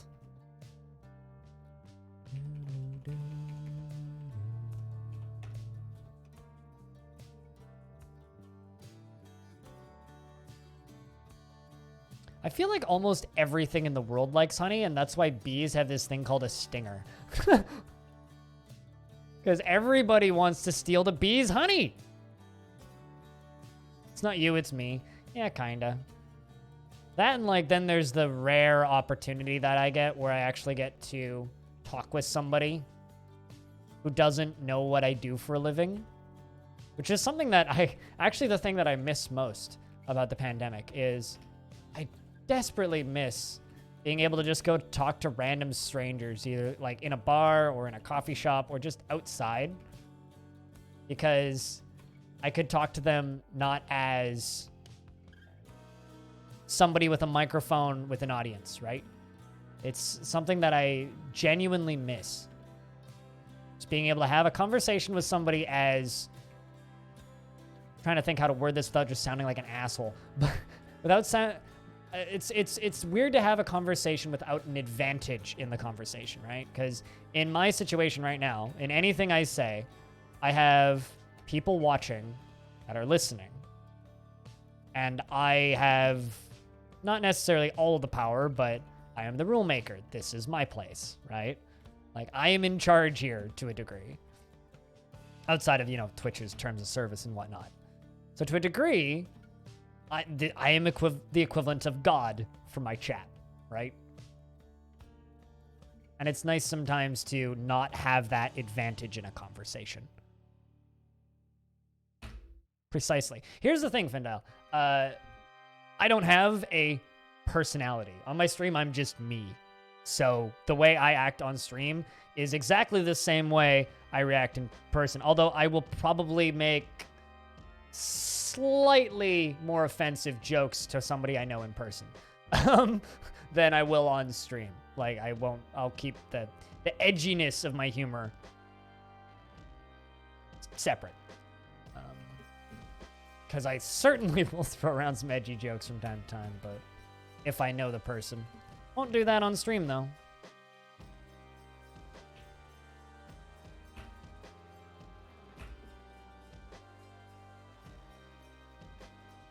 Yeah, I fucking miss that. And that's what I want to get back to. Whenever pandemic is deemed over in a year, 5 years, whenever. Doesn't matter. But that's what I want to get back to.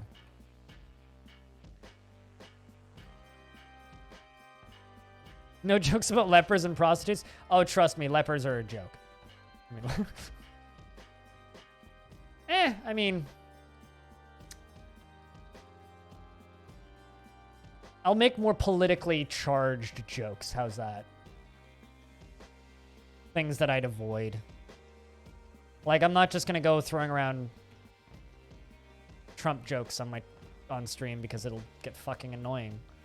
But I have a group of friends who love that shit. You know, all of their humor is political humor, and okay. I say group of friends, 2 people that I hang out with sometimes.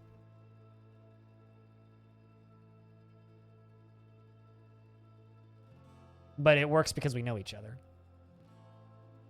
He is one. Yeah, I mean, me just sitting here and making fun of the states just makes me look like a low twitball. It's too easy. No hand jobs? I mean, if you want to give somebody a hand job in my chat, at least, like, close the tab or mute the tab.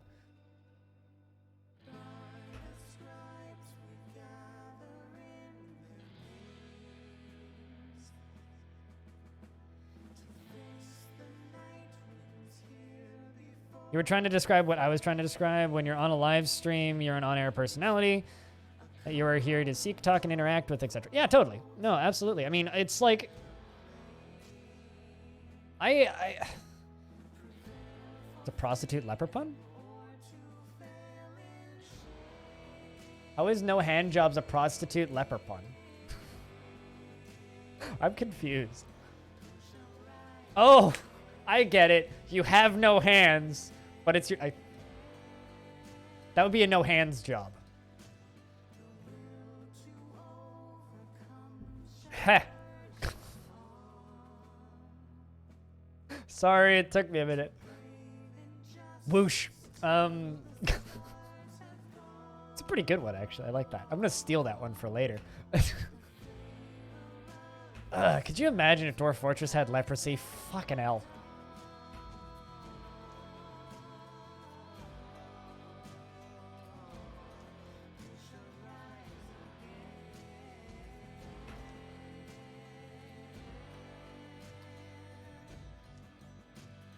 Although on the topic of politics, I can't wait for Trump to emerge from the hospital and then tell people that the pandemic is over because he's had it.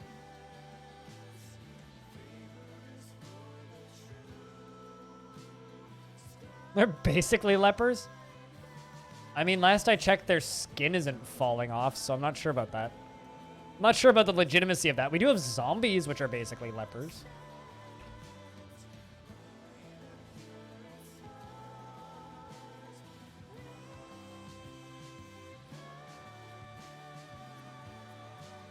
It's not that bad of a virus. All right. That was fine.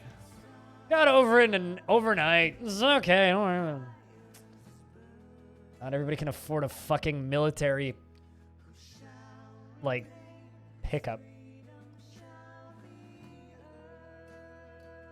That or the alternative, he just fucking dies. That would be interesting, but who knows? He'll be fine, though.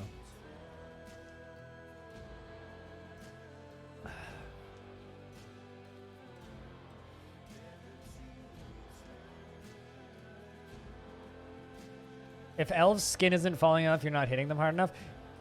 Point taken. Noted. Have to be punching them out of their skin. Wonder if anybody claimed that piggy. No. Nobody claimed the piggy. What a poor piggy. Holy shit, we have a lot of chinchillas.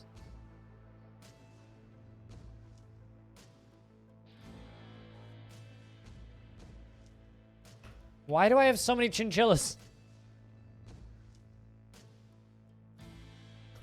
They're all just caught in the cage traps. They're vermin, aren't they?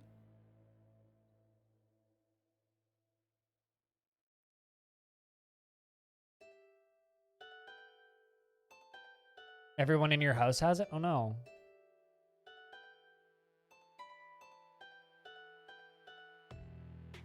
That's awful.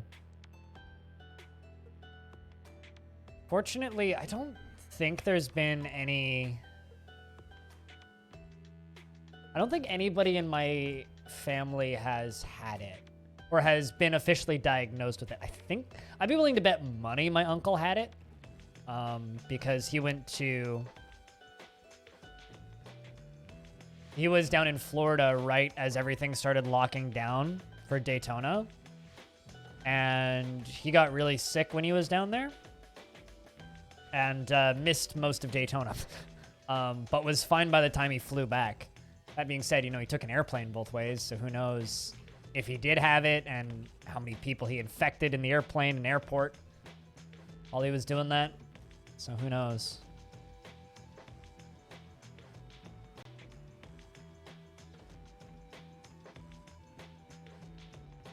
Just no symptoms showing.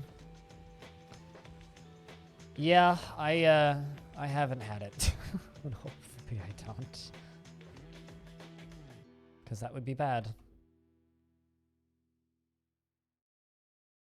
It's scary, you know? I mean, I know people who, through this stream and in person, who've lost family this year because of it. I like my very elderly beginnings of dementia grandmother's statement on it. And her statement was, "This is, I don't understand what everybody is whining about. This is much easier than Germany post-World War II." Because she was in Eastern Germany after World War II ended. And she says that she's been training her entire life for this and hasn't left her house in probably 10 to 15 years. Really? I mean, like, she's gone over to family's houses a couple of times, but since in at least the last, like, 8 years, she really hasn't left her house. Probably because she has advanced undiagnosed PTSD from all the crap she went through in World War II, but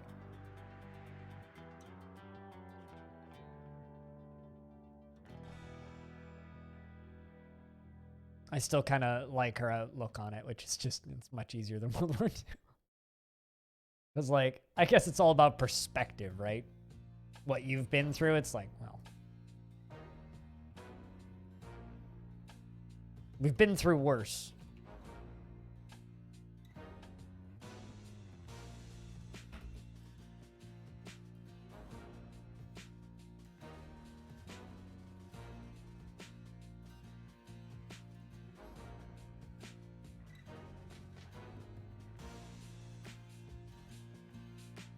So at least 10 days have passed? Are you still, I'm assuming you're still working from home then, yeah? You do the full 14 just to be safe? Yeah. I mean, do what you gotta do, right? If you're still working, like, what have you really lost? Not a whole lot, I'd say.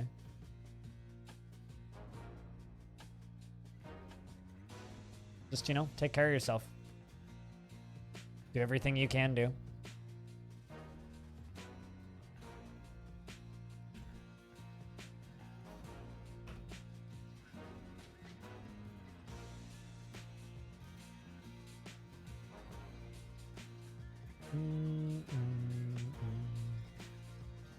Sorry about the super serious talks, but it's on the mind. It's topical.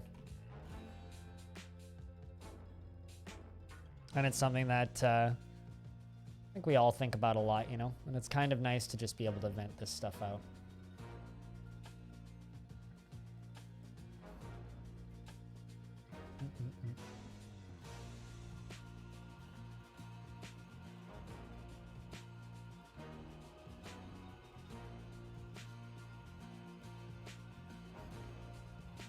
So it's no big thing for you? Yeah. I don't know. I miss all of my,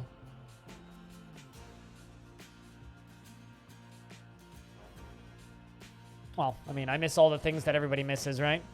Like, I'm no big, unique human being there. Like, don't get me wrong. Being a single bachelor and getting to do whatever the fuck I want, certainly has its benefits. Certainly does. Like, just being able to, you know, live alone and do what I want when I want is pretty great. Fucking hell, it can be lonely sometimes. That's like the whole point, right?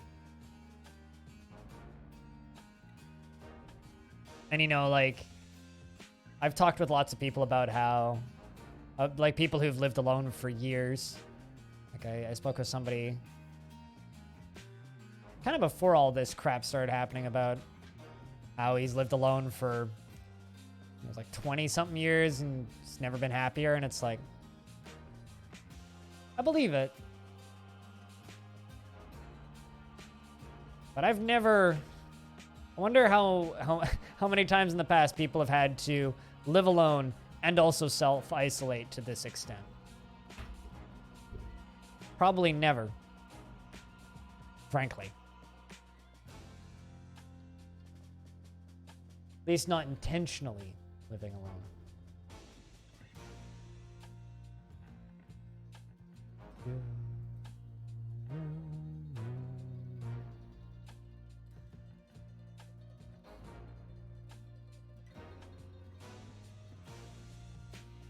I made $5.15 on ad revenue on YouTube today. Neat.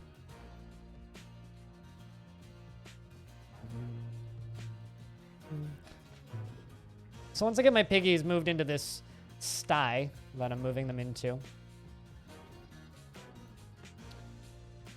they're going to not get spooked by the buzzards every year because the buzzards won't be able to get in to spook them.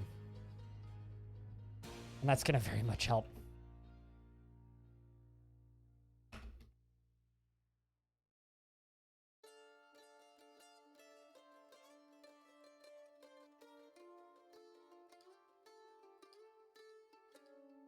You could do it again if you had to, with this amount of self-isolating.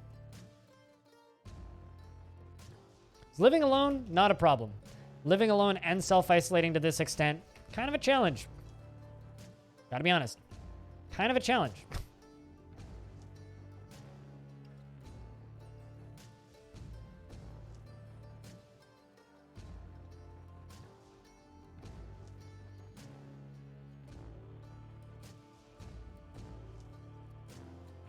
That startled a bunch of dwarves because all of a sudden they have to turn around and repath over there. There we go.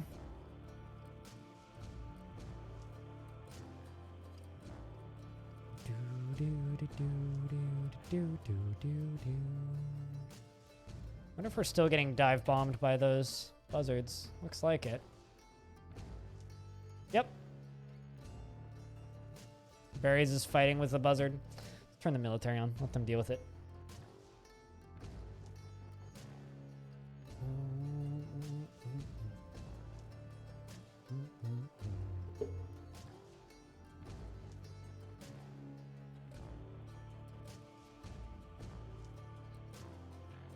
More so as you get older.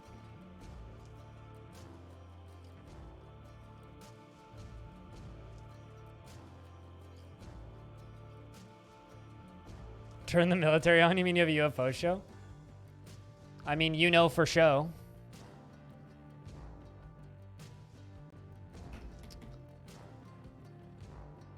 Make the military active. How's that?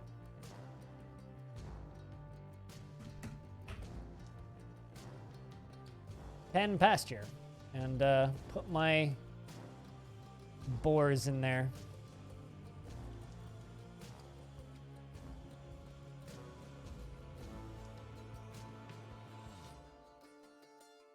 Hey, Silvertongue. How are we doing?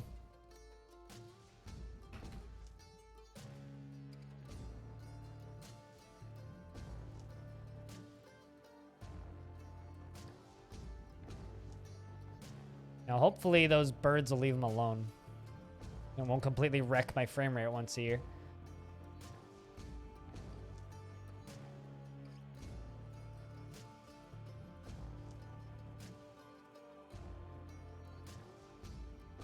And I can put a refuse stockpile up here.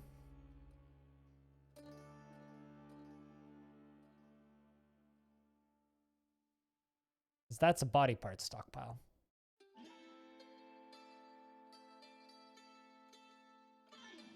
With the boys. Tabletop virtual RPG with the boys. Sounds fun. Screw! Our expedition leader withdraws from society.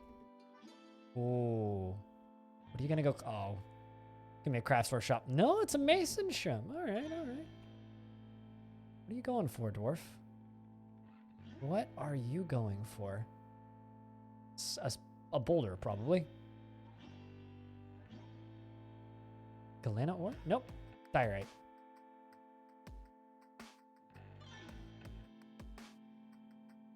Also, I need to get this whole area in here smoothed.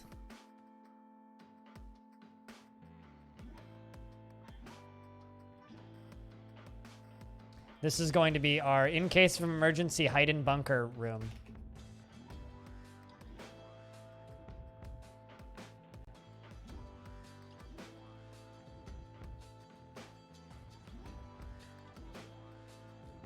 What year are we on? Year 66.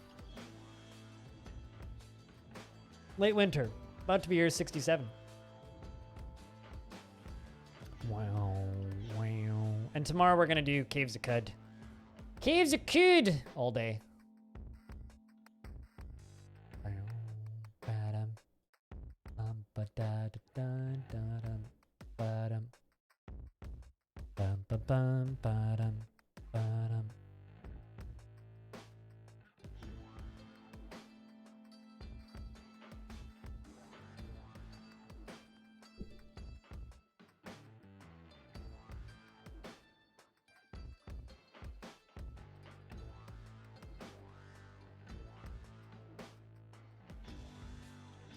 So yeah, that's what year we're on.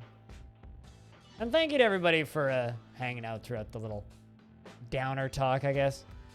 You know? It's funny, every so often I'll get a DM or a text from my mother saying, you should be more positive on stream. And it's like, I can't be positive all the goddamn time. It's like, I'm generally pretty good at like being, not upbeat, but like honest about my mood, I think.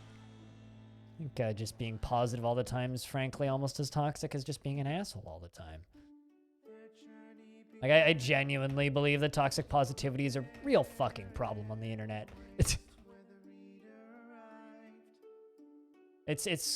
A lot of people, you know, will just say, positive vibes only, no bad feels. And that, I think, is one of the biggest problems I have with the internet in current generation, that besides general issues with algorithmic social media marketing, but you know. Find us salty? Salty? No. What? I'm not salty in the slightest.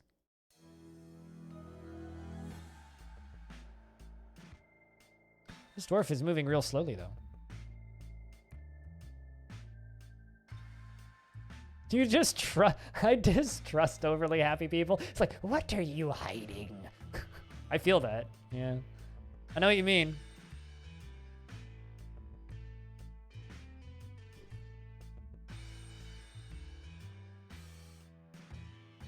I feel like overly happy people are trying to get something out of me.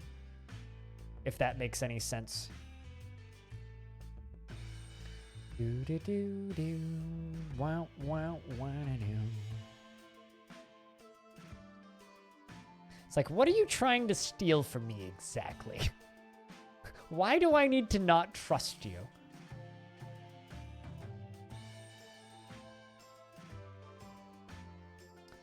Ba-da-da-da-da.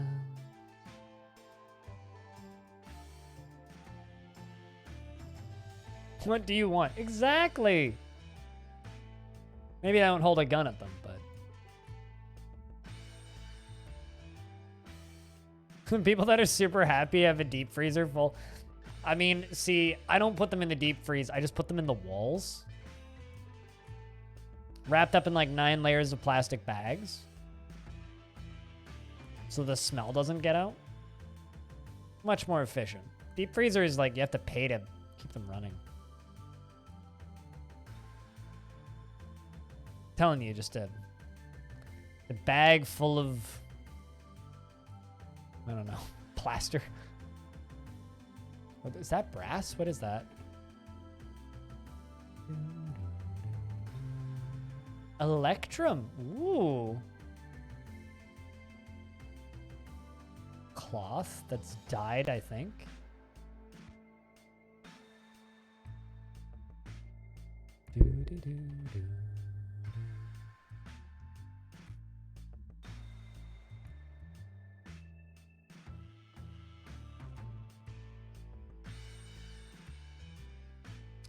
Did I say that they could brew?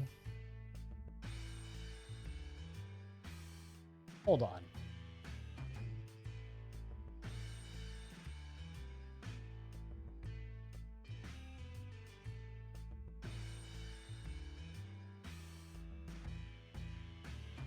Quit brewing pigtails. Please. Just stop it.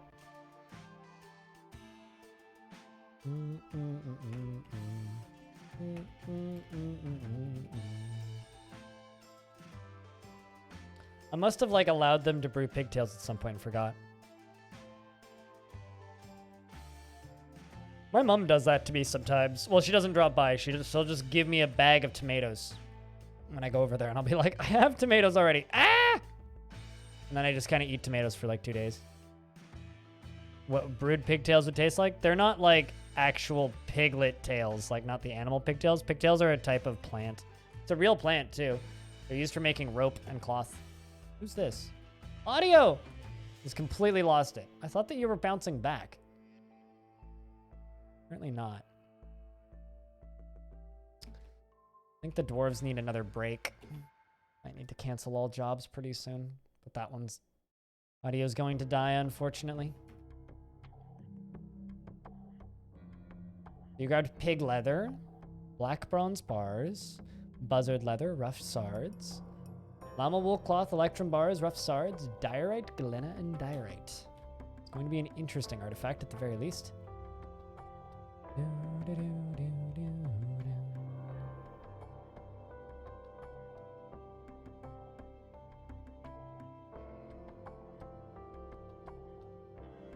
Now you're going to go make cloth. Excellent.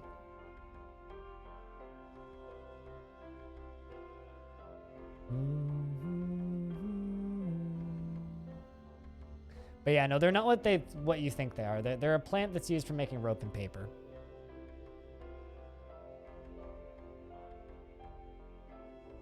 So everyone could just give everyone a break.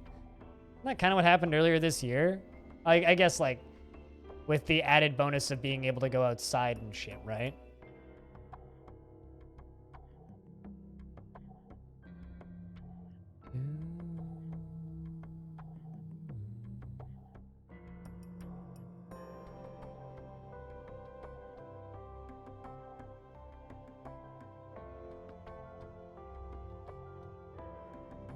And an annual tribute from Bastija Smuck has arrived.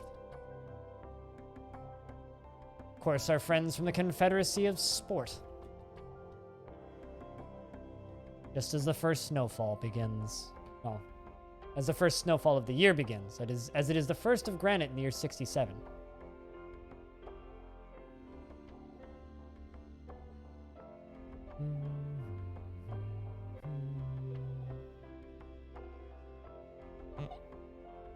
Okay, that's a cool one.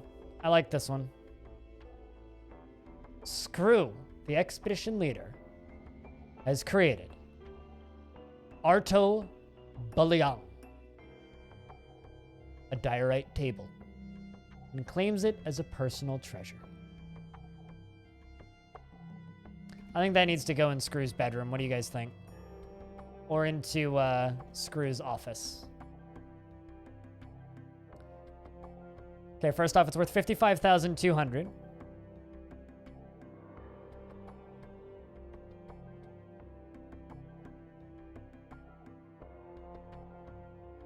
You know, I will never understand people that genuinely don't like going outside.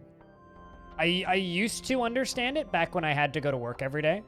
When I had a job that forced me to go to a place, I understood it.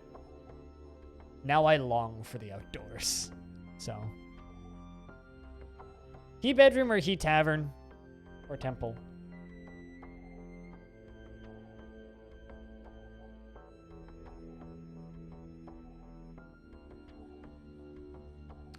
This is a diorite table.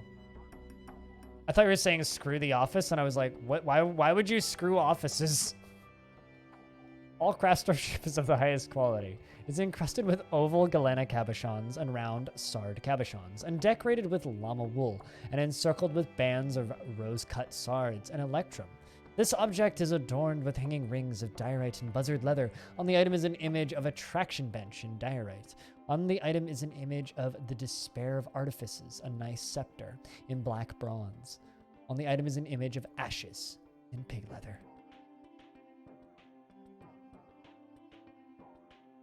Okay, well that's a you problem and not a me problem. This is a problem with you choosing to live in a fucking desert where it's 43 degrees out year round. I sense the issue. You went for a 2 walk yesterday and it was amazing. I want to go for a 2-hour walk, but I have a knee injury. If I walk for more than like, I don't know, a kilometer, I get this shooting pain up my leg to the point where I literally can't walk.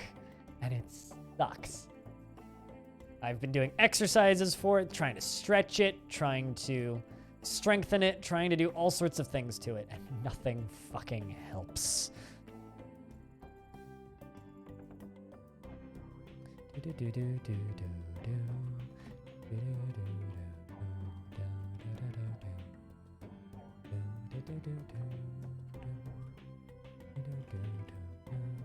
Looking for Screw's bedroom.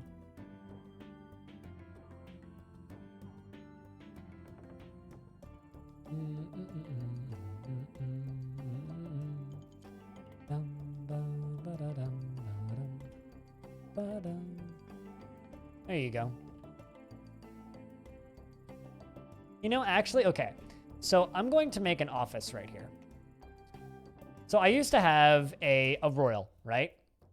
And that royal was murdered, which ended the royal line, which means we no longer have a royal in this fortress.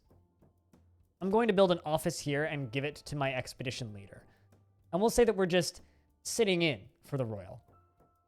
So you know how like in Lord of the Rings where there's the king and then there's the guy on the throne next to the king who's not actually the king, but he's running the place for the king? Also, Polking throws a tantrum. Where are you, Polking?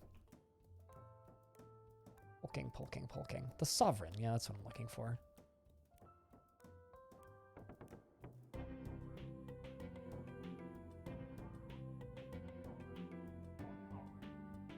You're attending a meeting. Uh-huh.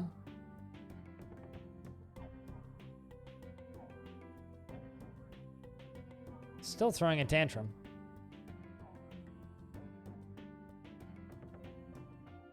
Oh, you're gonna go report a crime. Oh boy. The steward? What was his name was? Whatever the name of the person who sits on the throne next to the king. Isn't the king, but runs the place for him. We're basically that.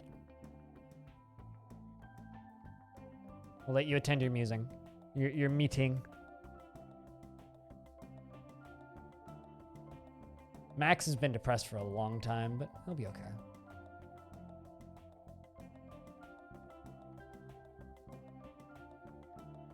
Go yell at somebody in charge.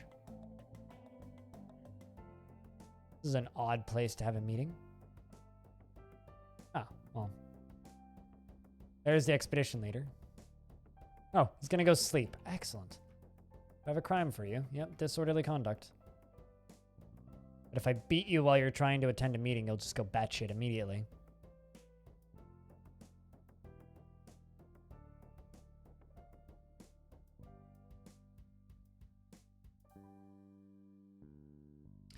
All right, well, you're sleeping, so I can give you the disorderly conduct ruling. See what your crime is. 29 days in prison, which means you won't die. That's good. Unless you fight back. Please don't fight back. Here comes Squug. Blue Dwarf coming through the door. There they go.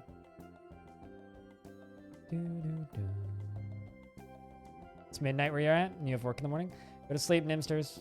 I'll be on tomorrow, but we'll be playing Caves of Cud tomorrow. If you want to watch more of the fort, it's all over on the YouTube channel. All of the archives are up there. But thanks for hanging out today. Cheers. Thanks for sticking around from the raid.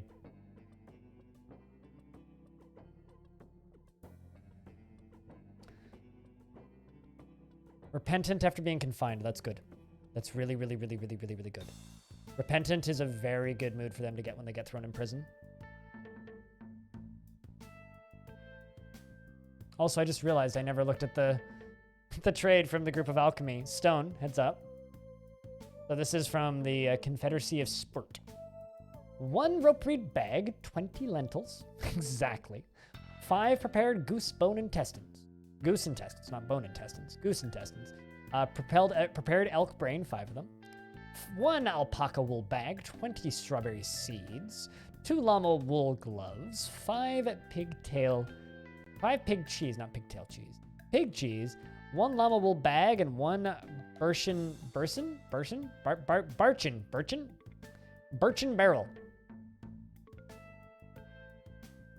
And the elves have arrived to trade, who I'm probably going to mostly ignore this year. Not for any personal item reasons in particular, I don't want to just ignore them. How good are you? I want this dwarf to become a beekeeper. They're a dabbling beekeeper right now.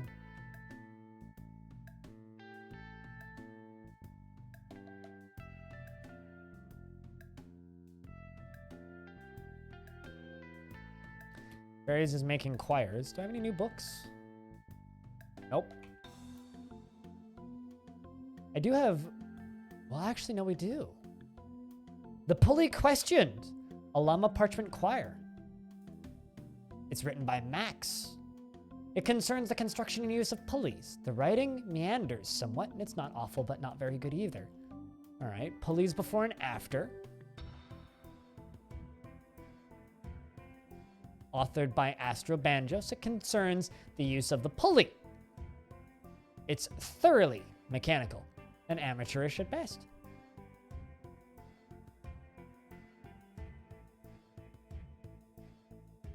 The 16th Hooligan Tribute. Has it been that long? Oh my god. It's a pity it doesn't tell us the value of the individual items, because then we could like add up the amount of value that they're giving us. I mean, I guess I could go look, but ugh. Effort.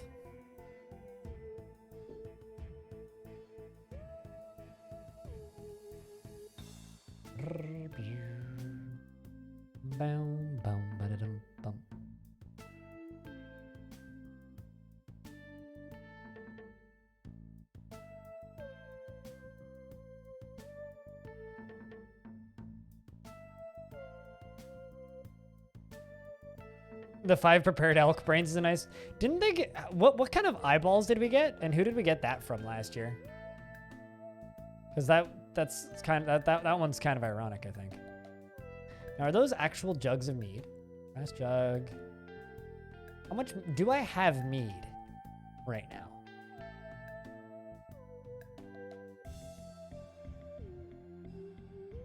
Because I know I have a lot of jugs. Nope. That or somebody already drank it all. Both possible.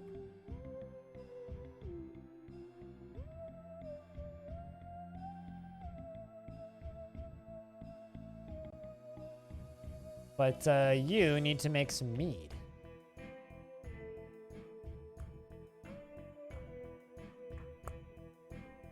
Oh, it was from the other group? Gotcha.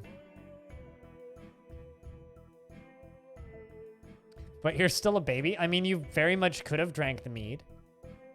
I mean, Astro, what kind of drinks do you like to drink?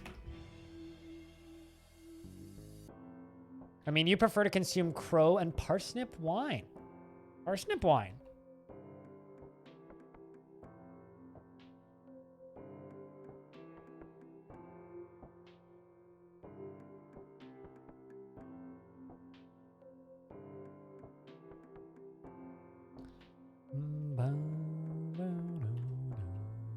Oh, and Wave Thrash is already drinking the drink.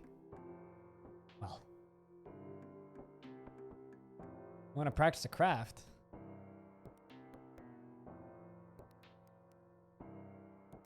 What wax working? So I don't have many dwarves that are capable of wax crafts.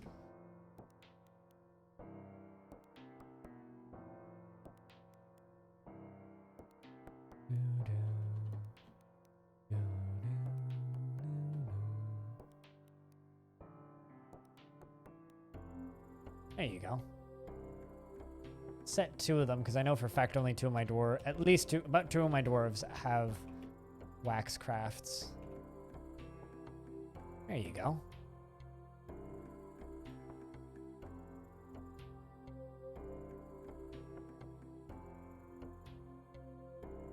Where are you going to go get wax from? Oh, wow.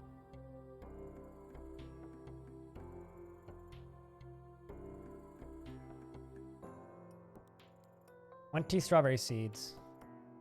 Maybe grow some to make some strawberry wine? I mean, so something that I think is weird is this used to be an area where I could grow. And now it suddenly says no seeds available for this location. Does anybody have any idea what the fuck could cause that? I'm gonna try deleting and rebuilding these.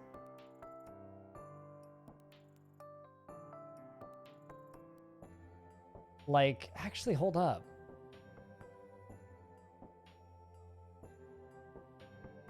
Mud dries up? That's a thing that can happen? All right, well, let's grow down in this pit anyway, because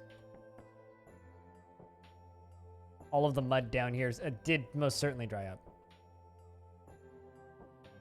I was unaware that the mud could dry up.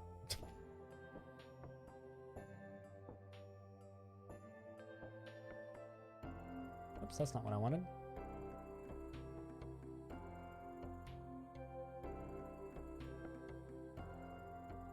I just learned something. I was unaware that the soil beneath could get used up.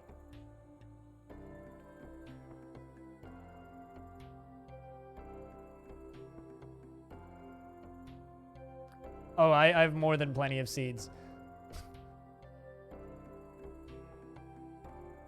Like, apparently corpses can completely decompose and vanish, but it takes like 1,000 years for bones to completely degrade.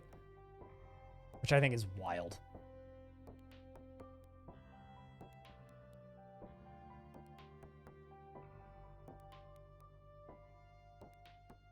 There we go. Now let's dump that. And that.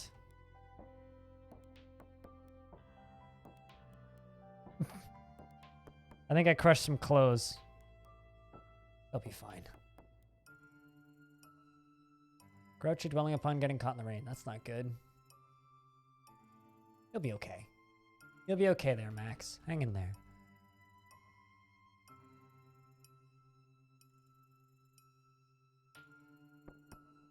Audio has slipped back into depression. You know what? Let's put you into the flaming bench.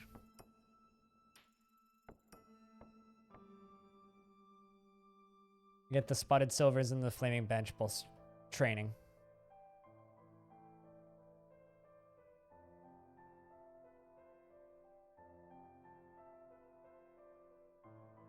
It's time for you to finally do that. Was that really a couple hours ago?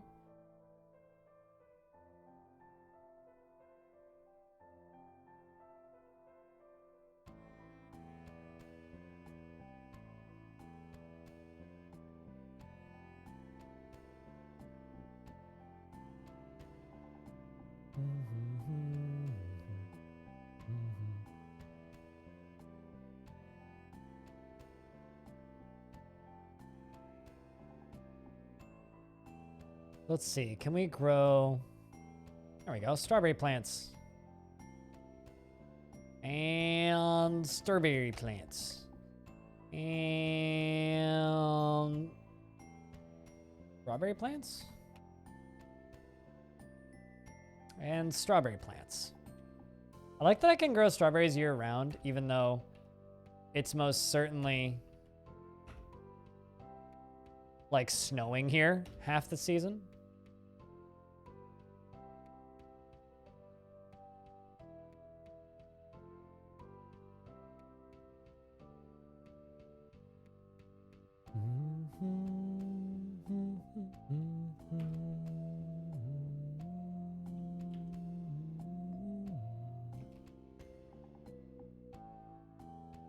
Potent dwarven fertilizer? More like potent dwarven fertilizer. Ah! Ah! Ah!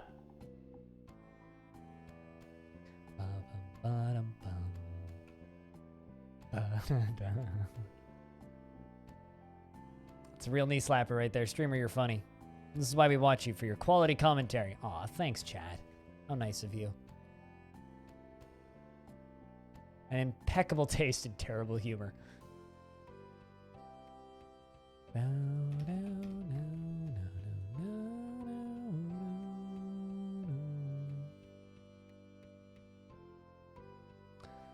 I mean, they're not underground. They're technically above ground. But it's that pit greenhouse tech. We need it on Mars.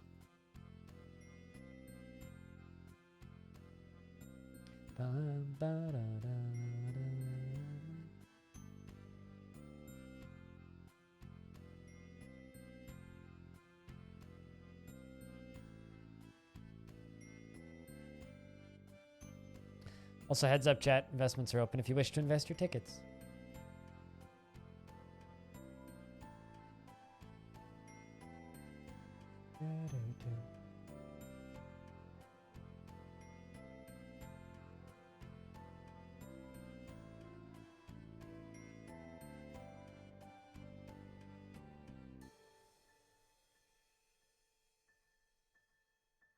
I had it wrong the whole time. I mean, they do. That's why they're above ground.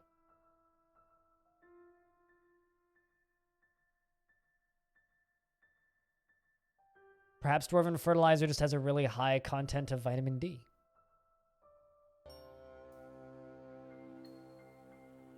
Who knows?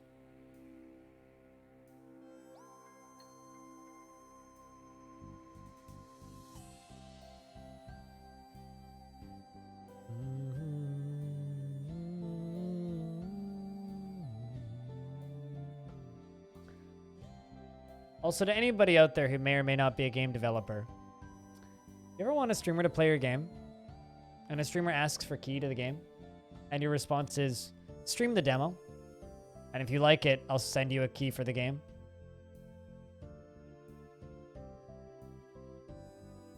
I'm just not gonna play your game. I don't need to play no goddamn demo. Send me a goddamn key.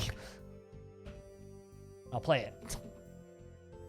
Or I'll just fucking buy it myself, which is what I'm planning to do in this case. A little bit annoyed.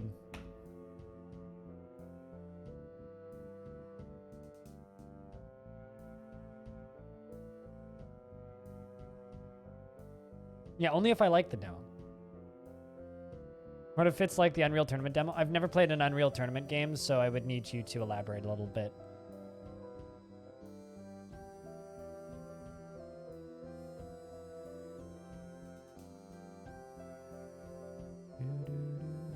Was literally the entire game minus 3 maps, which would auto-download when you join an online match?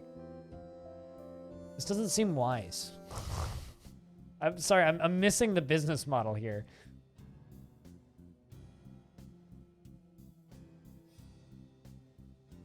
Yeah, right? That's what I thought.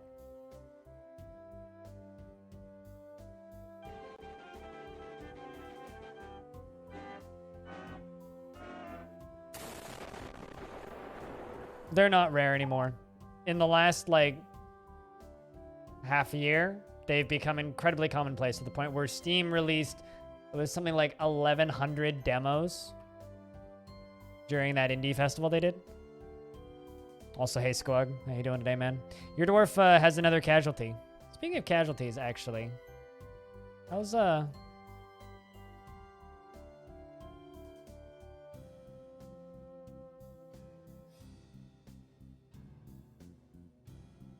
Hulking. How are you doing post-prison sentence? Watching a weaving demonstration. Look at this. He repented. No longer stressed. Perfect. A little bit uneasy, but fixed you. Oh, nice. Also, you shouldn't be stressed. You're bored after being unable to practice martial art. That's it. Which means I should put you in the bear fighters and tell the bear fighters to go bear fight.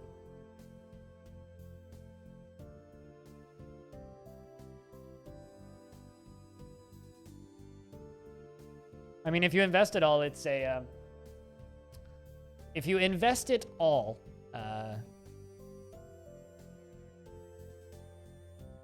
I mean, it's Epic that doesn't make money off of Unreal. But yeah. And they basically gave it away. Yeah, fair enough.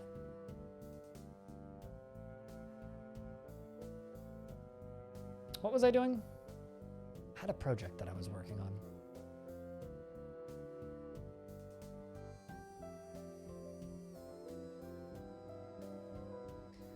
constructing the Iron Throne, waiting for that to be done. I'm putting over here. This will be given to my manager. Well, not my manager, my steward, aka Screw. You know, I'm gonna do that. So I could replace Screw as the expedition leader, but there's no reason to do that.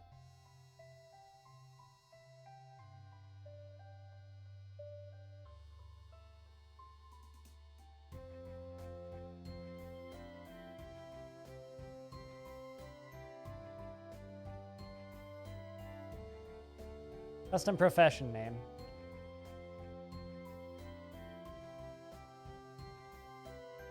There we go.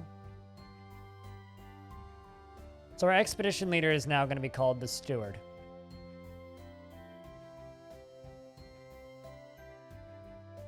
I'm going to give you a throne that is next to the throne in the throne room, and we're going to treat you like a baron. Even though you don't make demands like a baron would. Dragon Man has given birth to another girl. Does anybody want to join in with the fort? As Dragon Man's latest baby. Raise your hand in chat if you'd like to join the fort.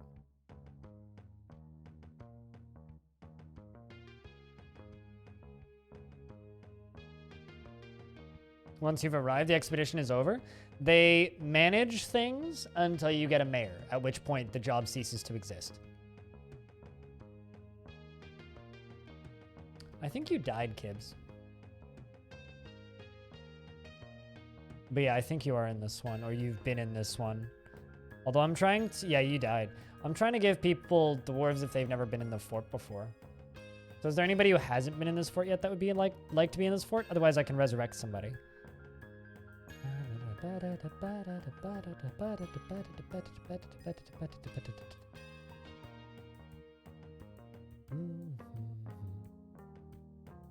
Mika.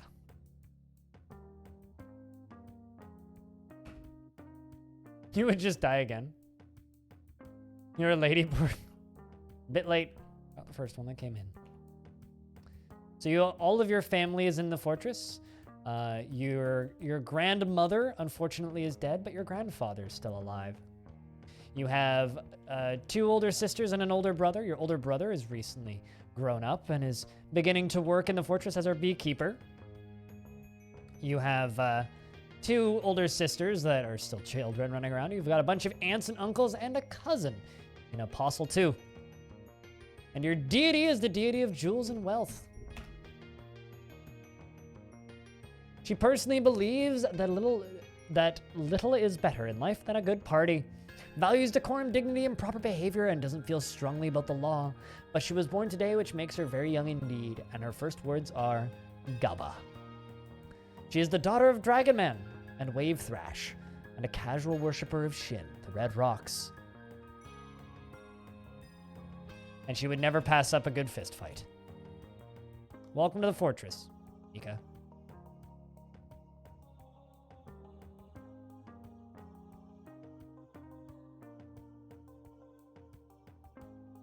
Who's getting carried around by mom, who's carrying around food.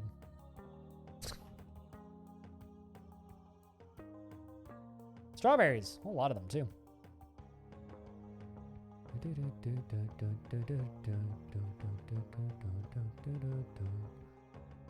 And let's, it's been a while since I've just straight up given the dwarves a break, so let's do that. We're only planting seeds. Got no active orders. Yeah, we'll just leave no orders active for a little bit.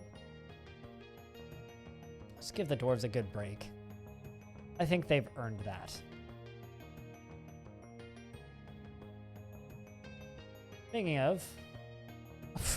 Audio's getting stressed again? Come on, man. He snapped out of it for a bit there.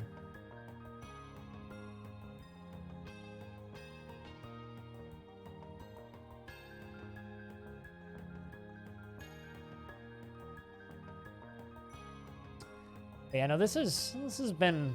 It's been interesting watching these families grow. Watching the little fortress become a little town of its own, you know? Been fun. ignoring the elves as they show up to try and trade with us. Although the Fragrant Bear have been good to us, so we shouldn't be too mean to them.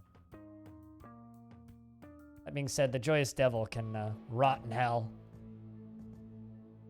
These goblins that are locked in permanent combat with my dwarves. Dark times, let me tell you. Hold up, is that... Many people ask me, Nikita, will we the plane? Hi, Ryan. How are you? How is things?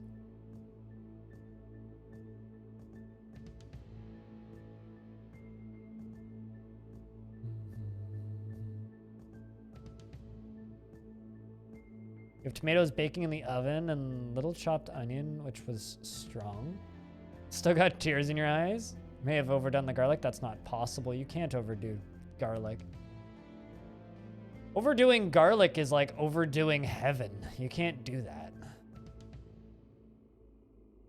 Good to hear, Ryan. I need to get that podcast episode updated. I've just been... It's been like ending stream and then just like dying recently. My knee's been in a lot of pain. Point where sitting sometimes isn't pleasant, but you know, do what I gotta do.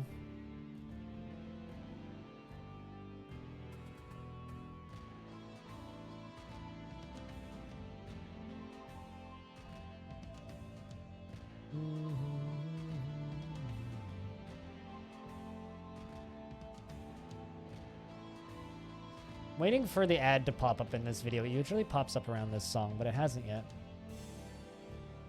It's a little weird, I'll be honest. They're dancing once again. A set of games that you're happy with for the time being? Set of games. What games? I'm still waiting for another season of Trackmania tracks. Haven't heard anything about that. I want a bunch of Nadeo tracks so I can go get times on those and remember how bad I am at that game. Oh, that's quite the dance. A lot of dwarves taking part in this one. It's the Fuchsia Velvet and the Satin Rhyming. Satin of Rhyming and the Fuchsia Velvet, their favorite dance. Mostly interpreted. How is Green Hell? Ghosty hunting? Phantasmophobia or whatever it's called? That game looks good. When trying to get a fortress to live long? Dispose of excess.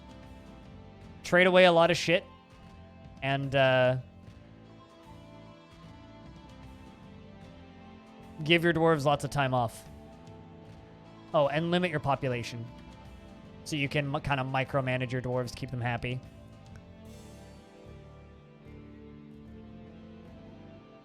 Yeah, I believe it. Which means playing with me would be boring because I'm very, like, not startleable. Although I'm looking forward to playing through Fear. I think I'm going to start that probably around the 20th. Just kind of power through it over the evenings in a week.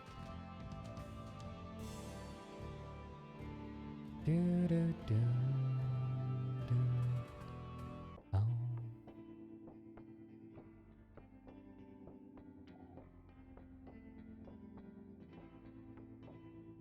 It's an interesting pattern. I think they're just socializing. Yeah, they're just socializing. Huh.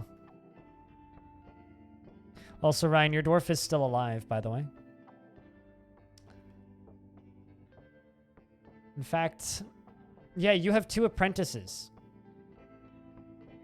Vin, who is dead, and Cooler, who's also dead. But, your hubby and your 2 kids, one of which is dead. Your other kid is very happy, though. Still alive. Still doing stuff. Still existing. Squug, doing great, aside from his death count grows.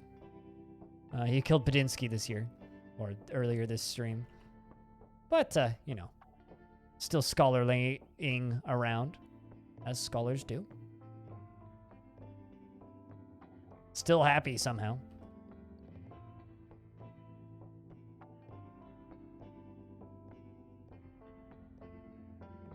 Just flipping the radio on while you were in a dark room. Aw. Yeah, I've heard like weirdly good things about Green Hell. Like to a point where it might be a me game. I don't know though.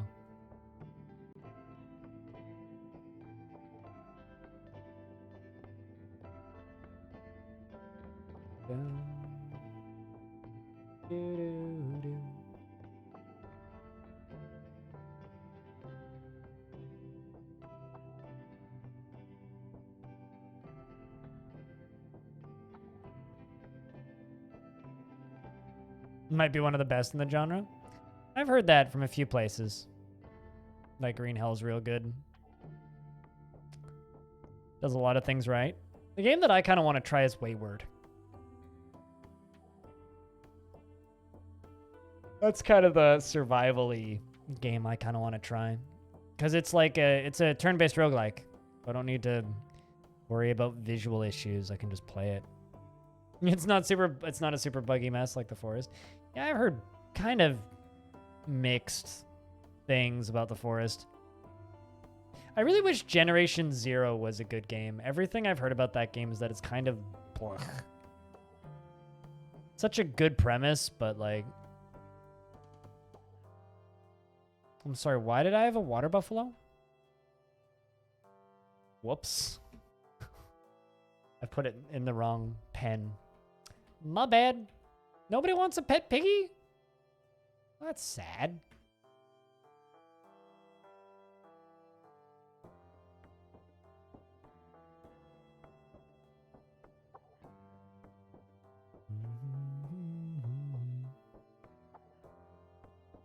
It isn't as hardcore as you'd like it to be.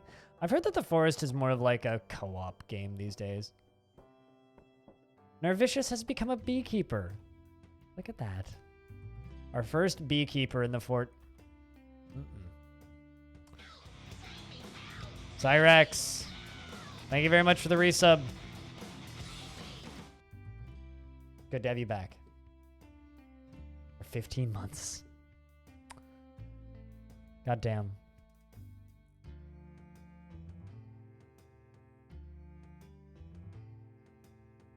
I thought you were going to go pray, but then you didn't.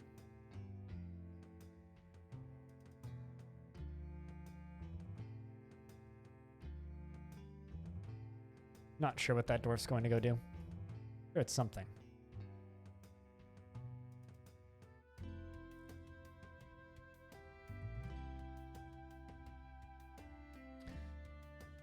But you like it enough that you might play the story solo. Humans have arrived to trade, for it is that time of year.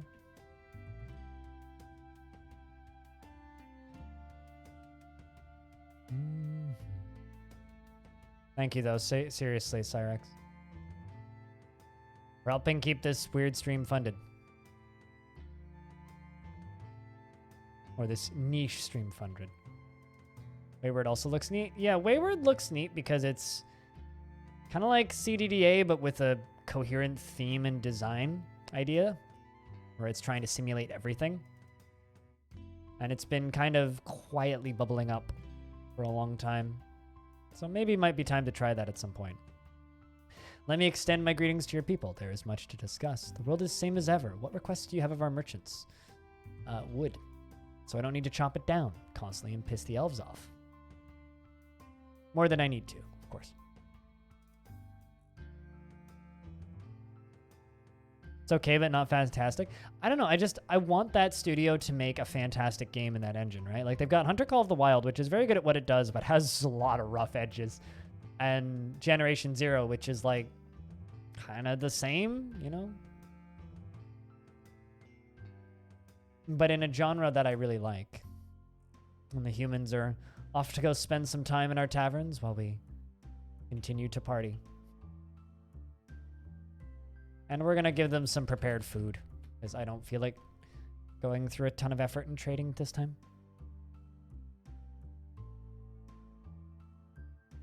All right, who's the kid vomiting everywhere? Not Goffer. God damn it, Goffer. Vengeful when joining an existing conflict. Sheesh. Calm down there, child. For Gen Zero? Yeah, I mean, that's they've added a lot to it, but that game is kind of it's another one of those go make your own fun games, but then they don't really give you enough tools to make fun, if that makes sense. Nicho Live! Is it Nicho or Nico? Also, hi. Thank you very much for the raid. I'm getting rated by all of the DF streamers today. We got rated by Sal earlier, and now I'm getting rated by you. Welcome, guys. If you guys want more dwarfs, but more in a pretty patterns sense, I mean, who doesn't want more dwarfs, but go watch Nicho. Can I get a round of beers from the Raiders? Or for the Raiders, right? And thank you very much. Cheers. You go by Nico? Okay. I can do that. I'm terrible at usernames, and I always screw it up and then second guess. Then ask, and then I forget. It's fine either way. Gotcha. I'll go by Nico, then. We're trying to keep this fortress alive for 1,000 years. What are you working on your current fort? Last I checked, you were working on a Minotaur labyrinth. We are the trade hub of the world because we've totally legitimately, nicely asked everybody to bring us tributes every year and trade with everybody. We're trying to keep this fortress alive for 1,000 years, hence the name Longdeath. And currently, I'm just above 6% done. I'm 6.2% done. So, we gonna be here a while. Long while. The Dwarven spider god of rainbows. You have a god of rainbows? That's a spider? That's interesting. We have, in my other world, we have a great horned owl god, which is pretty cool. This world doesn't have any particularly noteworthy gods. There is a god of death, which is like a zombie thing. A rotten cave spider? Okay, yep, this checks out. I'm importing wood from the humans and other dwarves so as to not piss off the elves more than I need to. So I'm actually like buying wood from people, although they didn't bring us any. They did bring us clay, though. I will totally take.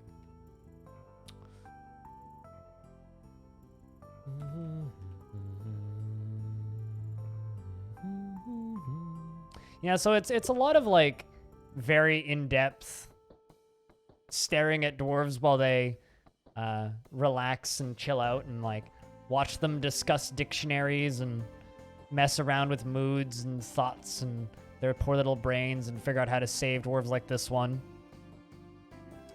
But it's been fun. Very chillaxing experience. Although currently, because we are an open pit fort design, which is literally just a big old hole in the ground with virtually no defenses. I mean, I have this big old wall and doors that I can slam shut, but that's about it, right? So if a flying monster showed up, I'm just kind of fucked, lol. So what I'm working on underground right now is I'm working on this. And down in my mine, I have this, which is going to be stocked with food. And I've already made the beds, and I'm actually just going to place those right now. I'm just going to fill this up with beds. And this is going to be our, in case of emergency, hide in here. And let the military do their job. Because I do have a very well geared out and trained up military. So if we need to murder things, we can fucking murder things.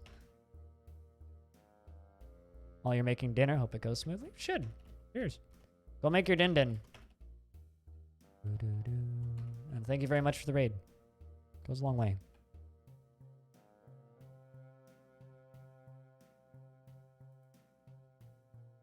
I need more doors. And tables. But we'll do those later. Till then, I'll just get a bridge installed.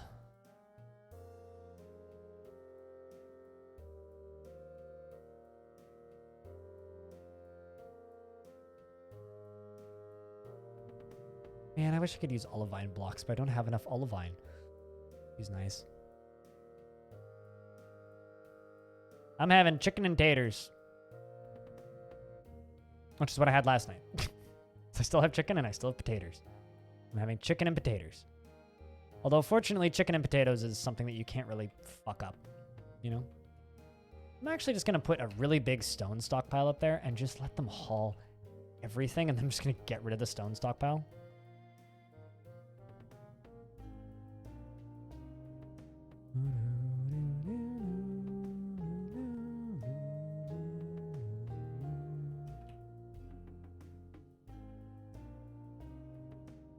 Just to get all of the stone and stuff out of here. And the other thing I'm going to do is I'm going to mine around the outside of this.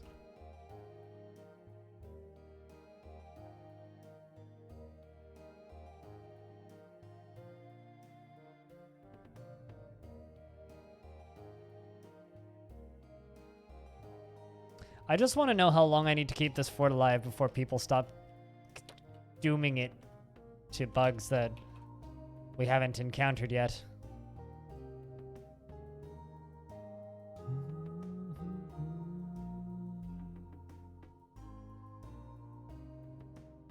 I've roasted garlic in the oven for the tomato sauce. I made you go, oh right, I haven't eaten today. You should eat. You don't know what you're craving, really? Probably just FUD.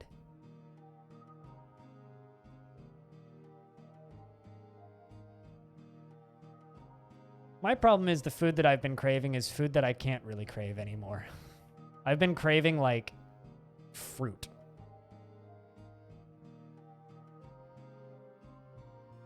And I miss my fruit.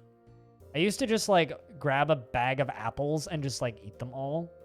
But what have you missed in the last hour? We took a little break, giving the dwarves some relaxing time. We're working on our, in case of emergency, hide and bunker. That's about it, currently. I traded with the humans. Bought some parchment sheets from them. I've been making mead. I'm trying to think what else I've been doing. That's more or less it. Off the top of my head, I think. Yeah, because we have honeybees at the very, very, very tip top of the fortress to avoid the something has been stung by X thing notification, which is rather annoying. So we won't see that.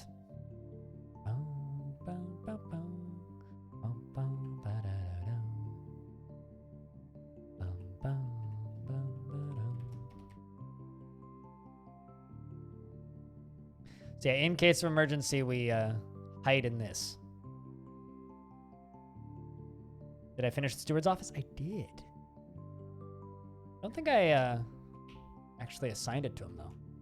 And I renamed the expedition leader to the steward. There we go. Screw, the steward. So Screw now has a custom title. Called him the steward. You don't need to trade. But basically, they're the bookkeeper and, like, trader, broker. But they are the expedition leader, essentially. Was caught in the rain and I'm exasperated. Well, at least you're caring, remembering, giving somebody water. Exasperated, dwelling upon being caught in the rain. Satisfied, remembering work. Satisfied upon improving appraisal. Oh, good. Very happy, Dwarf. Not without their troubles, but doing just fine. I also made this really big stone stockpile to try and get...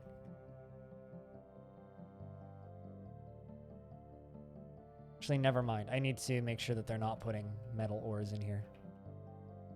For many reasons. I want them to get this stuff out of here.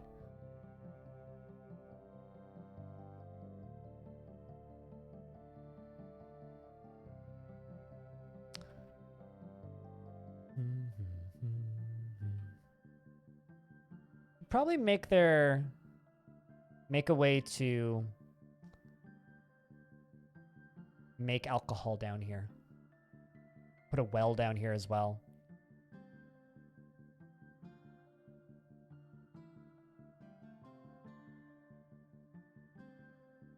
Like I should put a growing patch up here or something. Which I could do very easily from up there. Your favorite monsters in Monster Hunter World? Was it not before? Or did they only just add it?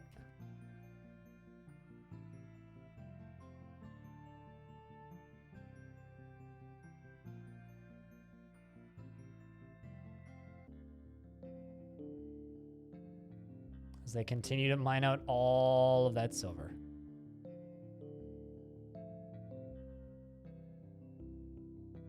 I can't read the word fatalis without thinking of Arx Fatalis.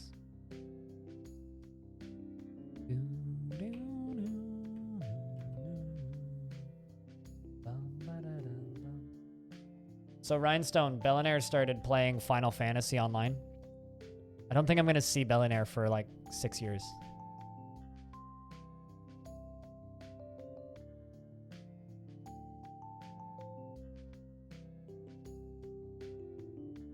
Which I think is, I don't know, what's the current one? XIV, I think. I hate Roman numerals because I've never been able to fully wrap my head around them. I've always been terrible at Roman numerals. Couldn't get into it. Like I said, I don't think I'm going to be seeing Bellinaire for a while.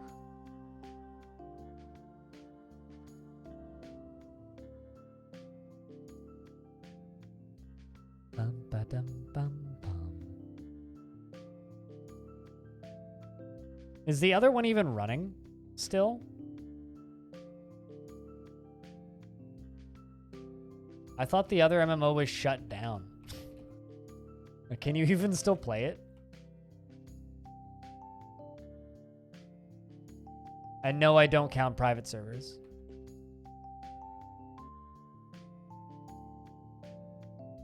You still play it? Huh. Weird. Then again, I was watching a stream of Ultima Online last night, so...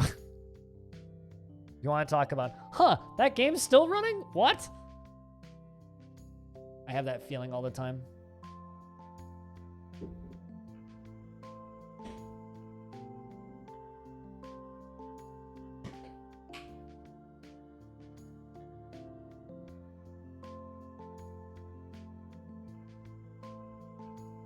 I don't know if I understand the joke, Prophet.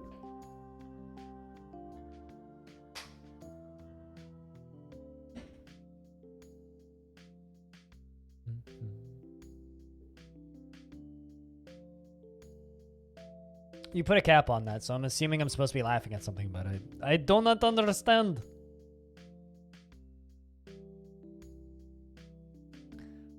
Although, you know what I do understand is that candle looks way too fucking cool on this camera.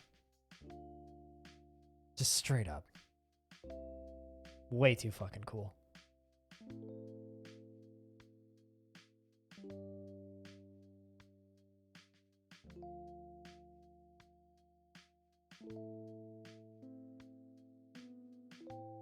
I don't know. I don't really care for Final Fantasy or the worlds, so I don't pay any attention to Final Fantasy whatsoever. So it's all just hogwash and garbage to me as far as I'm concerned. It's like, oh yeah, a genre or a franchise based on a genre I don't like made a game in another genre I don't like.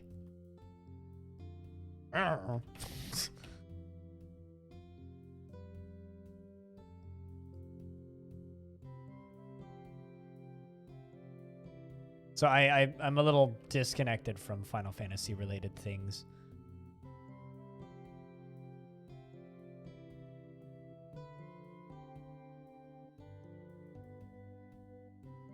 You don't really need to dig that deeply to find all the resources you need.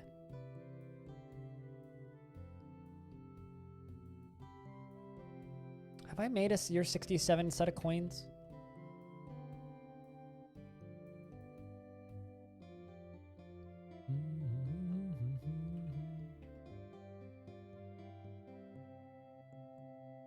Here's 60, 62, 66. I did not make a 67, I don't think. Nope, I didn't.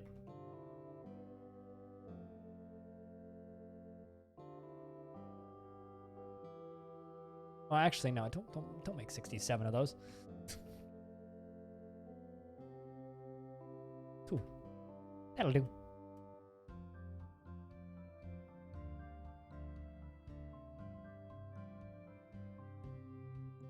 It makes you hate them. That's my relationship with most anime. So, for whatever it's worth.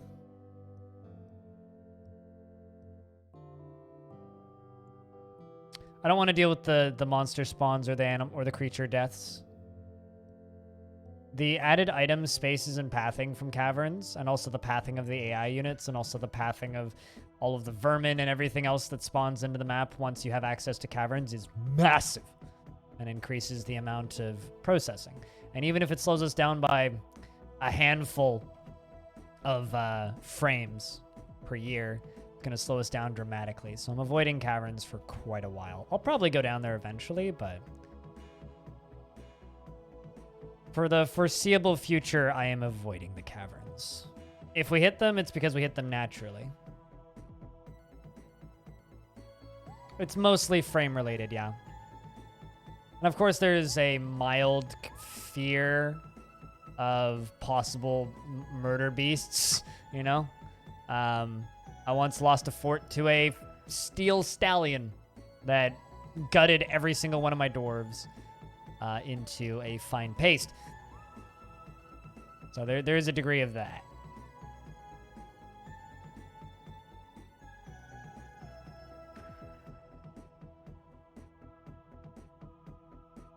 But, like, you know, you can go down to the caverns and not really have a huge problem with frames, as Seth proved with Arch Crystal.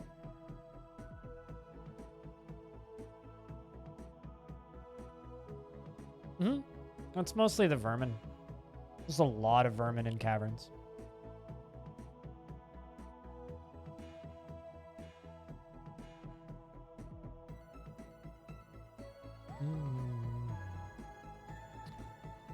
On the front of a coin is a masterfully designed image of a forgotten beast. On the coin's back is a superiorly designed image of dwarves. And they are traveling, and the artwork relates to the superiorly designed image of dwarves. Dwarves are traveling, and it relates to the foundation of Shocktomb by the Saber of Prophecy of the Ignited Creation in the year 4. Also, something that's worth noting is I feel that if you, like, this is very much an RP thing, but if you break into the caverns right away, it kind of removes a lot of mystery, you know? In the community world, yeah, we're just like year 1 opening the circus, you know? Like, but which is what I did yesterday. Literally, like, first year of the fort. It's like, I found adamantine. Let's just mess around with some demons. But that fort's fast and loose and a little silly, but I don't know. I think just as an RP thing, I think it's really fun. And Krug Smash does a really good job of this. Keeping the caverns as something spooky and mysterious, you know? Deep down in the depths, there's things that we don't understand kind of funsies, you know? I'm entertained by those sorts of shenanigans.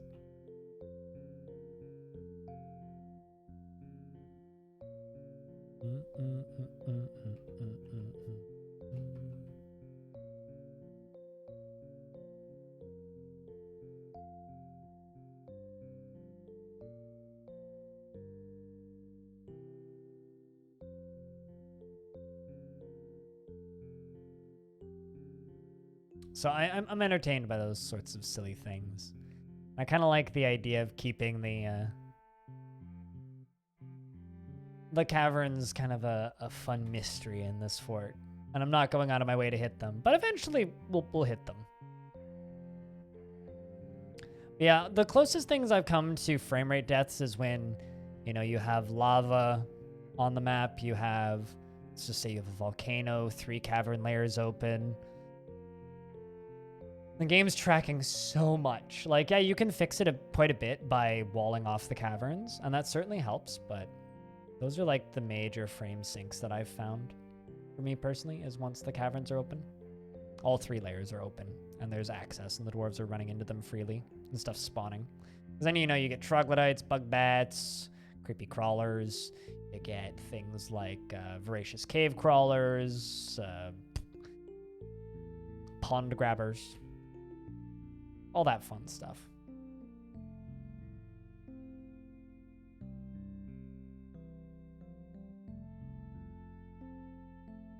I don't know. I think it's kind of fun being able to show you or show people who maybe don't know all the different ways you can play Dwarf Fortress. Like, this fortress is practically Stardew Valley, but a fortress like our community world is like just as fast as you can play. Pepper Page. What a fun name to say. Thank you very much for that brand new Prime subscription. Good to have you. Cheers. Enjoy those dwarves and skulls and things. Lasers and shit. Good to have you. Thanks for the lurk, Sarah. Welcome to the stream. And thanks for the follow recently. Glad you liked the stream enough to push that button. I think you came in during the interview, if I'm not mistaken. Could be wrong there, but thank you.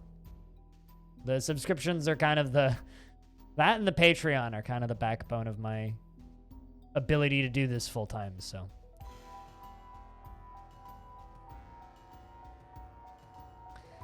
It's kind of funny. I was actually talking with Krugs about this.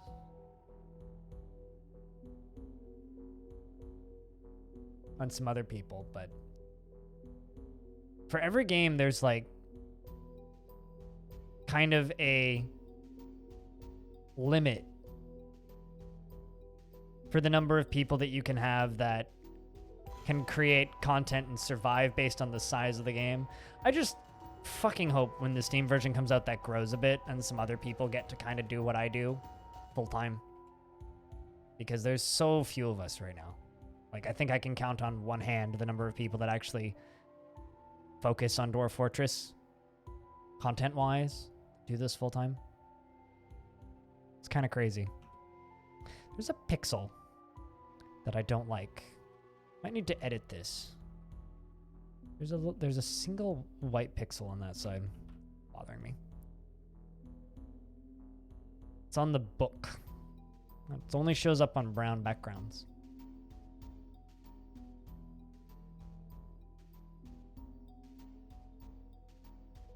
But it's gonna, I don't know. It'll be nice when the Steam version comes out to see if like the streaming and YouTube community for Dwarf Fortress grows.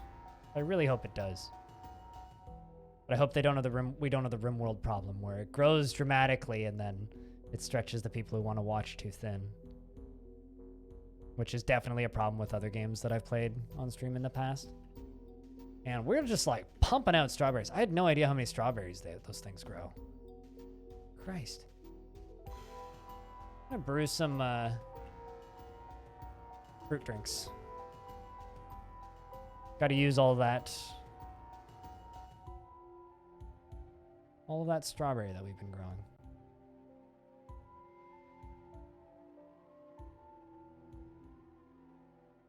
Like, off the top of my head, there used to be 3 people that did Dwarf Fortress stuff primarily.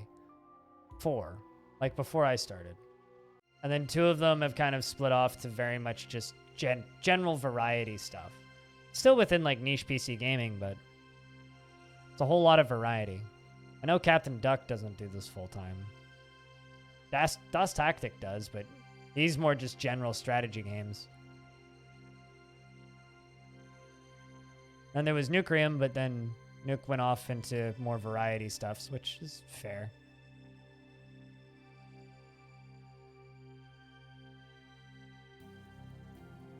It's like basically me, Sal, Rug Smash, and there's people like Nico.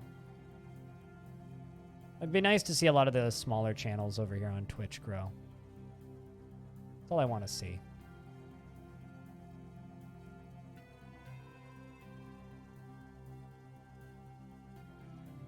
It's time for the tribute from the Realms of Stone. Bringing a yak this time.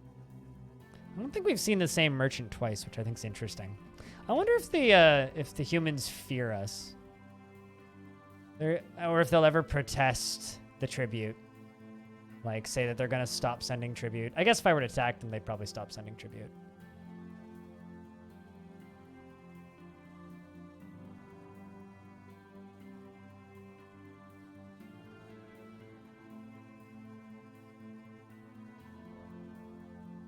They do if they're scared of heights. Yeah, that's fair.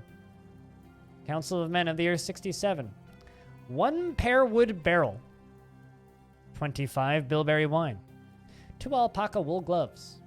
1 iron shield. A microcline pedestal. They've dug deep enough to find microcline. That's impressive. They've also found iron, so good for them. Raw crystal glass. 1 echidna leather bag.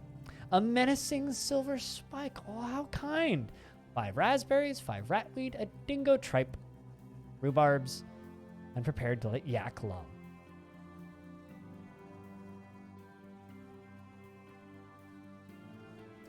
As somebody who's been creating content on the internet for 7 years and full-time for 4, it's not a lucky break. It's predictions and timing. Like, some people, like, on the outside looking in, you can say, oh, that's a lucky break. And yes, lucky breaks do happen. But generally, it's predictions and timing. Of course, you could just end up being right place, right time. But it's primarily predictions and timing. There's very little luck in this industry. People will say that it's luck. But those are people who don't know what they're talking about generally.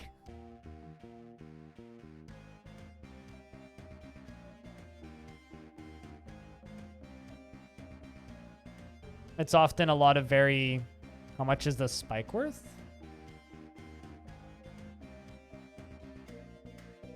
$660?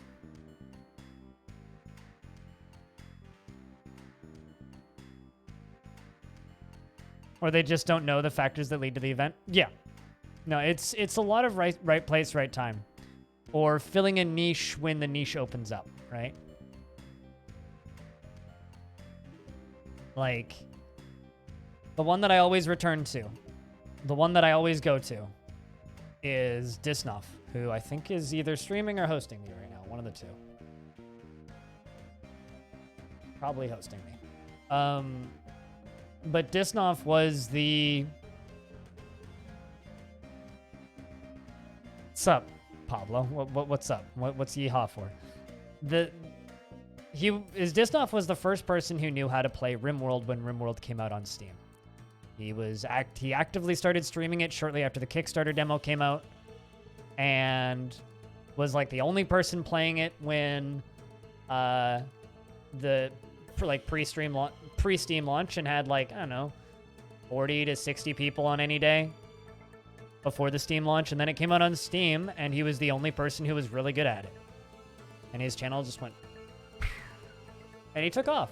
And he bumped up to a couple hundred people watching most days. 100, like between like 90 and like 250. Not too much bigger than I am now. And he sat there for a couple of years. And then this little game called They Are Billions came along. Well, he used to play a lot of StarCraft, so he was really good at RTS games. They Are Billions came out, and he got really fucking good. That game became the, like, game to play. And he pulled thousands of concurrents because so many huge variety casters got into that game, but sucked at it. And he was the one guy that everybody got fucking strats from. It was like him and Ansleon were like the two people that people got strats from. They just watched them every single day. And they pulled thousands of viewers on that game. And then when he went back to RimWorld, yeah, he didn't have 2,000-3,000 people watching every day, but he had 500-600, and he's just been at that ever since. And a lot of that is because he gets auto-hosted by people like Admiral Baru now. Now the dwarves are here to trade.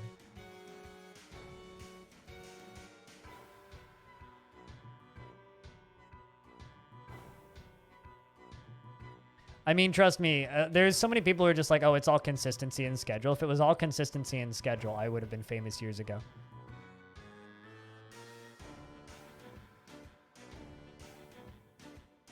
You think it's luck, not seeing a niche opening and filling it? I mean, there's certainly some people who have luck. Richard Hammer is a very good example of luck. Richard Hammer started streaming and had thousands of people watching in 3 weeks.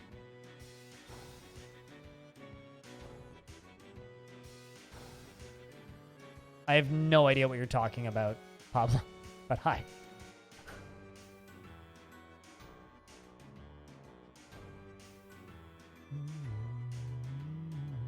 Yeah, no, Richard Hammer is a perfectly good example of somebody who got extremely fucking lucky and just happened to be in the right place at the right time. And then there's examples of people that just, like, pin themselves to a bigger broadcaster until they get successful. I'm looking at you, shorty guy. And many other people of that ilk on this site.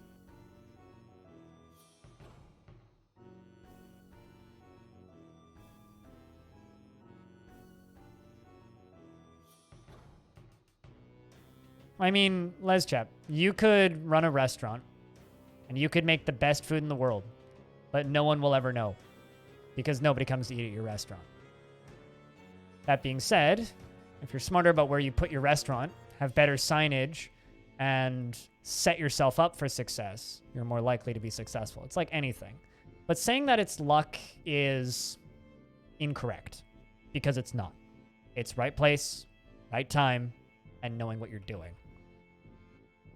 Pushing the odds in your favor. It's not luck. There's a portion of it that's luck for sure. But saying that it's luck is incorrect.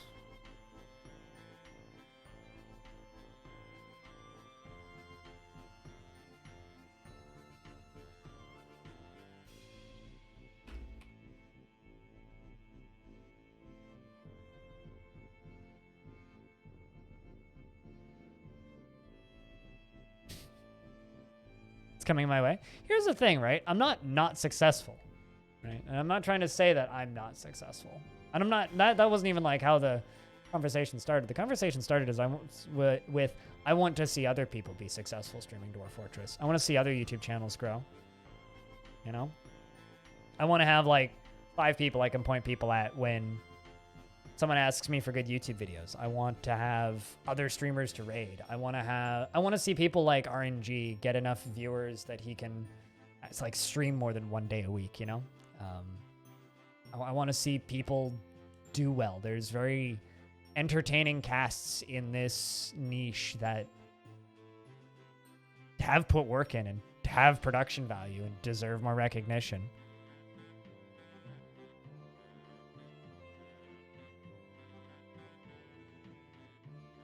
And then there's people that just, like, yeah, there's certainly people in the past that have, it's all been luck. But also, I think your definition of succeeding LesChap is wrong here. Because, you're one of a handful of the streamers, I see by viewer again. I'm not saying that it's out of jealousy, I'm just saying I only stream to have a personal video log. Yeah, fair enough. I'll talk if anyone drops by. Fair enough. I mean, stats-wise, I am the biggest DF streamer. I mean, 2 years ago, people would tell you that the biggest DF streamer was Quill18, but Quill plays DF, what, twice a year for a week? Also, investments are open.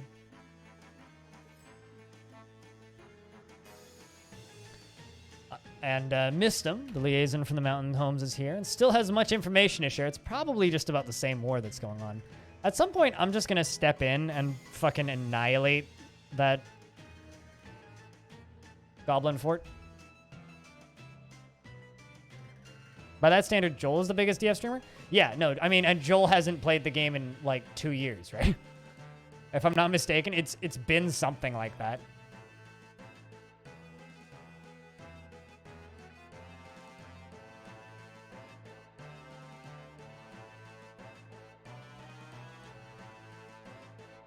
For you, not DF, IMO. I mean, that's kind of true because I can have 80 to 100 people watching me on almost any game, but my goal is, well, here's actually a truth. You don't want to have too many people that are watching you purely for the game, And here's a problem that I ran into when I played a lot of RimWorld, right? Now, I have many issues. I mean, Quill's gotten a lot of people into DF. Quill's gotten a lot of people into a lot of games. No, I'm never going to say anything bad about Quill. Quill's a wonderful person. The issue that I ran into with RimWorld is there's a lot of people that like watching RimWorld that don't like watching anything else. And they don't give a fuck. That's the only game they want to watch is RimWorld. And there were certainly people who watched me play RimWorld that would watch me play other things, but there was a large portion of people back then that wouldn't watch me play anything else. Anything else at all. And then what happened with RimWorld was RimWorld got bigger as a game. And the number of people streaming it got larger. And then that audience shrunk. And that is my big concern. Like, for me personally, and this is just me as a creator. You see a lot of streamers that burn out on a game and try to move on and their streams crash. I see a lot of streamers who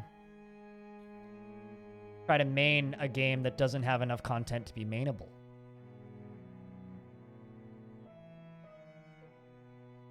It was all about Slay the Spire, but then the release was further in the past and his viewership dropped.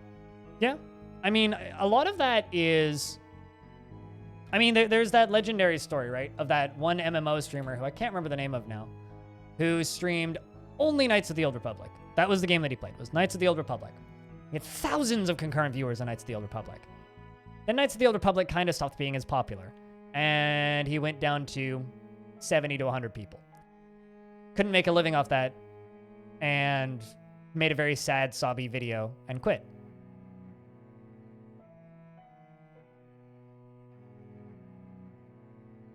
What are you going to do? Really? Like, the only way to have, not guaranteed, but more likely longevity on this platform is, and I kind of hate talking about people like this, but you need to have an audience of people that watch you for you. If they're watching you for any other reason, you're already fucked. Honeybee wax ring. I was wondering what those were made out of. I was assuming it was wax. It's a lot of wax crafts we made there.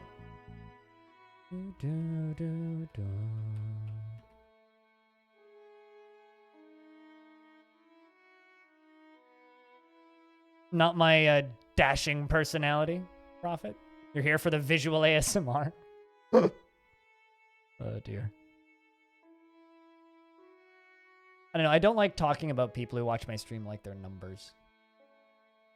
Y'all are fucking people, and if I didn't have you guys, then I wouldn't be anywhere, frankly. But I do actually believe that there is a large portion of people who watch my streams who are here for me, but also at the same time are here because they like watching Dwarf Fortress. Because if I go into any Dwarf Fortress stream, I'll see most of my chat. Like, oh, there's 12 people watching the stream, and every single one of them are in my chat during the day normally.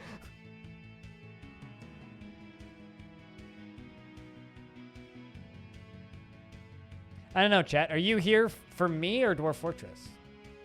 Out of bloody curiosity. Looks like that's all of the crafts. Do you like to see how you die in DF? You're here for the beer. You're here because it's Stockholm Syndrome. And you want to self-promote this weird podcast that I edit and host.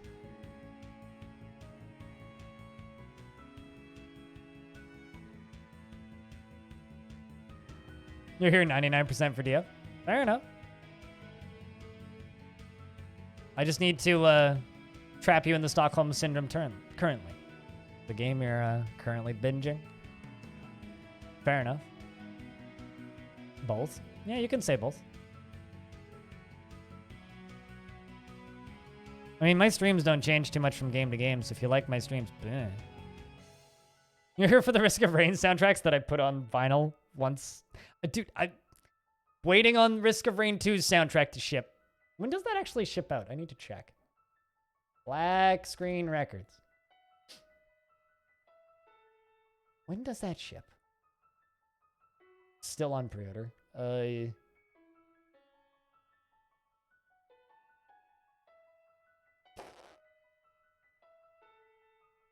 They ended on September 17th. For the ink splatter variant. They ship out November. So.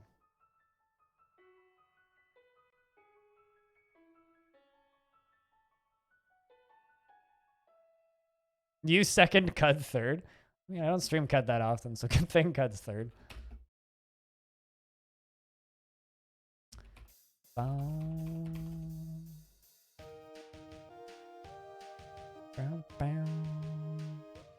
don't know. I'm just happy people have stopped asking when I'm going to play RimWorld again because, God, that was getting fucking annoying. Do you have stories second? You just want to see your dwarf write books and it being a meandering rant. I mean, I could ban you. Les chat, would that work? I mean, realistically, if that's a legitimate problem. Probably. But as part of fucking events and community events. Not because I enjoy the game.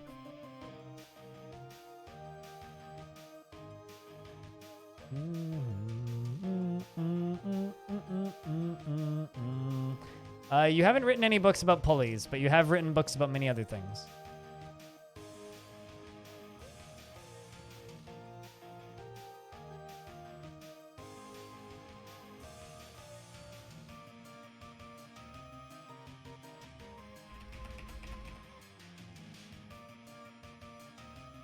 Bum-ba-dum-ba-dum.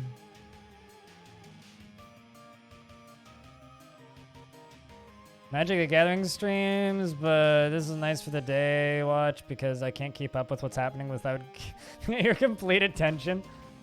You need to really know what's going on in Dwarf Fortress during my streams because my streams are more just like talking with dwarves in the background.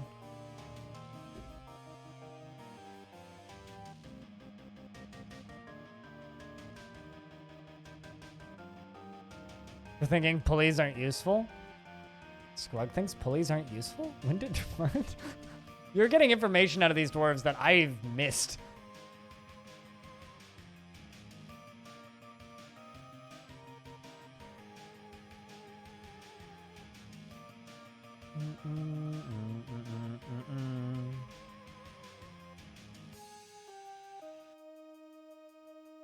Although the pulley questioned, authored by Max, concerns the construction and use of pulleys. The writing is somewhat meandery, and it is not awful, but not very good either.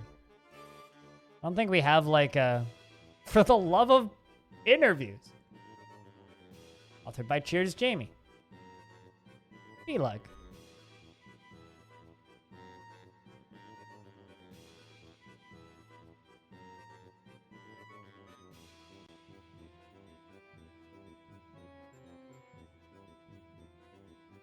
I'm drunken and making booze, and the merchants are leaving soon. Throw them into the pits of hell. I could have done that on the weekend, but I mean, I did throw somebody into the pits of hell over the weekend. That was fun. It truly was.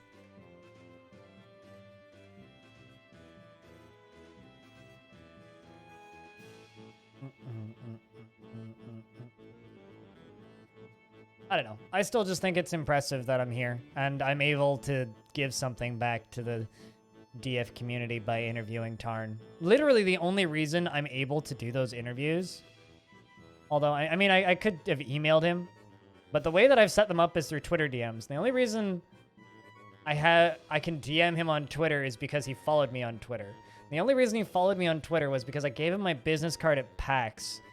And he recognized it because I tweeted stuff relating to Dwarf Fortress before. It's literally the only reason I'm able to do those interviews. It's possibly the only convention I've actually gotten something out of. Well, that's not totally true. Meeting half my team at TwitchCon was important.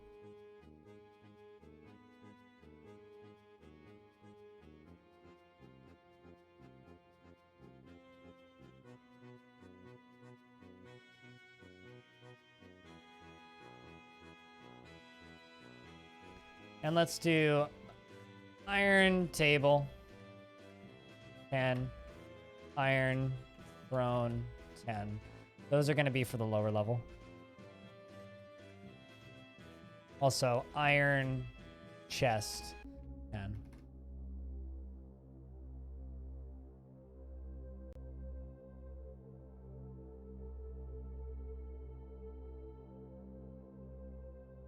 Still amazed that this dwarf hasn't gone and picked up any of the incredibly nice, high-quality crutches that we have. His arms work just fine. It's his spine that's split. Doesn't care, though. Aegis is a tank.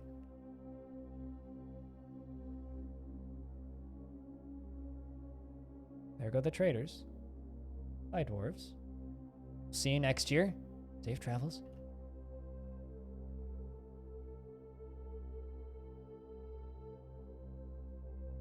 I really want them to just succeed in killing that. Although I'm scared that if I go to like invade this goblin fortress down here, it'll be the literal second my mountain home takes over.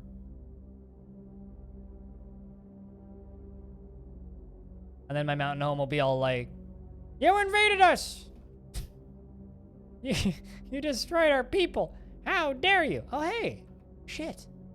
This is new. They don't have our address, but we're at war with the remarkable ticks. Used to be no contact.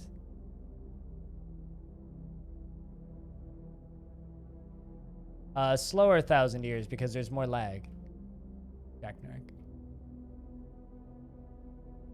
That's fascinating. Also, I would like to take this moment to remind everybody that our mountain home is called Trumpet Stroke. Just gotta stroke that trumpet. Oh, it's just too bloody funny.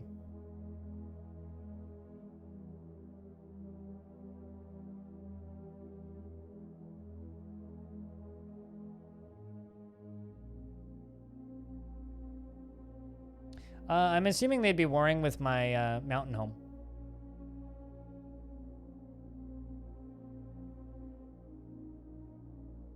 I wonder if it's possible to get ongoing tribute from goblins.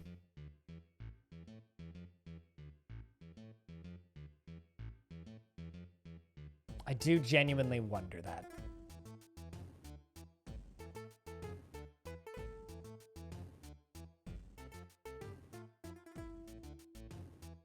Because I know they're inherently evil, so I feel like their knee-jerk reaction would just be to fucking fight you. That's kind of my expectation there, is they just be like, you die now. This is another dwarf that went to prison and just like completely repented and lost all their stress.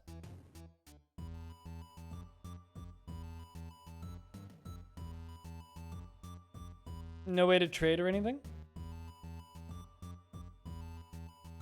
They don't offer delivery, only pickup. I mean, the humans have been like carrying their tributes. But they can't, the goblins can't trade. I'm curious about how much honey I have.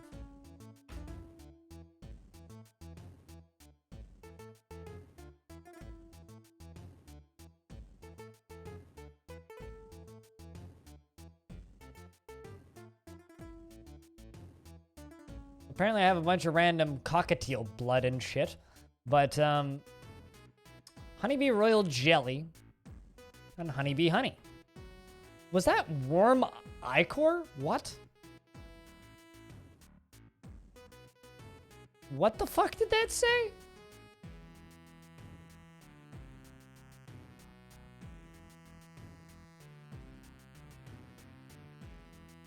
Oh, worm, not warm.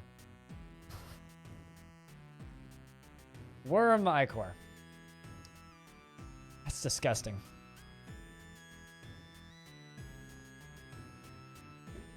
My favorite thing about ichor, though, is the... Did you know that snakes are hydraulic? Statement.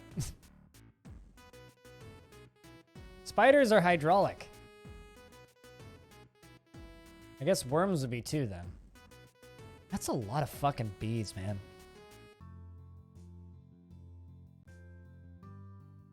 That's a lot of fucking bees.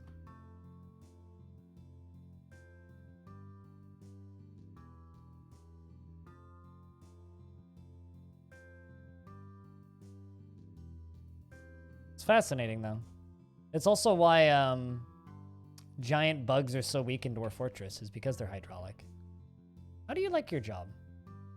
Not much.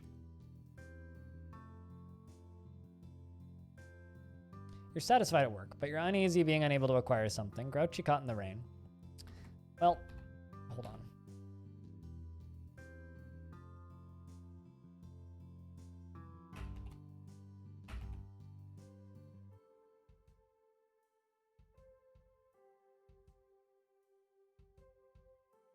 Make new clothing.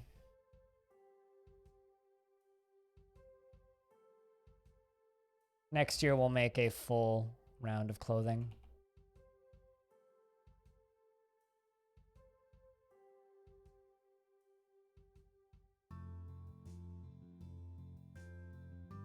They'd be far weaker in real life since they just collapse on themselves and die? Because they're too big, yeah? I mean, insects only work because of their size at the gravity that we have. Makes, oh god, what's the name of that game? Earth Defense Force, much less interesting.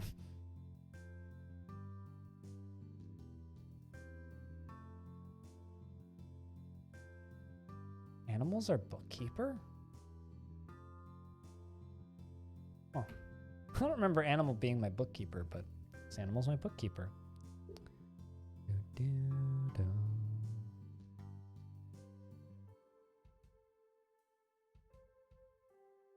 there we go.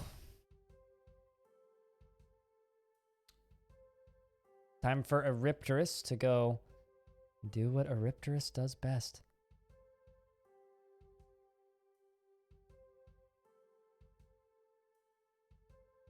Wherever Eripterus is.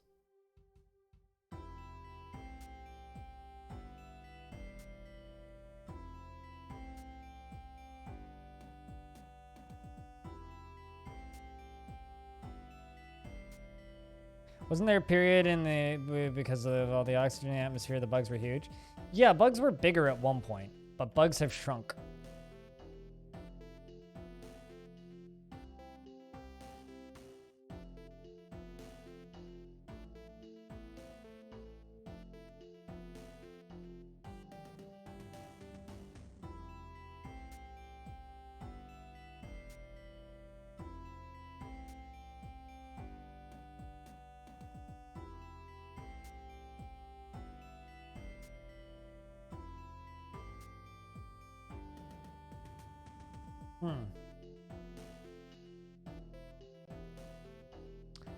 Now all of a sudden I'm going, what the fuck happened to Eripterus? You didn't sneaky die. Oh no, there you are. You've just become a naturalist. That's where you went. You're just purple now.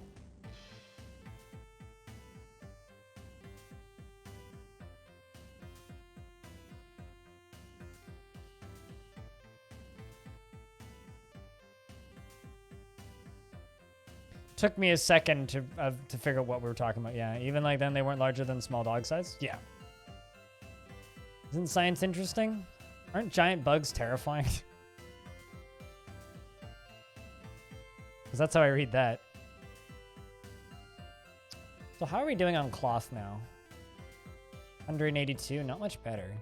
There was a point when I had thousands of cloth, but I sold it all. Now we're up to 83. That's good.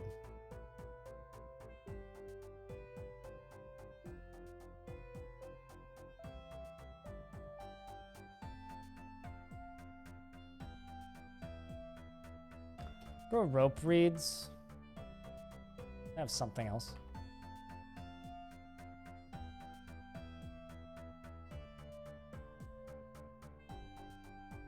Okay, I need to look at something because I have a dwarf that's got an odd collection of caper berries. in their bedroom. Do you like Caper's sweet sparkle farts? Where are you? There you are. Prefers to consume clownfish and cave lobster and guava wine and goat's milk and caper berries. There you go. Huh. We just happen to have caper berries and you hoard them. He's happy about learning about bookbinding, remembering performing. Doesn't have anything to say about his food, though.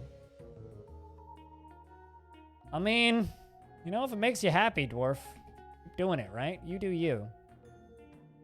68 years old. Almost an ice age.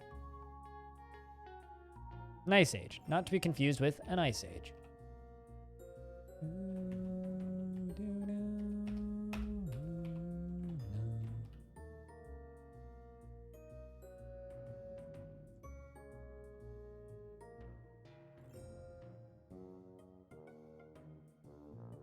Yeah, no, science is fortunately one of the more interesting things we have in this world. Be busy for good long periods of time. Ba-da-dum-bum-bum, ba-dum-bum-bum.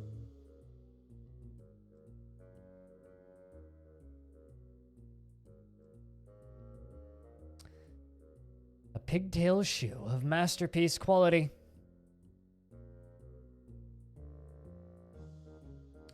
But regardless, kind of wrapping up that conversation from earlier. Regardless of how big this channel gets or how big it doesn't get during the Steam release, I'll be here. Still plugging away. Doing what I do. As long as I'm making enough to fucking pay my bills and keep my rent mostly covered, I'll be here.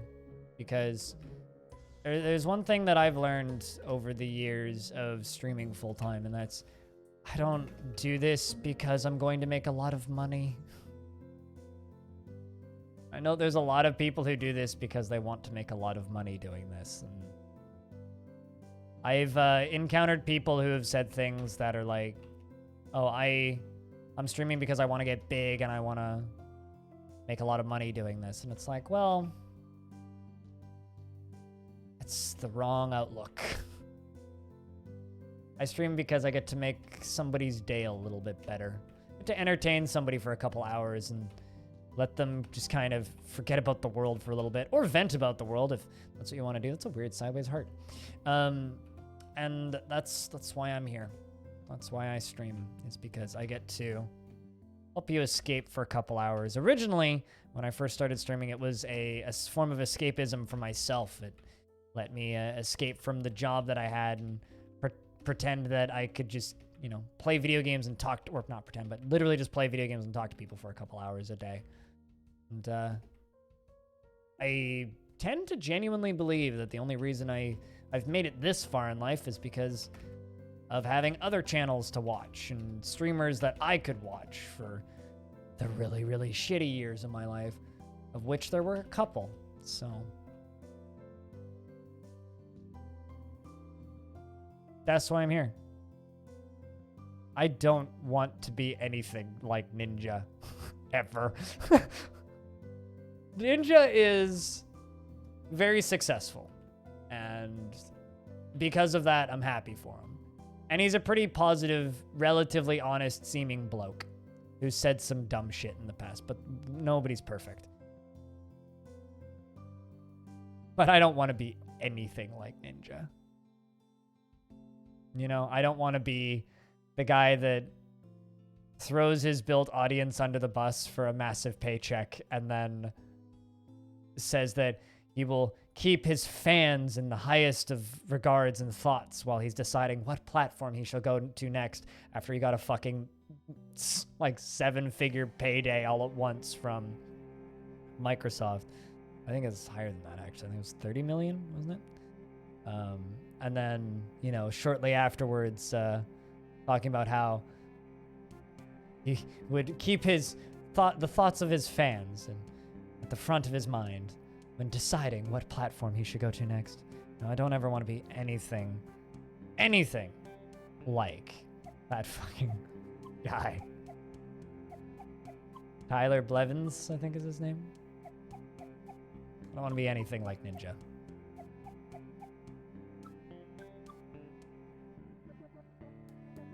At least be fucking honest if you're taking the cash. The difference is most of the people who watch my stream are above the age of 25. Most of the people who watch Ninja's stream are below the age of 16. He doesn't need to be honest with his audience because they're too fucking dumb to figure out what he's actually doing.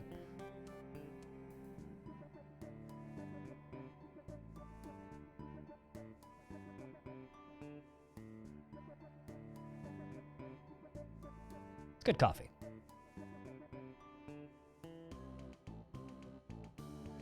And before somebody in my chat's gonna be like, I'm 62 years old and I watch Ninja every day. You twit, I don't like this stream anymore. Goodbye.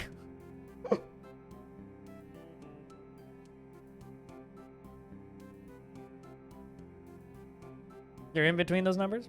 Oh, trust me, that like, statistics-wise, 20% of my audience are 16 to 24. 60% of my audience are 25 plus.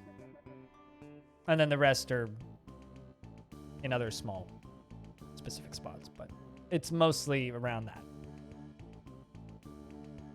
Hi 12, I'm blind. And you don't watch Ninja? You don't know if you've ever watched him? I find Ninja fascinating, and I do actually watch him. But I don't watch him because I like his stream. I don't watch him because I like his community. I don't watch him because I like the game that he plays. I watch him because he is the pinnacle of success in the industry that I am in, and I'm fascinated by it. Because he's the biggest streamer? You know, honestly, Secret Police, you're very much not alone. I mean, I knew who he was before then, but that's because I'm obsessed with this industry and I have a problem. Like, he was a professional Halo player. Which is a weird sentence to say. He competed in Halo tournaments on the Xbox 360, right? That's what Ninja did. He competed on the Xbox in esports. And then started streaming Battle Royale games. Well, was streaming Halo, and that never did super hot for him, but, you know, did well enough that he could make a living with a couple hundred people watching, and then grew from there and got pretty good at H1Z1 when that was the biggest thing in the world, and then got pretty good at PUBG and did okay for himself. Like, had 1,000 people watching, like, did pretty well, and had been like around that size for like 6-7 years. Like, he'd been streaming longer than I had been, and then just, no, he'd been dyeing his hair teal most of his life, actually. And then he fucking jumped into Fortnite and just happened to be pretty damn good at video games and became pretty damn good at Fortnite. And then Fortnite, for some reason, became the biggest damn game in the world. And earlier we were talking about clever timing, knowing the industry, knowing the potential of a game, and putting yourself in the right place at the right time. It's exactly what he fucking did. He saw the potential for a game, saw the potential for mass market for a game, and fucking dedicated to it. And I respect the hell out of him for that. What I don't respect him for is being a bit of a twit. But people with a lot of money are often a bit of a twit. Heck, I'd be a bit of a twit if I had unlimited money. But I will say this, I much prefer him and Tim the Tatman being some of the biggest streamers on Twitch than Dr. Disrespect. You know, as much as Dr. Disrespect kind of had a love it or hate it style, I very much disliked his style. And I'm happy that we have people like Ninja at the top who at the very least are professional and don't just make people feel bad for a living.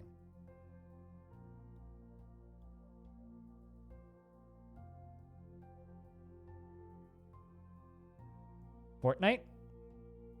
Because Fortnite was originally a single-player game. Stone, which was about surviving the night in a fort that you'd built against zombies. Like, it's actually it's like Minecraft, right? Minecraft is a game about mining and crafting, right? It's kind of exactly the same thing.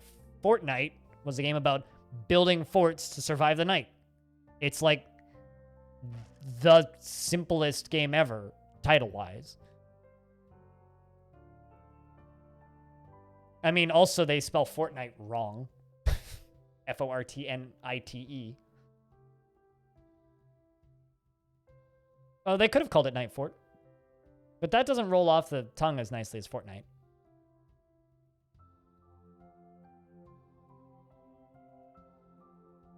I missed out on the wordplay? I mean, yeah.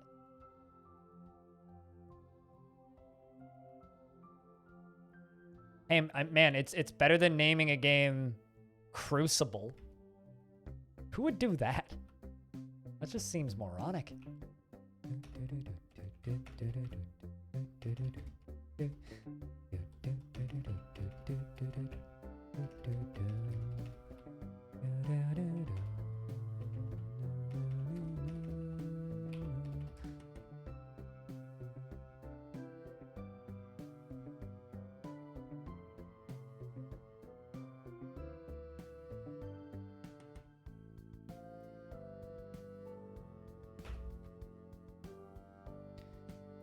We're working on our emergency bunker. In case of emergency, hide in here.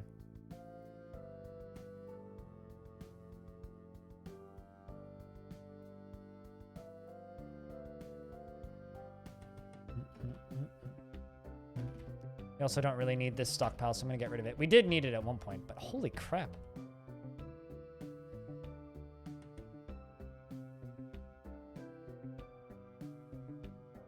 Interesting. We're filling all my brass jugs up with cranberry wine. All right.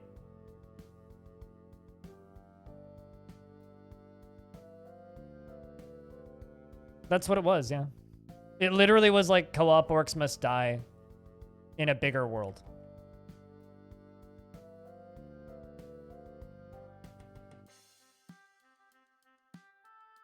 What's in, like...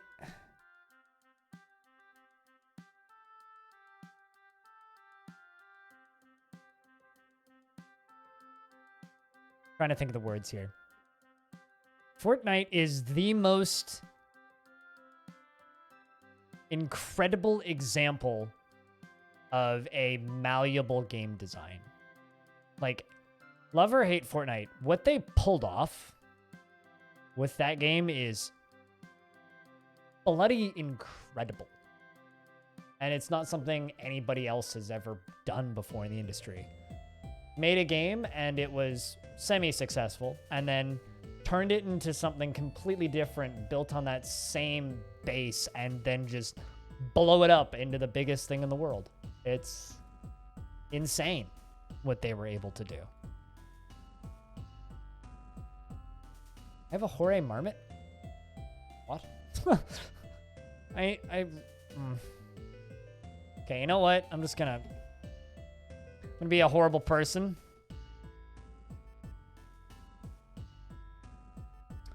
And I'm just going to dump all of these wooden cages and crush them. There's a lot of not butcherable creatures in them that I just don't feel like selling them.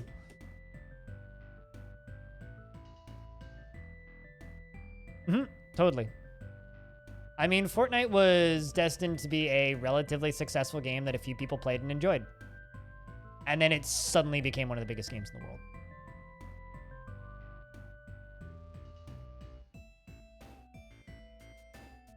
Oh, Fortnite was certainly a buggy mess at the start, but yes, they had the ability to make the game work properly, whereas with Fortnite, they most certainly did not. So I'm actually going to forbid all of the food in this area. Because down here we have a bunch of meats, foods, and various other things. So this is our emergency, in case of emergency hide in basement food.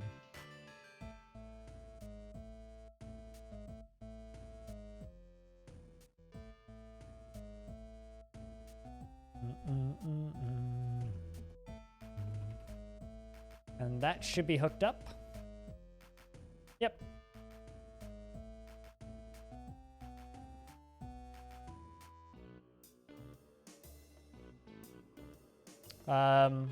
Bunker. That's just what I'm gonna call it.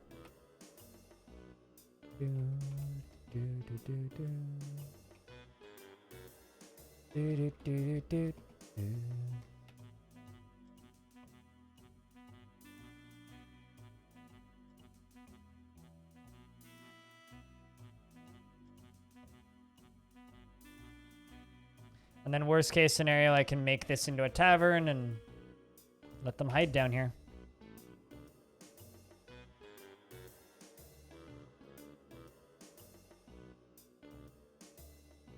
You under-extracted your coffee, but now it's noted of like a popcorn kernels of... That sounds unpleasant.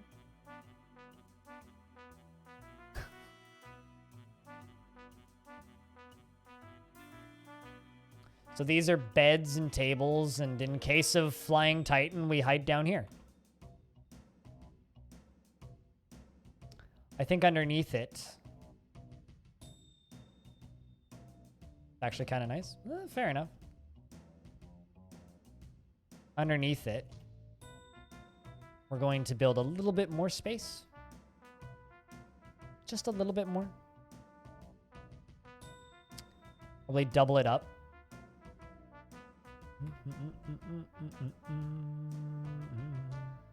Oh, a nanny goat has starved to death. Don't know why I had a nanny goat, but apparently we had a nanny goat.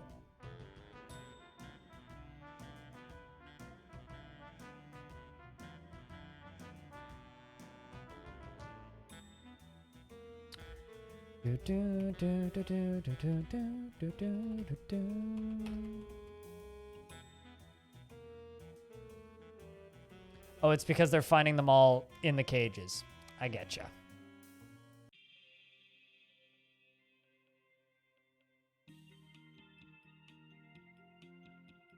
Oh wow, I've streamed almost for 8 hours. God damn. Time flies when you're having fun, as they say.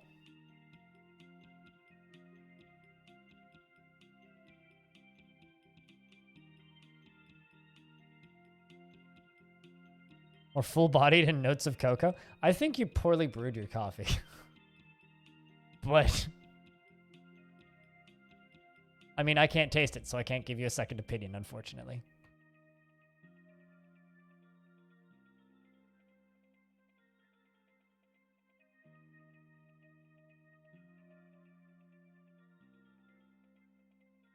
Just isn't that bad. So it's like a very light brew.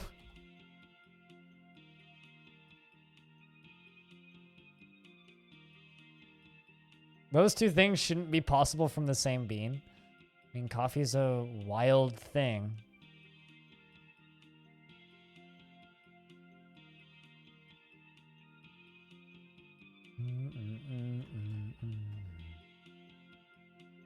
Okay, we're going to crush a cat right now. Hey, kitty. Why do you have to stand in my garbage dump? Hey, cat, you want to get the fuck out of there? Anytime this week? There you go. There you go. Okay, let's pull the lever. I was about to say, now a dwarf's gonna run in there. My god. The cat was catching vermin in there. Then a dwarf ran in there to get the dead vermin out. Doesn't change the fact that it's not an acceptable thing for the kitty to be doing at the time, okay?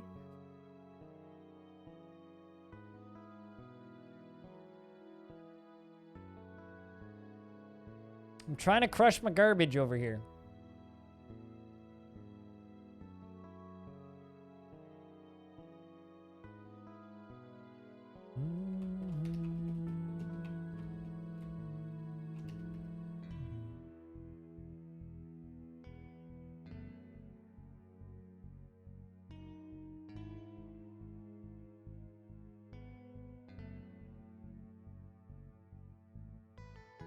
Has cocoa and Earl Grey listed as tasting notes, and Ethiopian sources generally have weird spectrums. On the topic of fancy coffee, I've been very much... So there's a coffee shop that I really like, and I've been very much considering subscribing to their announcement... Or not announcements. They roast all their coffee on Monday, and they will mail you freshly roasted coffee. It's $13 a month, and I get a bag of coffee a month, which would last me about 2 weeks. Or I could subscribe to their bigger deal, which is significantly more expensive, but they'll send me a variety of coffees, different coffees every month. And I need like fucking creature comforts in 2020, and I'm very much considering paying way too much money for coffee. Tends to sit badly in her stomach. Not me, I drink like 2 liters a day. Especially considering in 2020, I've more or less learned that I can't drink like I used to. I used to drink rather large amounts. I don't know what it is about this year, whether it's just like general stress, mental health problems, or like the fact that I live in a house alone all the time, or in an apartment alone all the time. I don't know what it is exactly, but alcohol makes me suicidal the next day. Like, I can't just drink beer anymore. You can't stay awake like you used to? I sleep 8 hours a night. So I can still drink alcohol, but it has to be like in a social setting. If I'm drinking alone, it's bad next day. Content after discussing very large numbers. That's my favorite thing that they discuss. Individual happiness in very large numbers.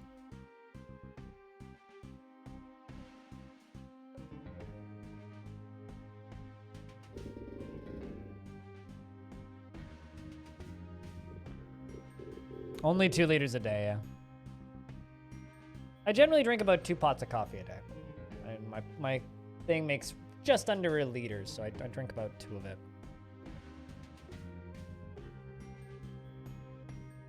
Heineken is disgusting.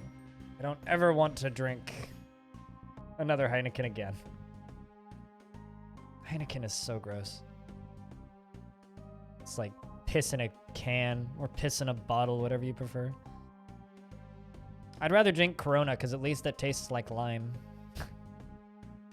Has some flavor because you have to give it flavor. You won't be rude? Fair enough. I will be rude. I will ask for water. No, I'll have water, thanks.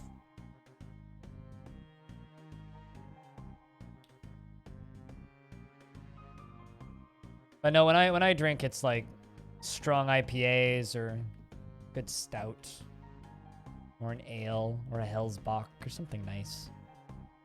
These bees are real happy up here. I'm glad that I finally thought of something to do with these bees or with this tower, because it's nice.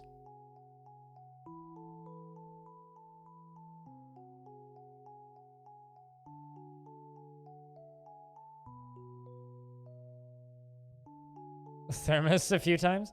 Okay, so I've gotten better with my coffee consumption. I used to drink roughly a liter of coffee. Then I'd go to work. And on the way to work, I would pick up a 4-pack of Red Bull or a 4-pack of NOS. I'd usually drink the whole 4-pack in the day. Otherwise, I would save 1 or 2 for the next morning. I would take 1 or 2 caffeine pills, and coffee was free at work. So I would drink 4 to 6 large cups of coffee while at work. What's my favorite IPA? Oh, that's a hard question. What time of year? Oh, I know it's gross, but like, I was sleeping 3 hours a night. I had a 2-hour commute. I was streaming 4 or 5 hours a day. So I was spending 4.5 hours commuting every day. I was streaming 4 hours a day, and I was working 8 hours a night. So I was sleeping maybe 3 hours a day, which is why I was so fucking cranky the first 3 years I streamed. But whatever energy drink I could get my hands on. Budweiser and Red Bull have different effects on one's body. You drink them for different reasons. So that's like saying cheese, ew, disgusting. Give me an apple pie. It's like those different things. You can't compare them. Like, I'd understand if you were like, ew, Red Bull, give me Coca-Cola or something, but... So now I just drink a liter or two of coffee a day, and that's a significantly healthier amount. Oh, I know. Cheese on apple pie is delicious, but, like, I was trying to think of two things that are very different. You know? Like, you can't say, like, fucking... Anyway. Dumb fucking thing to say. That's all I'm gonna say. And I would rather drink nothing than drink Budweiser. Fuck Budweiser. I drank Red Bull because it gave me the energy and willpower to get through the day, not because I liked it.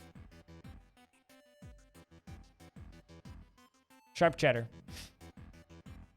Sharp cheddar all the fucking way on an apple pie.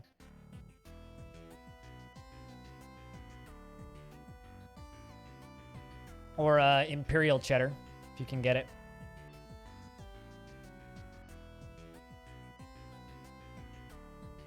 I've been told it's like a regional thing, Kibbs.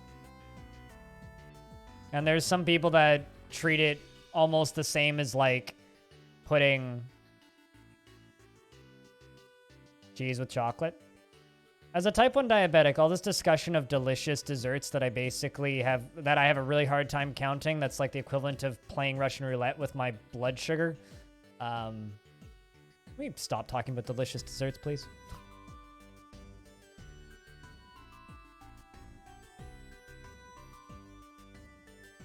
Sharp flavors together are amazing in general. Chronoman. Sharp flavors together are delicious. I mean, yeah, that would be good. And that's stranger to me than cheese on apple pie. What, wine coolers? How about sugar in a can? You might as well just shoot me in the fucking pancreas. Disgusting. I hate coolers in general. Fucking...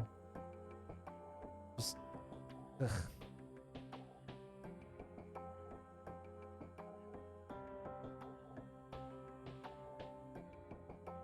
That ain't cheddar? I don't know. What's a British cheese? I don't really get import foods over here, so probably not.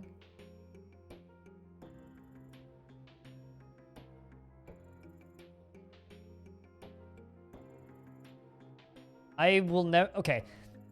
Here's the thing about me and alcohol. I drink types of alcohol that I enjoy the flavor of, that I can't get from other beverages.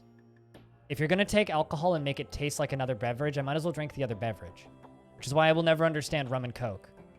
It just tastes like fucking Coke. So if I wanted to drink a Coke, I would drink a Coke. I don't need rum in my Coke. Right? It's just like, I never understood coolers. Because it's like, well, let's take this alcoholic thing that tastes nice on its own and mix it with a cheap, sugary crap. Okay, if you're drinking to get drunk, fine, but that's not why I drink. I've always drank because I like the flavor. Sorry.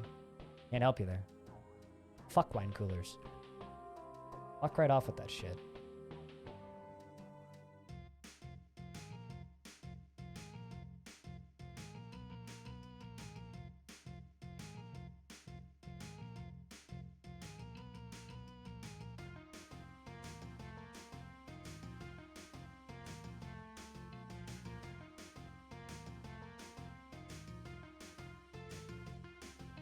Never heard of any of those, Stone.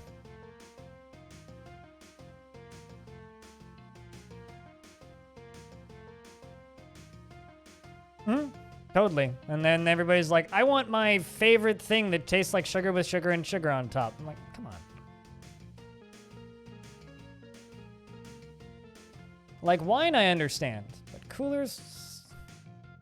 Sugar's just sugar. sugar is one of the most powerful drugs in existence.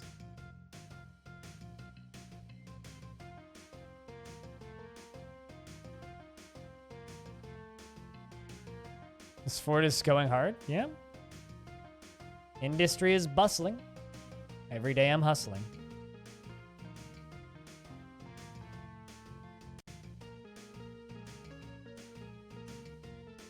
All wine tastes basically the same? Well, it's like anything else. How much experience do you have drinking wine? And this is the same thing I tell people who say, oh, well, all beer tastes the same.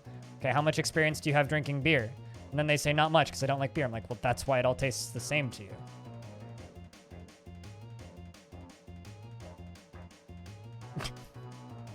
It's a problem of lack of experience in most cases, right? Something will taste the same to you if you're not used to tasting variations or looking to taste variations in a thing. Well, then it's a you problem. If you're not a wine person. Right? Whereas with wine coolers or sweet beverages, the goal is to make them taste the same.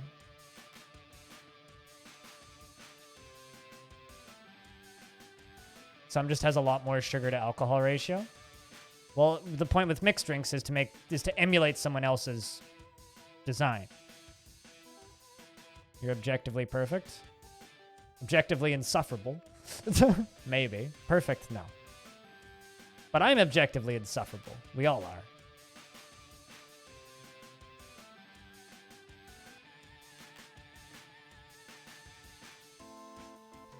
Here's the difference, right? TD Strange is with certain types of alcohol, it's less of a, oh, it's just sugar, and more of a, the combination of things that make up that particular style of alcohol make it into an art form versus just trying to reproduce the same thing over and over and over.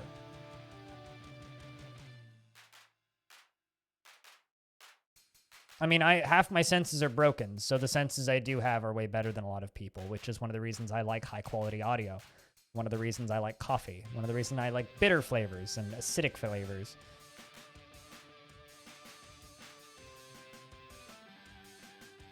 I'm going to ask you an honest question right now, Orange Camera Photography. Are you just intentionally trying to annoy me? Because if you are, it's fucking working. Help you with your audio? Why? That's your problem, not mine. You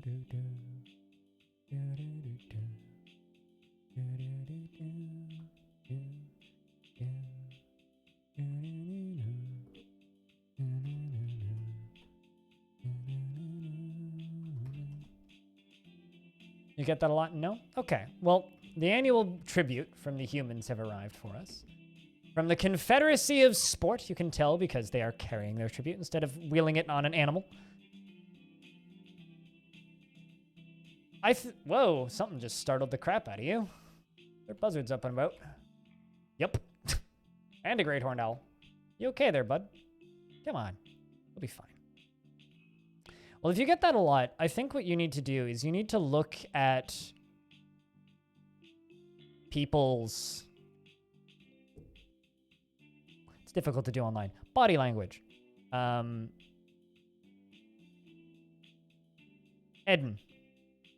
Aspade. The human merchant.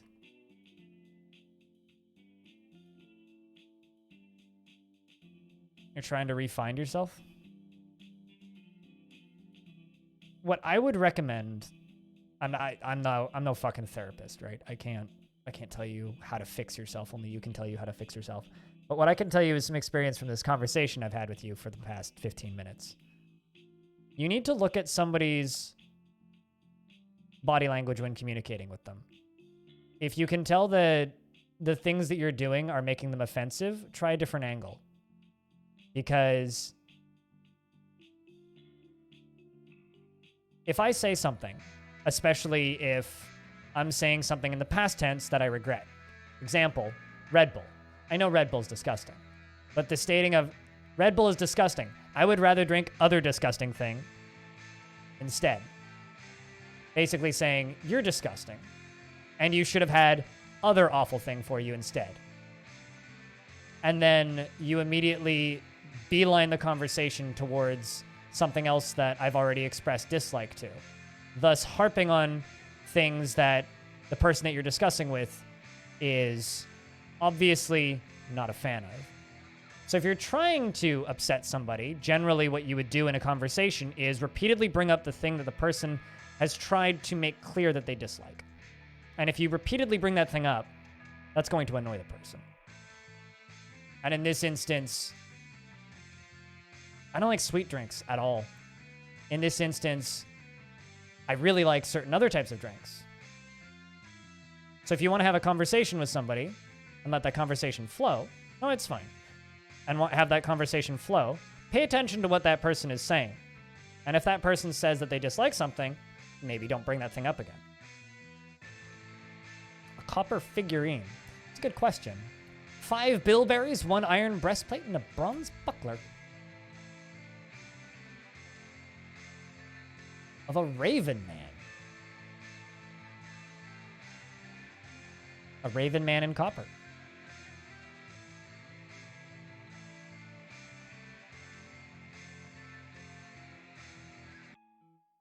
And also getting dumped fucking sucks. Tell me about it. But I know exactly why I got dumped. Poor communication.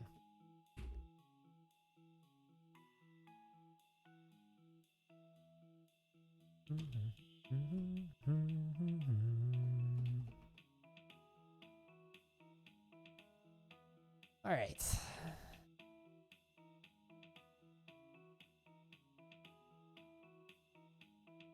Three buzzards left. Are all 3 of them caged? 2 of them are.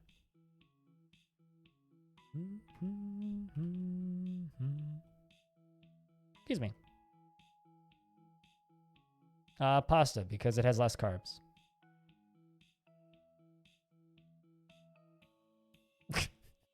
I mean, both are kind of fun, right? Stone?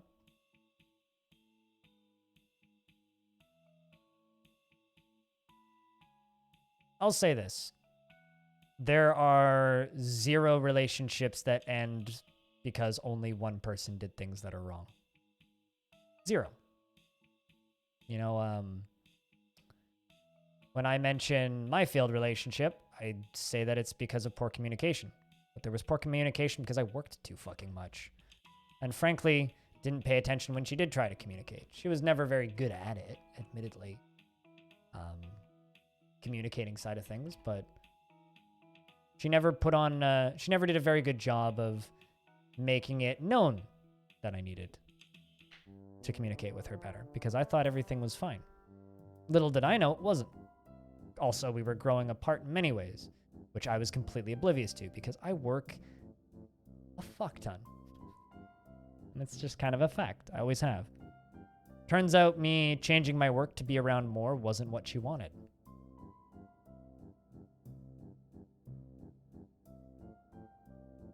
Now, no relationship ends purely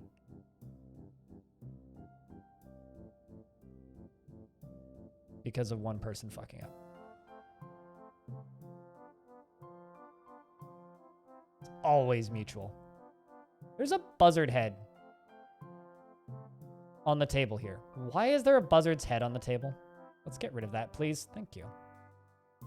The elves have arrived to trade. You mean like get married, Thyrilak? Dumping people is easy. Getting dumped is hard. Because when you dump somebody, you have all of the tools on your side. Everything's in your court. But when you're getting dumped, you have a large number of questions. Unless, you somehow manage to stay friends and keep talking and figure out exactly why that person decided to fucking leave. You never know. You wanted to make kids? Okay, fair enough. Yeah, no, I understand that.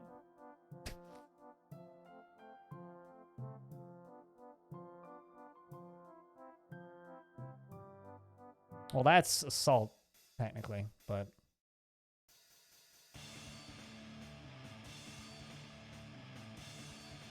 You're only 17. Fuck that noise. You had to run away. Cyrelac, I would have too. Get the fuck out of that. Having kids at 17. Nope.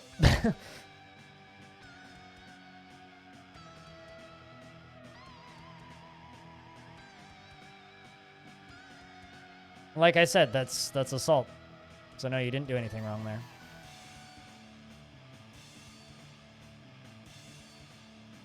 Was the other person's fault? Get out. Yep. Because they ain't over it yet. Or they didn't realize it.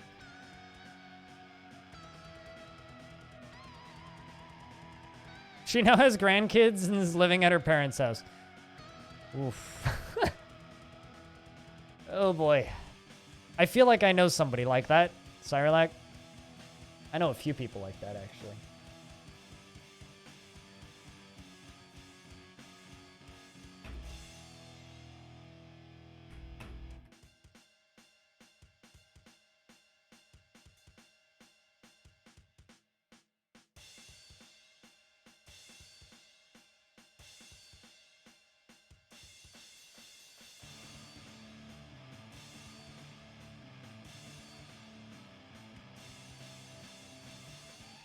My right hand's hurting.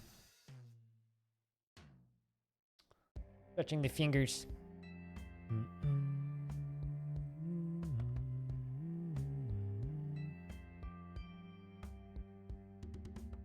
Sounds like she has some problems she needs to deal with. Wait, hold on. She wasn't one of those people that was asking on Wiki how if she can get pregnant, was she? Oh god, that's probably my favorite video on the internet, actually. Just period. Just one of the best videos on the internet. Like, few things stand up to the glory that is that one video.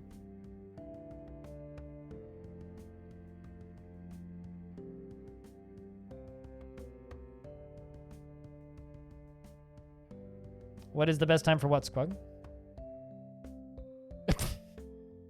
I mean, not in your backyard between the hours of, like, it's 10 a.m. and 7 p.m. in Canada legally. Am I pregnant? Oh, Jesus. I know what I'm doing after stream is rewatching that fucking video. Whew.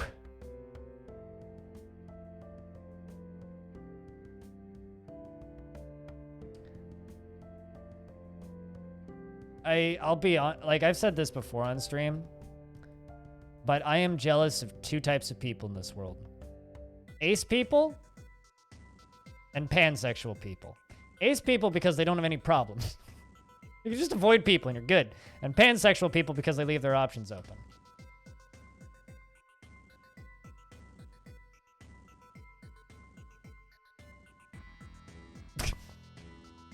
God, these out of context quotes.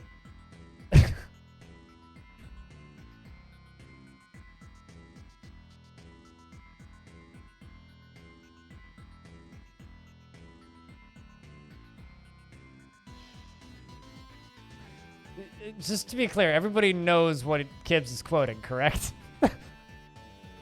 Hold on, I'm just gonna link this video in case somebody hasn't seen it.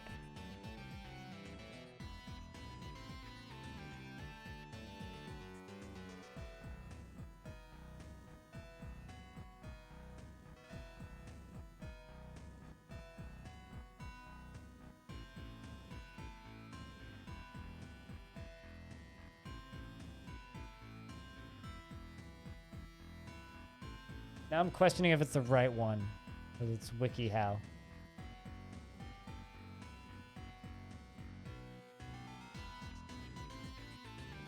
From rock climbing? Ow. Why? How does that work?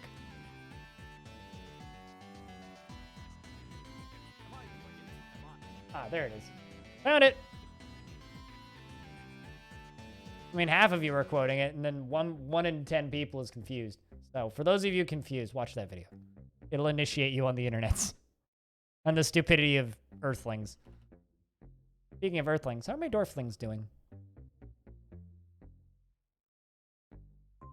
Powering through them lavish meals, that's good. I had to, like, double check, but yes, that's the one! Like I said, it's one of the greatest videos on the internet. You have never seen that before? Oh my god, it's so good. Jesus. I just straight up stream it, but I'll probably get taken down for it when I put this VOD up on YouTube, so I'm not going to, so you watch it. It's just too fucking funny.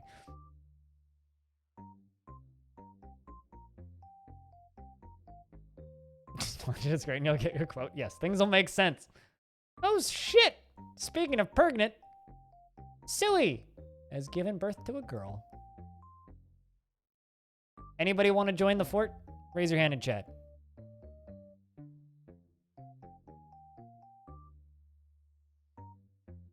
As you're using your foot, bringing it well above your head, and then your corn back balance itself out to pull with your leg.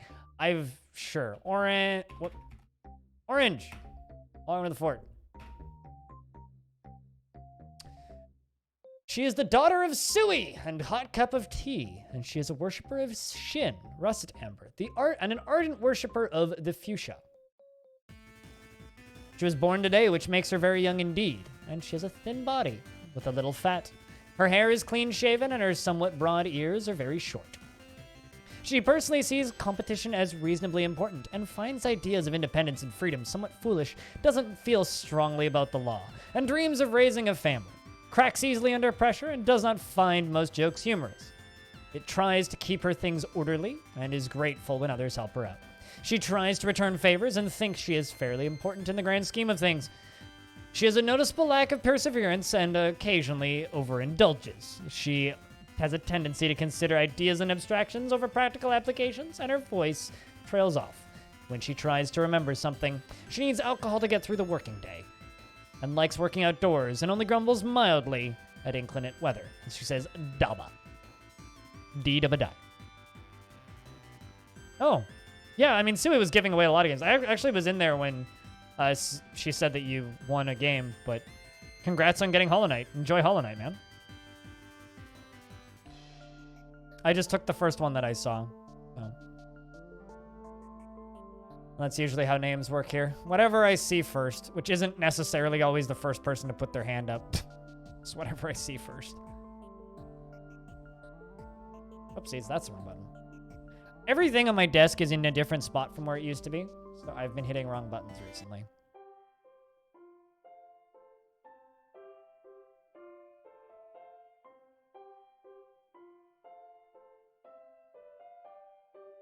Which was starch marks, not stretch marks. Oh god. It's one of the best, like, oh my god, you can't spell, and why are you on WikiHow things? Which is most people on WikiHow, to be honest with you.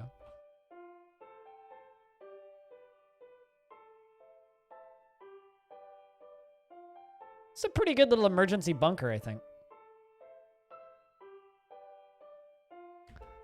And I'll put a little temple down here. That's what we'll make. Little anything goes temple.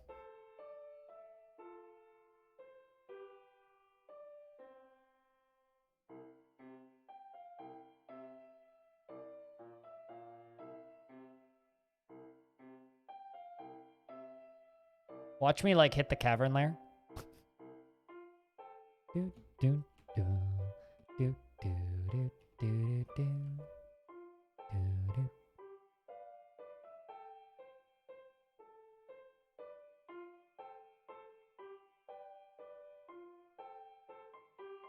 I must read about such things until your mind gets bored. Hey, at least you know, you have the impulse to do the thing, right?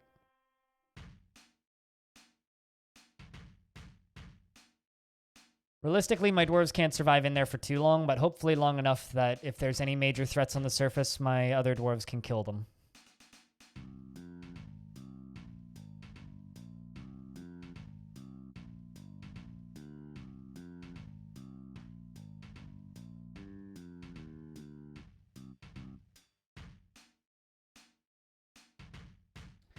They're still pondering a lot of things.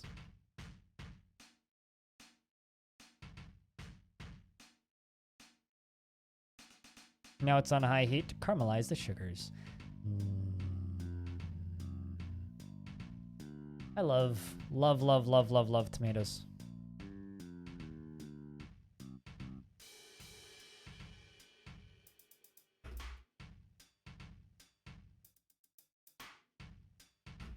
make 20 more Iron Thrones.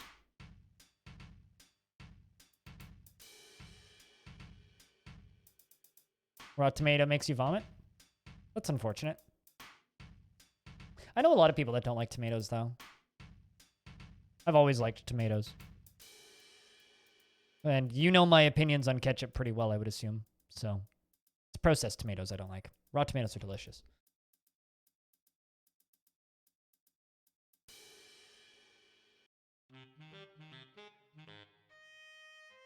You love watermelon and can't eat it. I know a few people, or I've known people over the years that have serious problems with various textures in food. I quite like texture. For me, texture is like half of the reason I like the foods I like. Like, I like mushrooms because of the texture, not because of the flavor. The flavor's like a bonus. Me and RNG? I mean, there's a reason I think RNG is a horrible human being. And I want him to catch on fire and die in his sleep. I mean, there's a reason why RNG streams 1 day a week and I stream full time. It's obviously because he's a ketchup fiend. And Big Ketchup wants him to fail, as everybody who eats ketchup knows. How to fail at life: eat ketchup. Don't eat ketchup and you win at life. I don't even know what the fuck I'm saying. Drink coffee.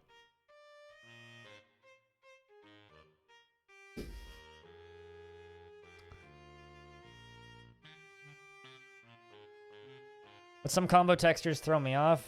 It's utterly involuntary and you don't know why it happens. Yeah, I mean, we were talking about exes earlier. My ex hated potatoes for texture reasons. She loved the flavor of potatoes, but couldn't eat potatoes.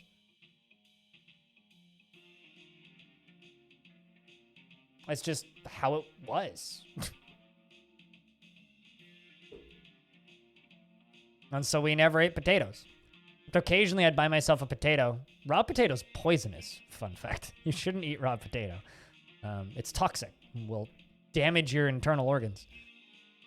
So if you like raw potato, don't eat a lot of raw potato. Anyway, my ex hated potato, so we never ate potato. Now that I live alone, I have 5 bags of potatoes in my house. I love potatoes. Potatoes are delicious.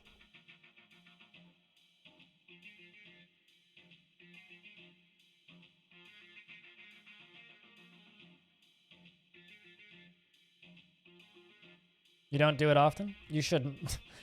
Take care of yourself, you know? It's better than that one viewer who just said that their favorite food in the world was raw ground beef. Like, that's a problem waiting to happen. Good luck.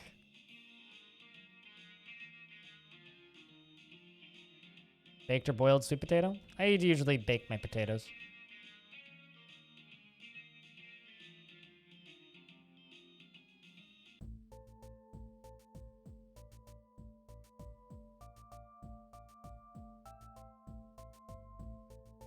When it started to change internally? Sure. Still, my point still stands.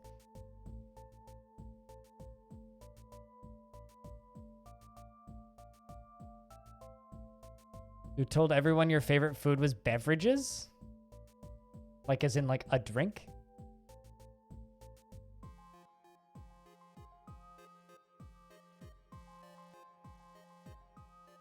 All right. Sure. Could understand the question. That's kind of adorable. I could totally imagine a little kid being like, what's your favorite food? Beverages. What? Everybody just like kind of humoring kid and going along with it.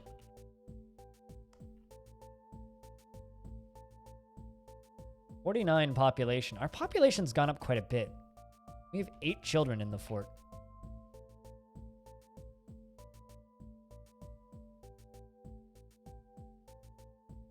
Gratitude, remembering being rescued. Accepting, retching on miasma. Amused, remembering wearing old clothing. Adoration, remembering gaining a sibling. Man, like everything bad makes you happy, Vizzle. This dwarf's gonna do well. 10 years old. We're gonna do well.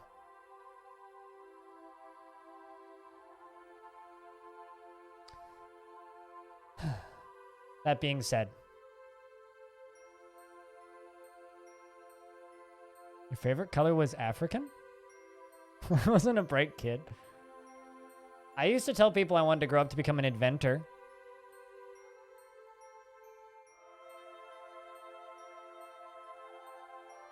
And then after that, I told people I wanted to grow up to be a pilot, but then isn't that what every little kid wants to be when they grow up? Ooh. Got a distressed dwarven child. Caught in the rain.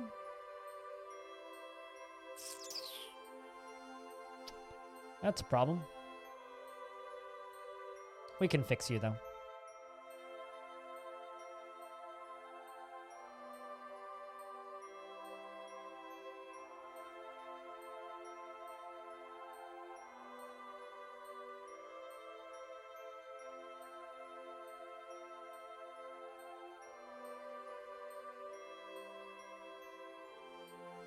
Someone who wanted to be an emperor? I mean, who doesn't, frankly? I can sympathize with that. It's like saying you want to be the president.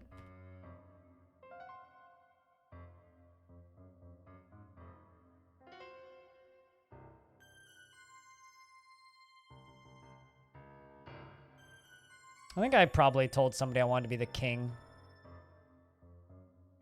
I don't know. Then when I kind of grew up a little bit more, I wanted to go into radio. Which is funny because, like, I look at what radio DJs and radio talk show hosts and stuff do and, like, the number of hours they work and how long they actually spend on air. I broadcast on Twitch way more than your average radio DJ does. You want to be a garbage man? Hey, you know, it's a man that everybody has to do. Although streaming on Twitch is basically being a garbage man. Dumb people come in and you shovel them out.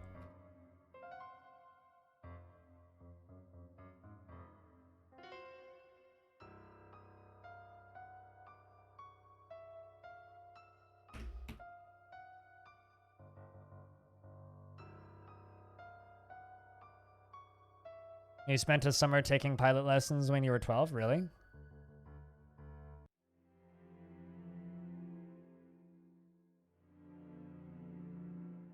That sucks, man. Like, straight up, that fucking blows. I'm so sorry.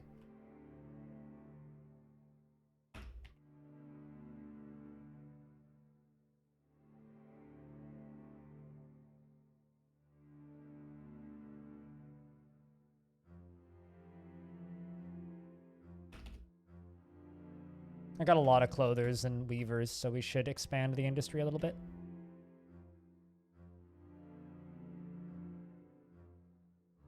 Very specifically birthday cakes, and you wanted, with reasoning that everyone has birthdays, so it would be a successful business? I mean, if you added in wedding cakes, you probably could make that a successful business. Add in wedding cakes and cupcakes, and yeah, you probably could make that into a...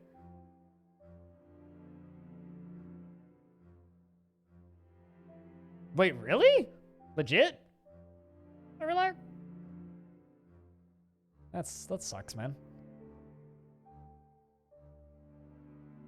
I wonder if that garbage man still streams on Twitch. There was this bloke who was streaming his garbage man route, which to me is like the most wildly stupid thing you could do, because if it got any kind of traction, someone would fucking stalk you. And it's like very much a privacy concern for people. I wonder if he still streams. It was a weird stream the few times I did catch it. We just listened to like really, really, really loud rap, cussed a lot, and drove a garbage truck.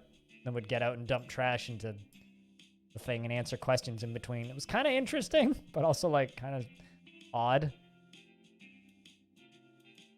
My favorite odd, weird streams though are just the you missed the San Andreas deer camp. I really like all of the wildlife streams. Like, it happens at about 4 in the morning my time, but there is a African safari stream that happens on Twitch that I catch sometimes on my day off, which is literally just they drive around and they're like, yep, there's the elephants and there's the pride of lions way far away. And it's like they just do the normal like safari thing, but like instead of having a safari jeep filled with people, it's like just them. Kind of fascinating.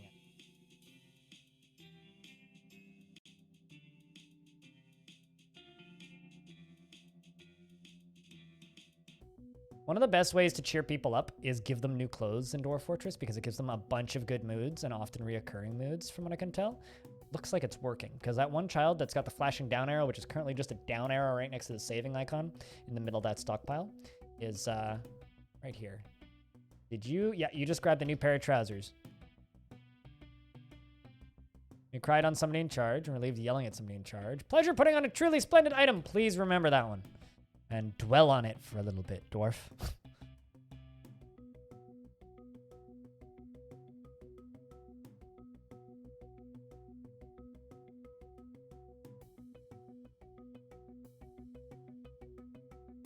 First dream to heck? That sucks, man. I mean, my eyes were, that dream going away.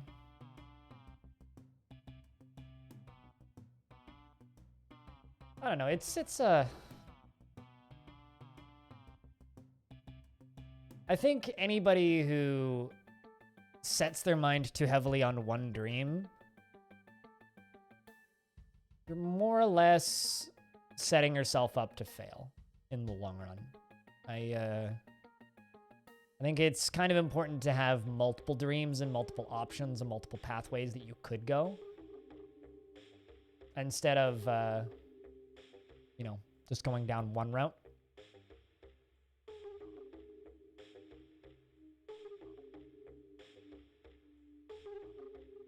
Willing to bet $1 that Shen rated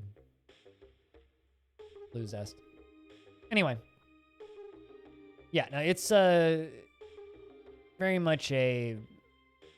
If you set your mind on one particular goal, unless you're very lucky or if it's an easy to achieve goal, you're not gonna ever achieve that. Like the likelihood of achieving one dream is very unlikely, but if you have like 6 dreams, then it's likely. You know, I wanted to go into radio. Well, that didn't work. Well, now I'm here. Okay, I like video games a whole lot.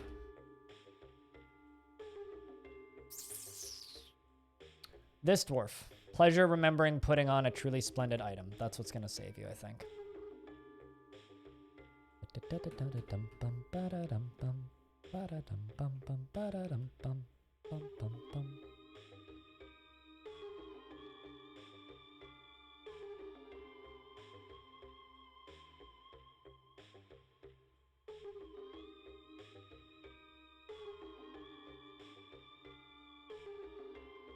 Sounds like your mom's a problem. Cyrelac. I mean, you turned out all right from what I can tell. Not that I know you all that well, but...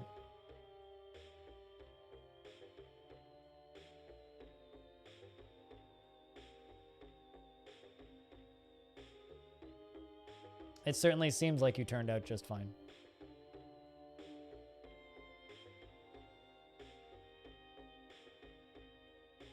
You realized that after you moved out? It's interesting when you're... all of the humans are here to trade once again. It's that time of year. It's interesting how much you realize things that are problem. What do you mean about time? Two human is here to trade. Oh no. Someone get Dennis Dyack on the phone. A reference maybe somebody here will understand. What we linking? Just do it. God, I remember the day that video came out. It was a good day.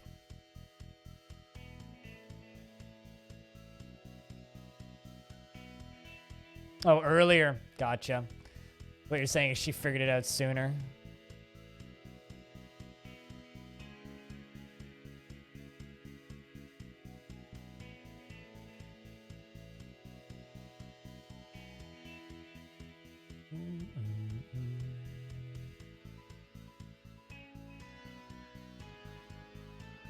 Yeah, we'll just do this.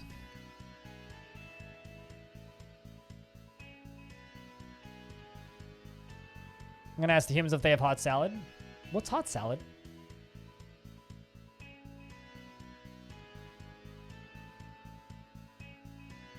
That's what my cousin did. Orange. He, well, my step cousin. He went and got a job trucking and then went and bought an apartment like a year later. Like, trucking is kind of a lucrative business if you have the stamina for it.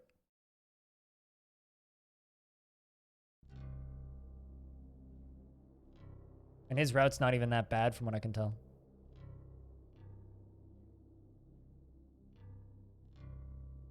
My name is Desley. On behalf of the Merchants Guild, let me extend my greetings to your people. There's much to discuss. The world hasn't changed much. We haven't done any expanding. What requests do you have of our merchants? Please continue bringing us all of the fucking wood. Please. Thank you. Salad but hot. So like put salad in microwave, make hot? Okay, seems easy enough. Actually, bring us charcoal.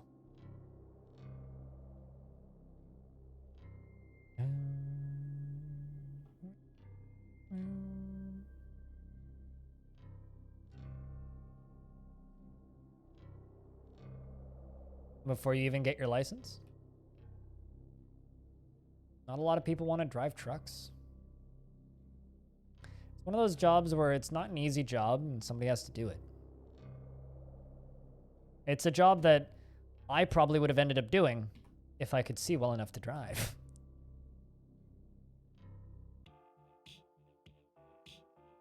Mace's toys or prepared meals. That or some sort of contract construction work. I could very easily have seen myself ending up in construction.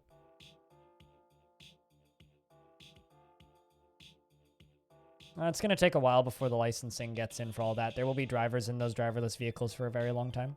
Wages might get worse, though. Although instead of being a paid professional driver, you'll be a paid professional truck in-sitter. Truck sitter, which means they'll probably pay you minimum wage instead of a better wage. You already did taxi and limo for 6 years now? Fair enough.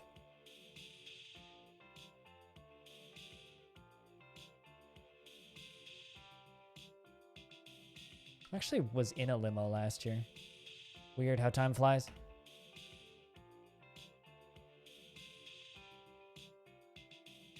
The way you think they will? Respectfully disagree.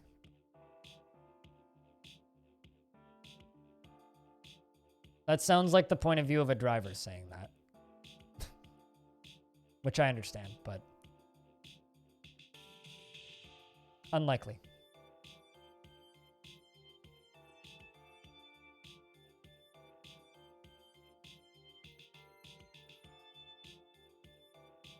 Hold on a second. Who doesn't trust trains?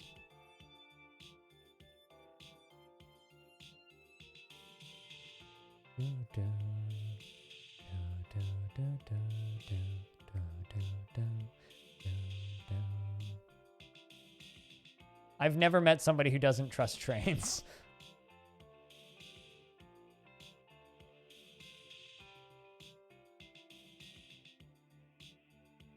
There you go. You brought lots of wood for us. Thank you. I'll gladly take it all.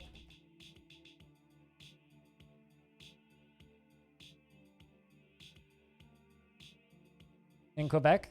Okay, well, people in Quebec also think it would be a smart idea to leave the rest of Canada, so...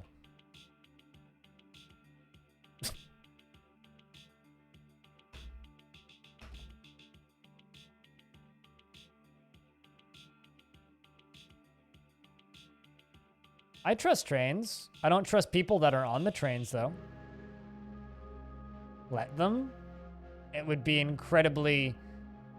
You know, I'm not going to get into Canadian politics, but let's say it would be about as moronic as if Alaska or... Well, Hawaii would be fine. If Alaska decided to split off.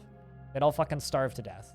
It's the same problem with Well, they would die with import fees trying to import enough food to keep their population alive, and it's the same problem with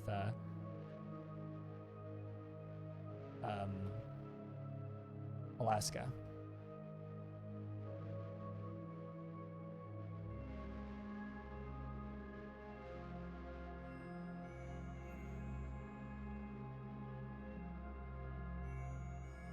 And you derailed? Yeah, that's a little biased. I don't know. Trains are like my main form of getting places when the world isn't ending.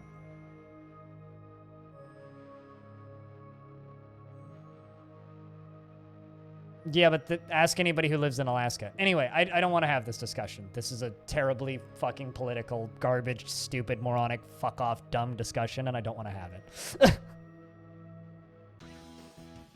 Because you still have to get the food back into Alaska. Anyway. And you can't just live off the land. Can't eat oil, last I checked.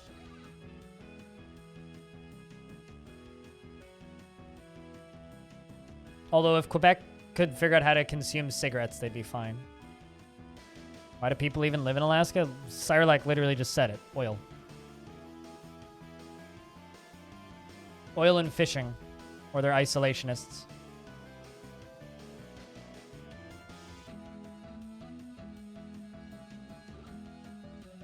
Why do people live anywhere? Because they want to. I'm more concerned and confused by people who live in the middle of the desert. I'm looking at you, Apostle.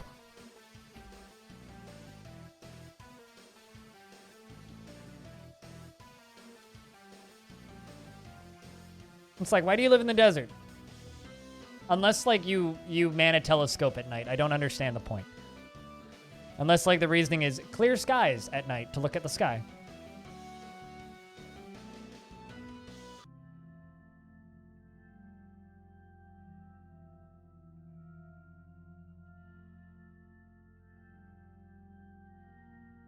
Why do people want to live in the USA? Because they don't have an option? Because up until 10 years ago, it was a nice place to live, supposedly? I can tell you're Canadian because you say sorry, not sorry. When you say sorry as an insult, it's, you're Canadian.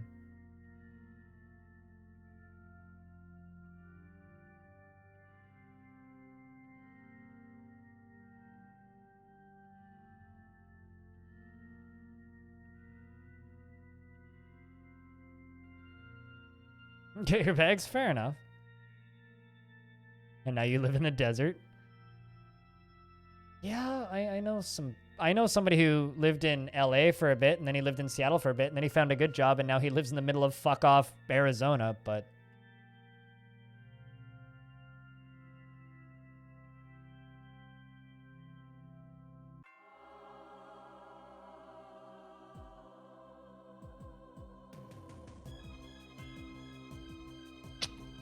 I think I ran out of charcoal. I meant to type in 50, but my fingers were one over on the keyboard, so 149 will do.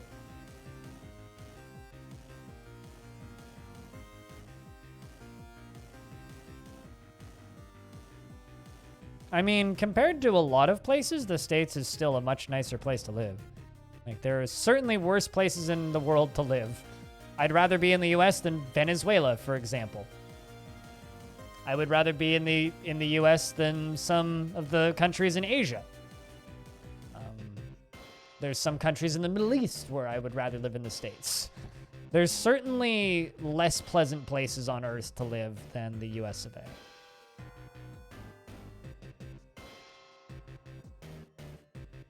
I just don't like when people assume that I'm American.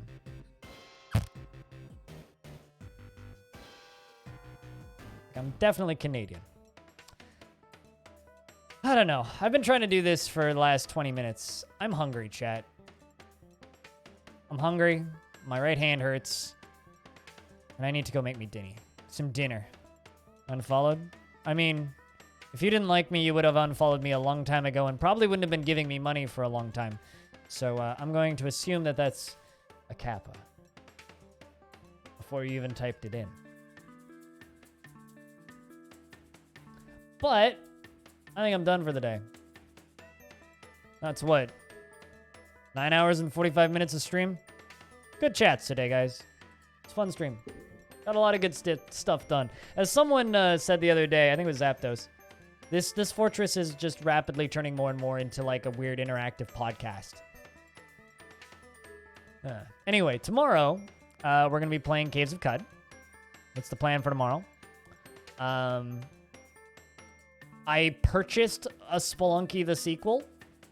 I never really got into the first Spelunky, so at some point I'm going to play the smash my head against a wall and die a lot simulator and play some Spelunky. Because that game looks fun. I want to play it. I wanted to play the first one, but wasn't the right time. Hopefully you guys like the new pop filter I have for my microphone. It makes my microphone big and fuzzy, makes my chin hair get caught on it. It's rather annoying. I don't like it, but hopefully it sounds better. I'm going to find somebody for us to host. I think I'm actually going to host Bellinair. Because unless somebody else is on. Have a peek. Yeah, I'm going to host Bellinair. Bellinair is my teammate. He's playing that Final Fantasy MMO that people think is good. So you're going to lurk in for background? Alrighty. Well, hopefully you get the chance to pop in and say hello while you're lurking. If not, then we'll see you when we see you, Saralak. And if you want to support my stuff directly, I have a Patreon. It's what keeps me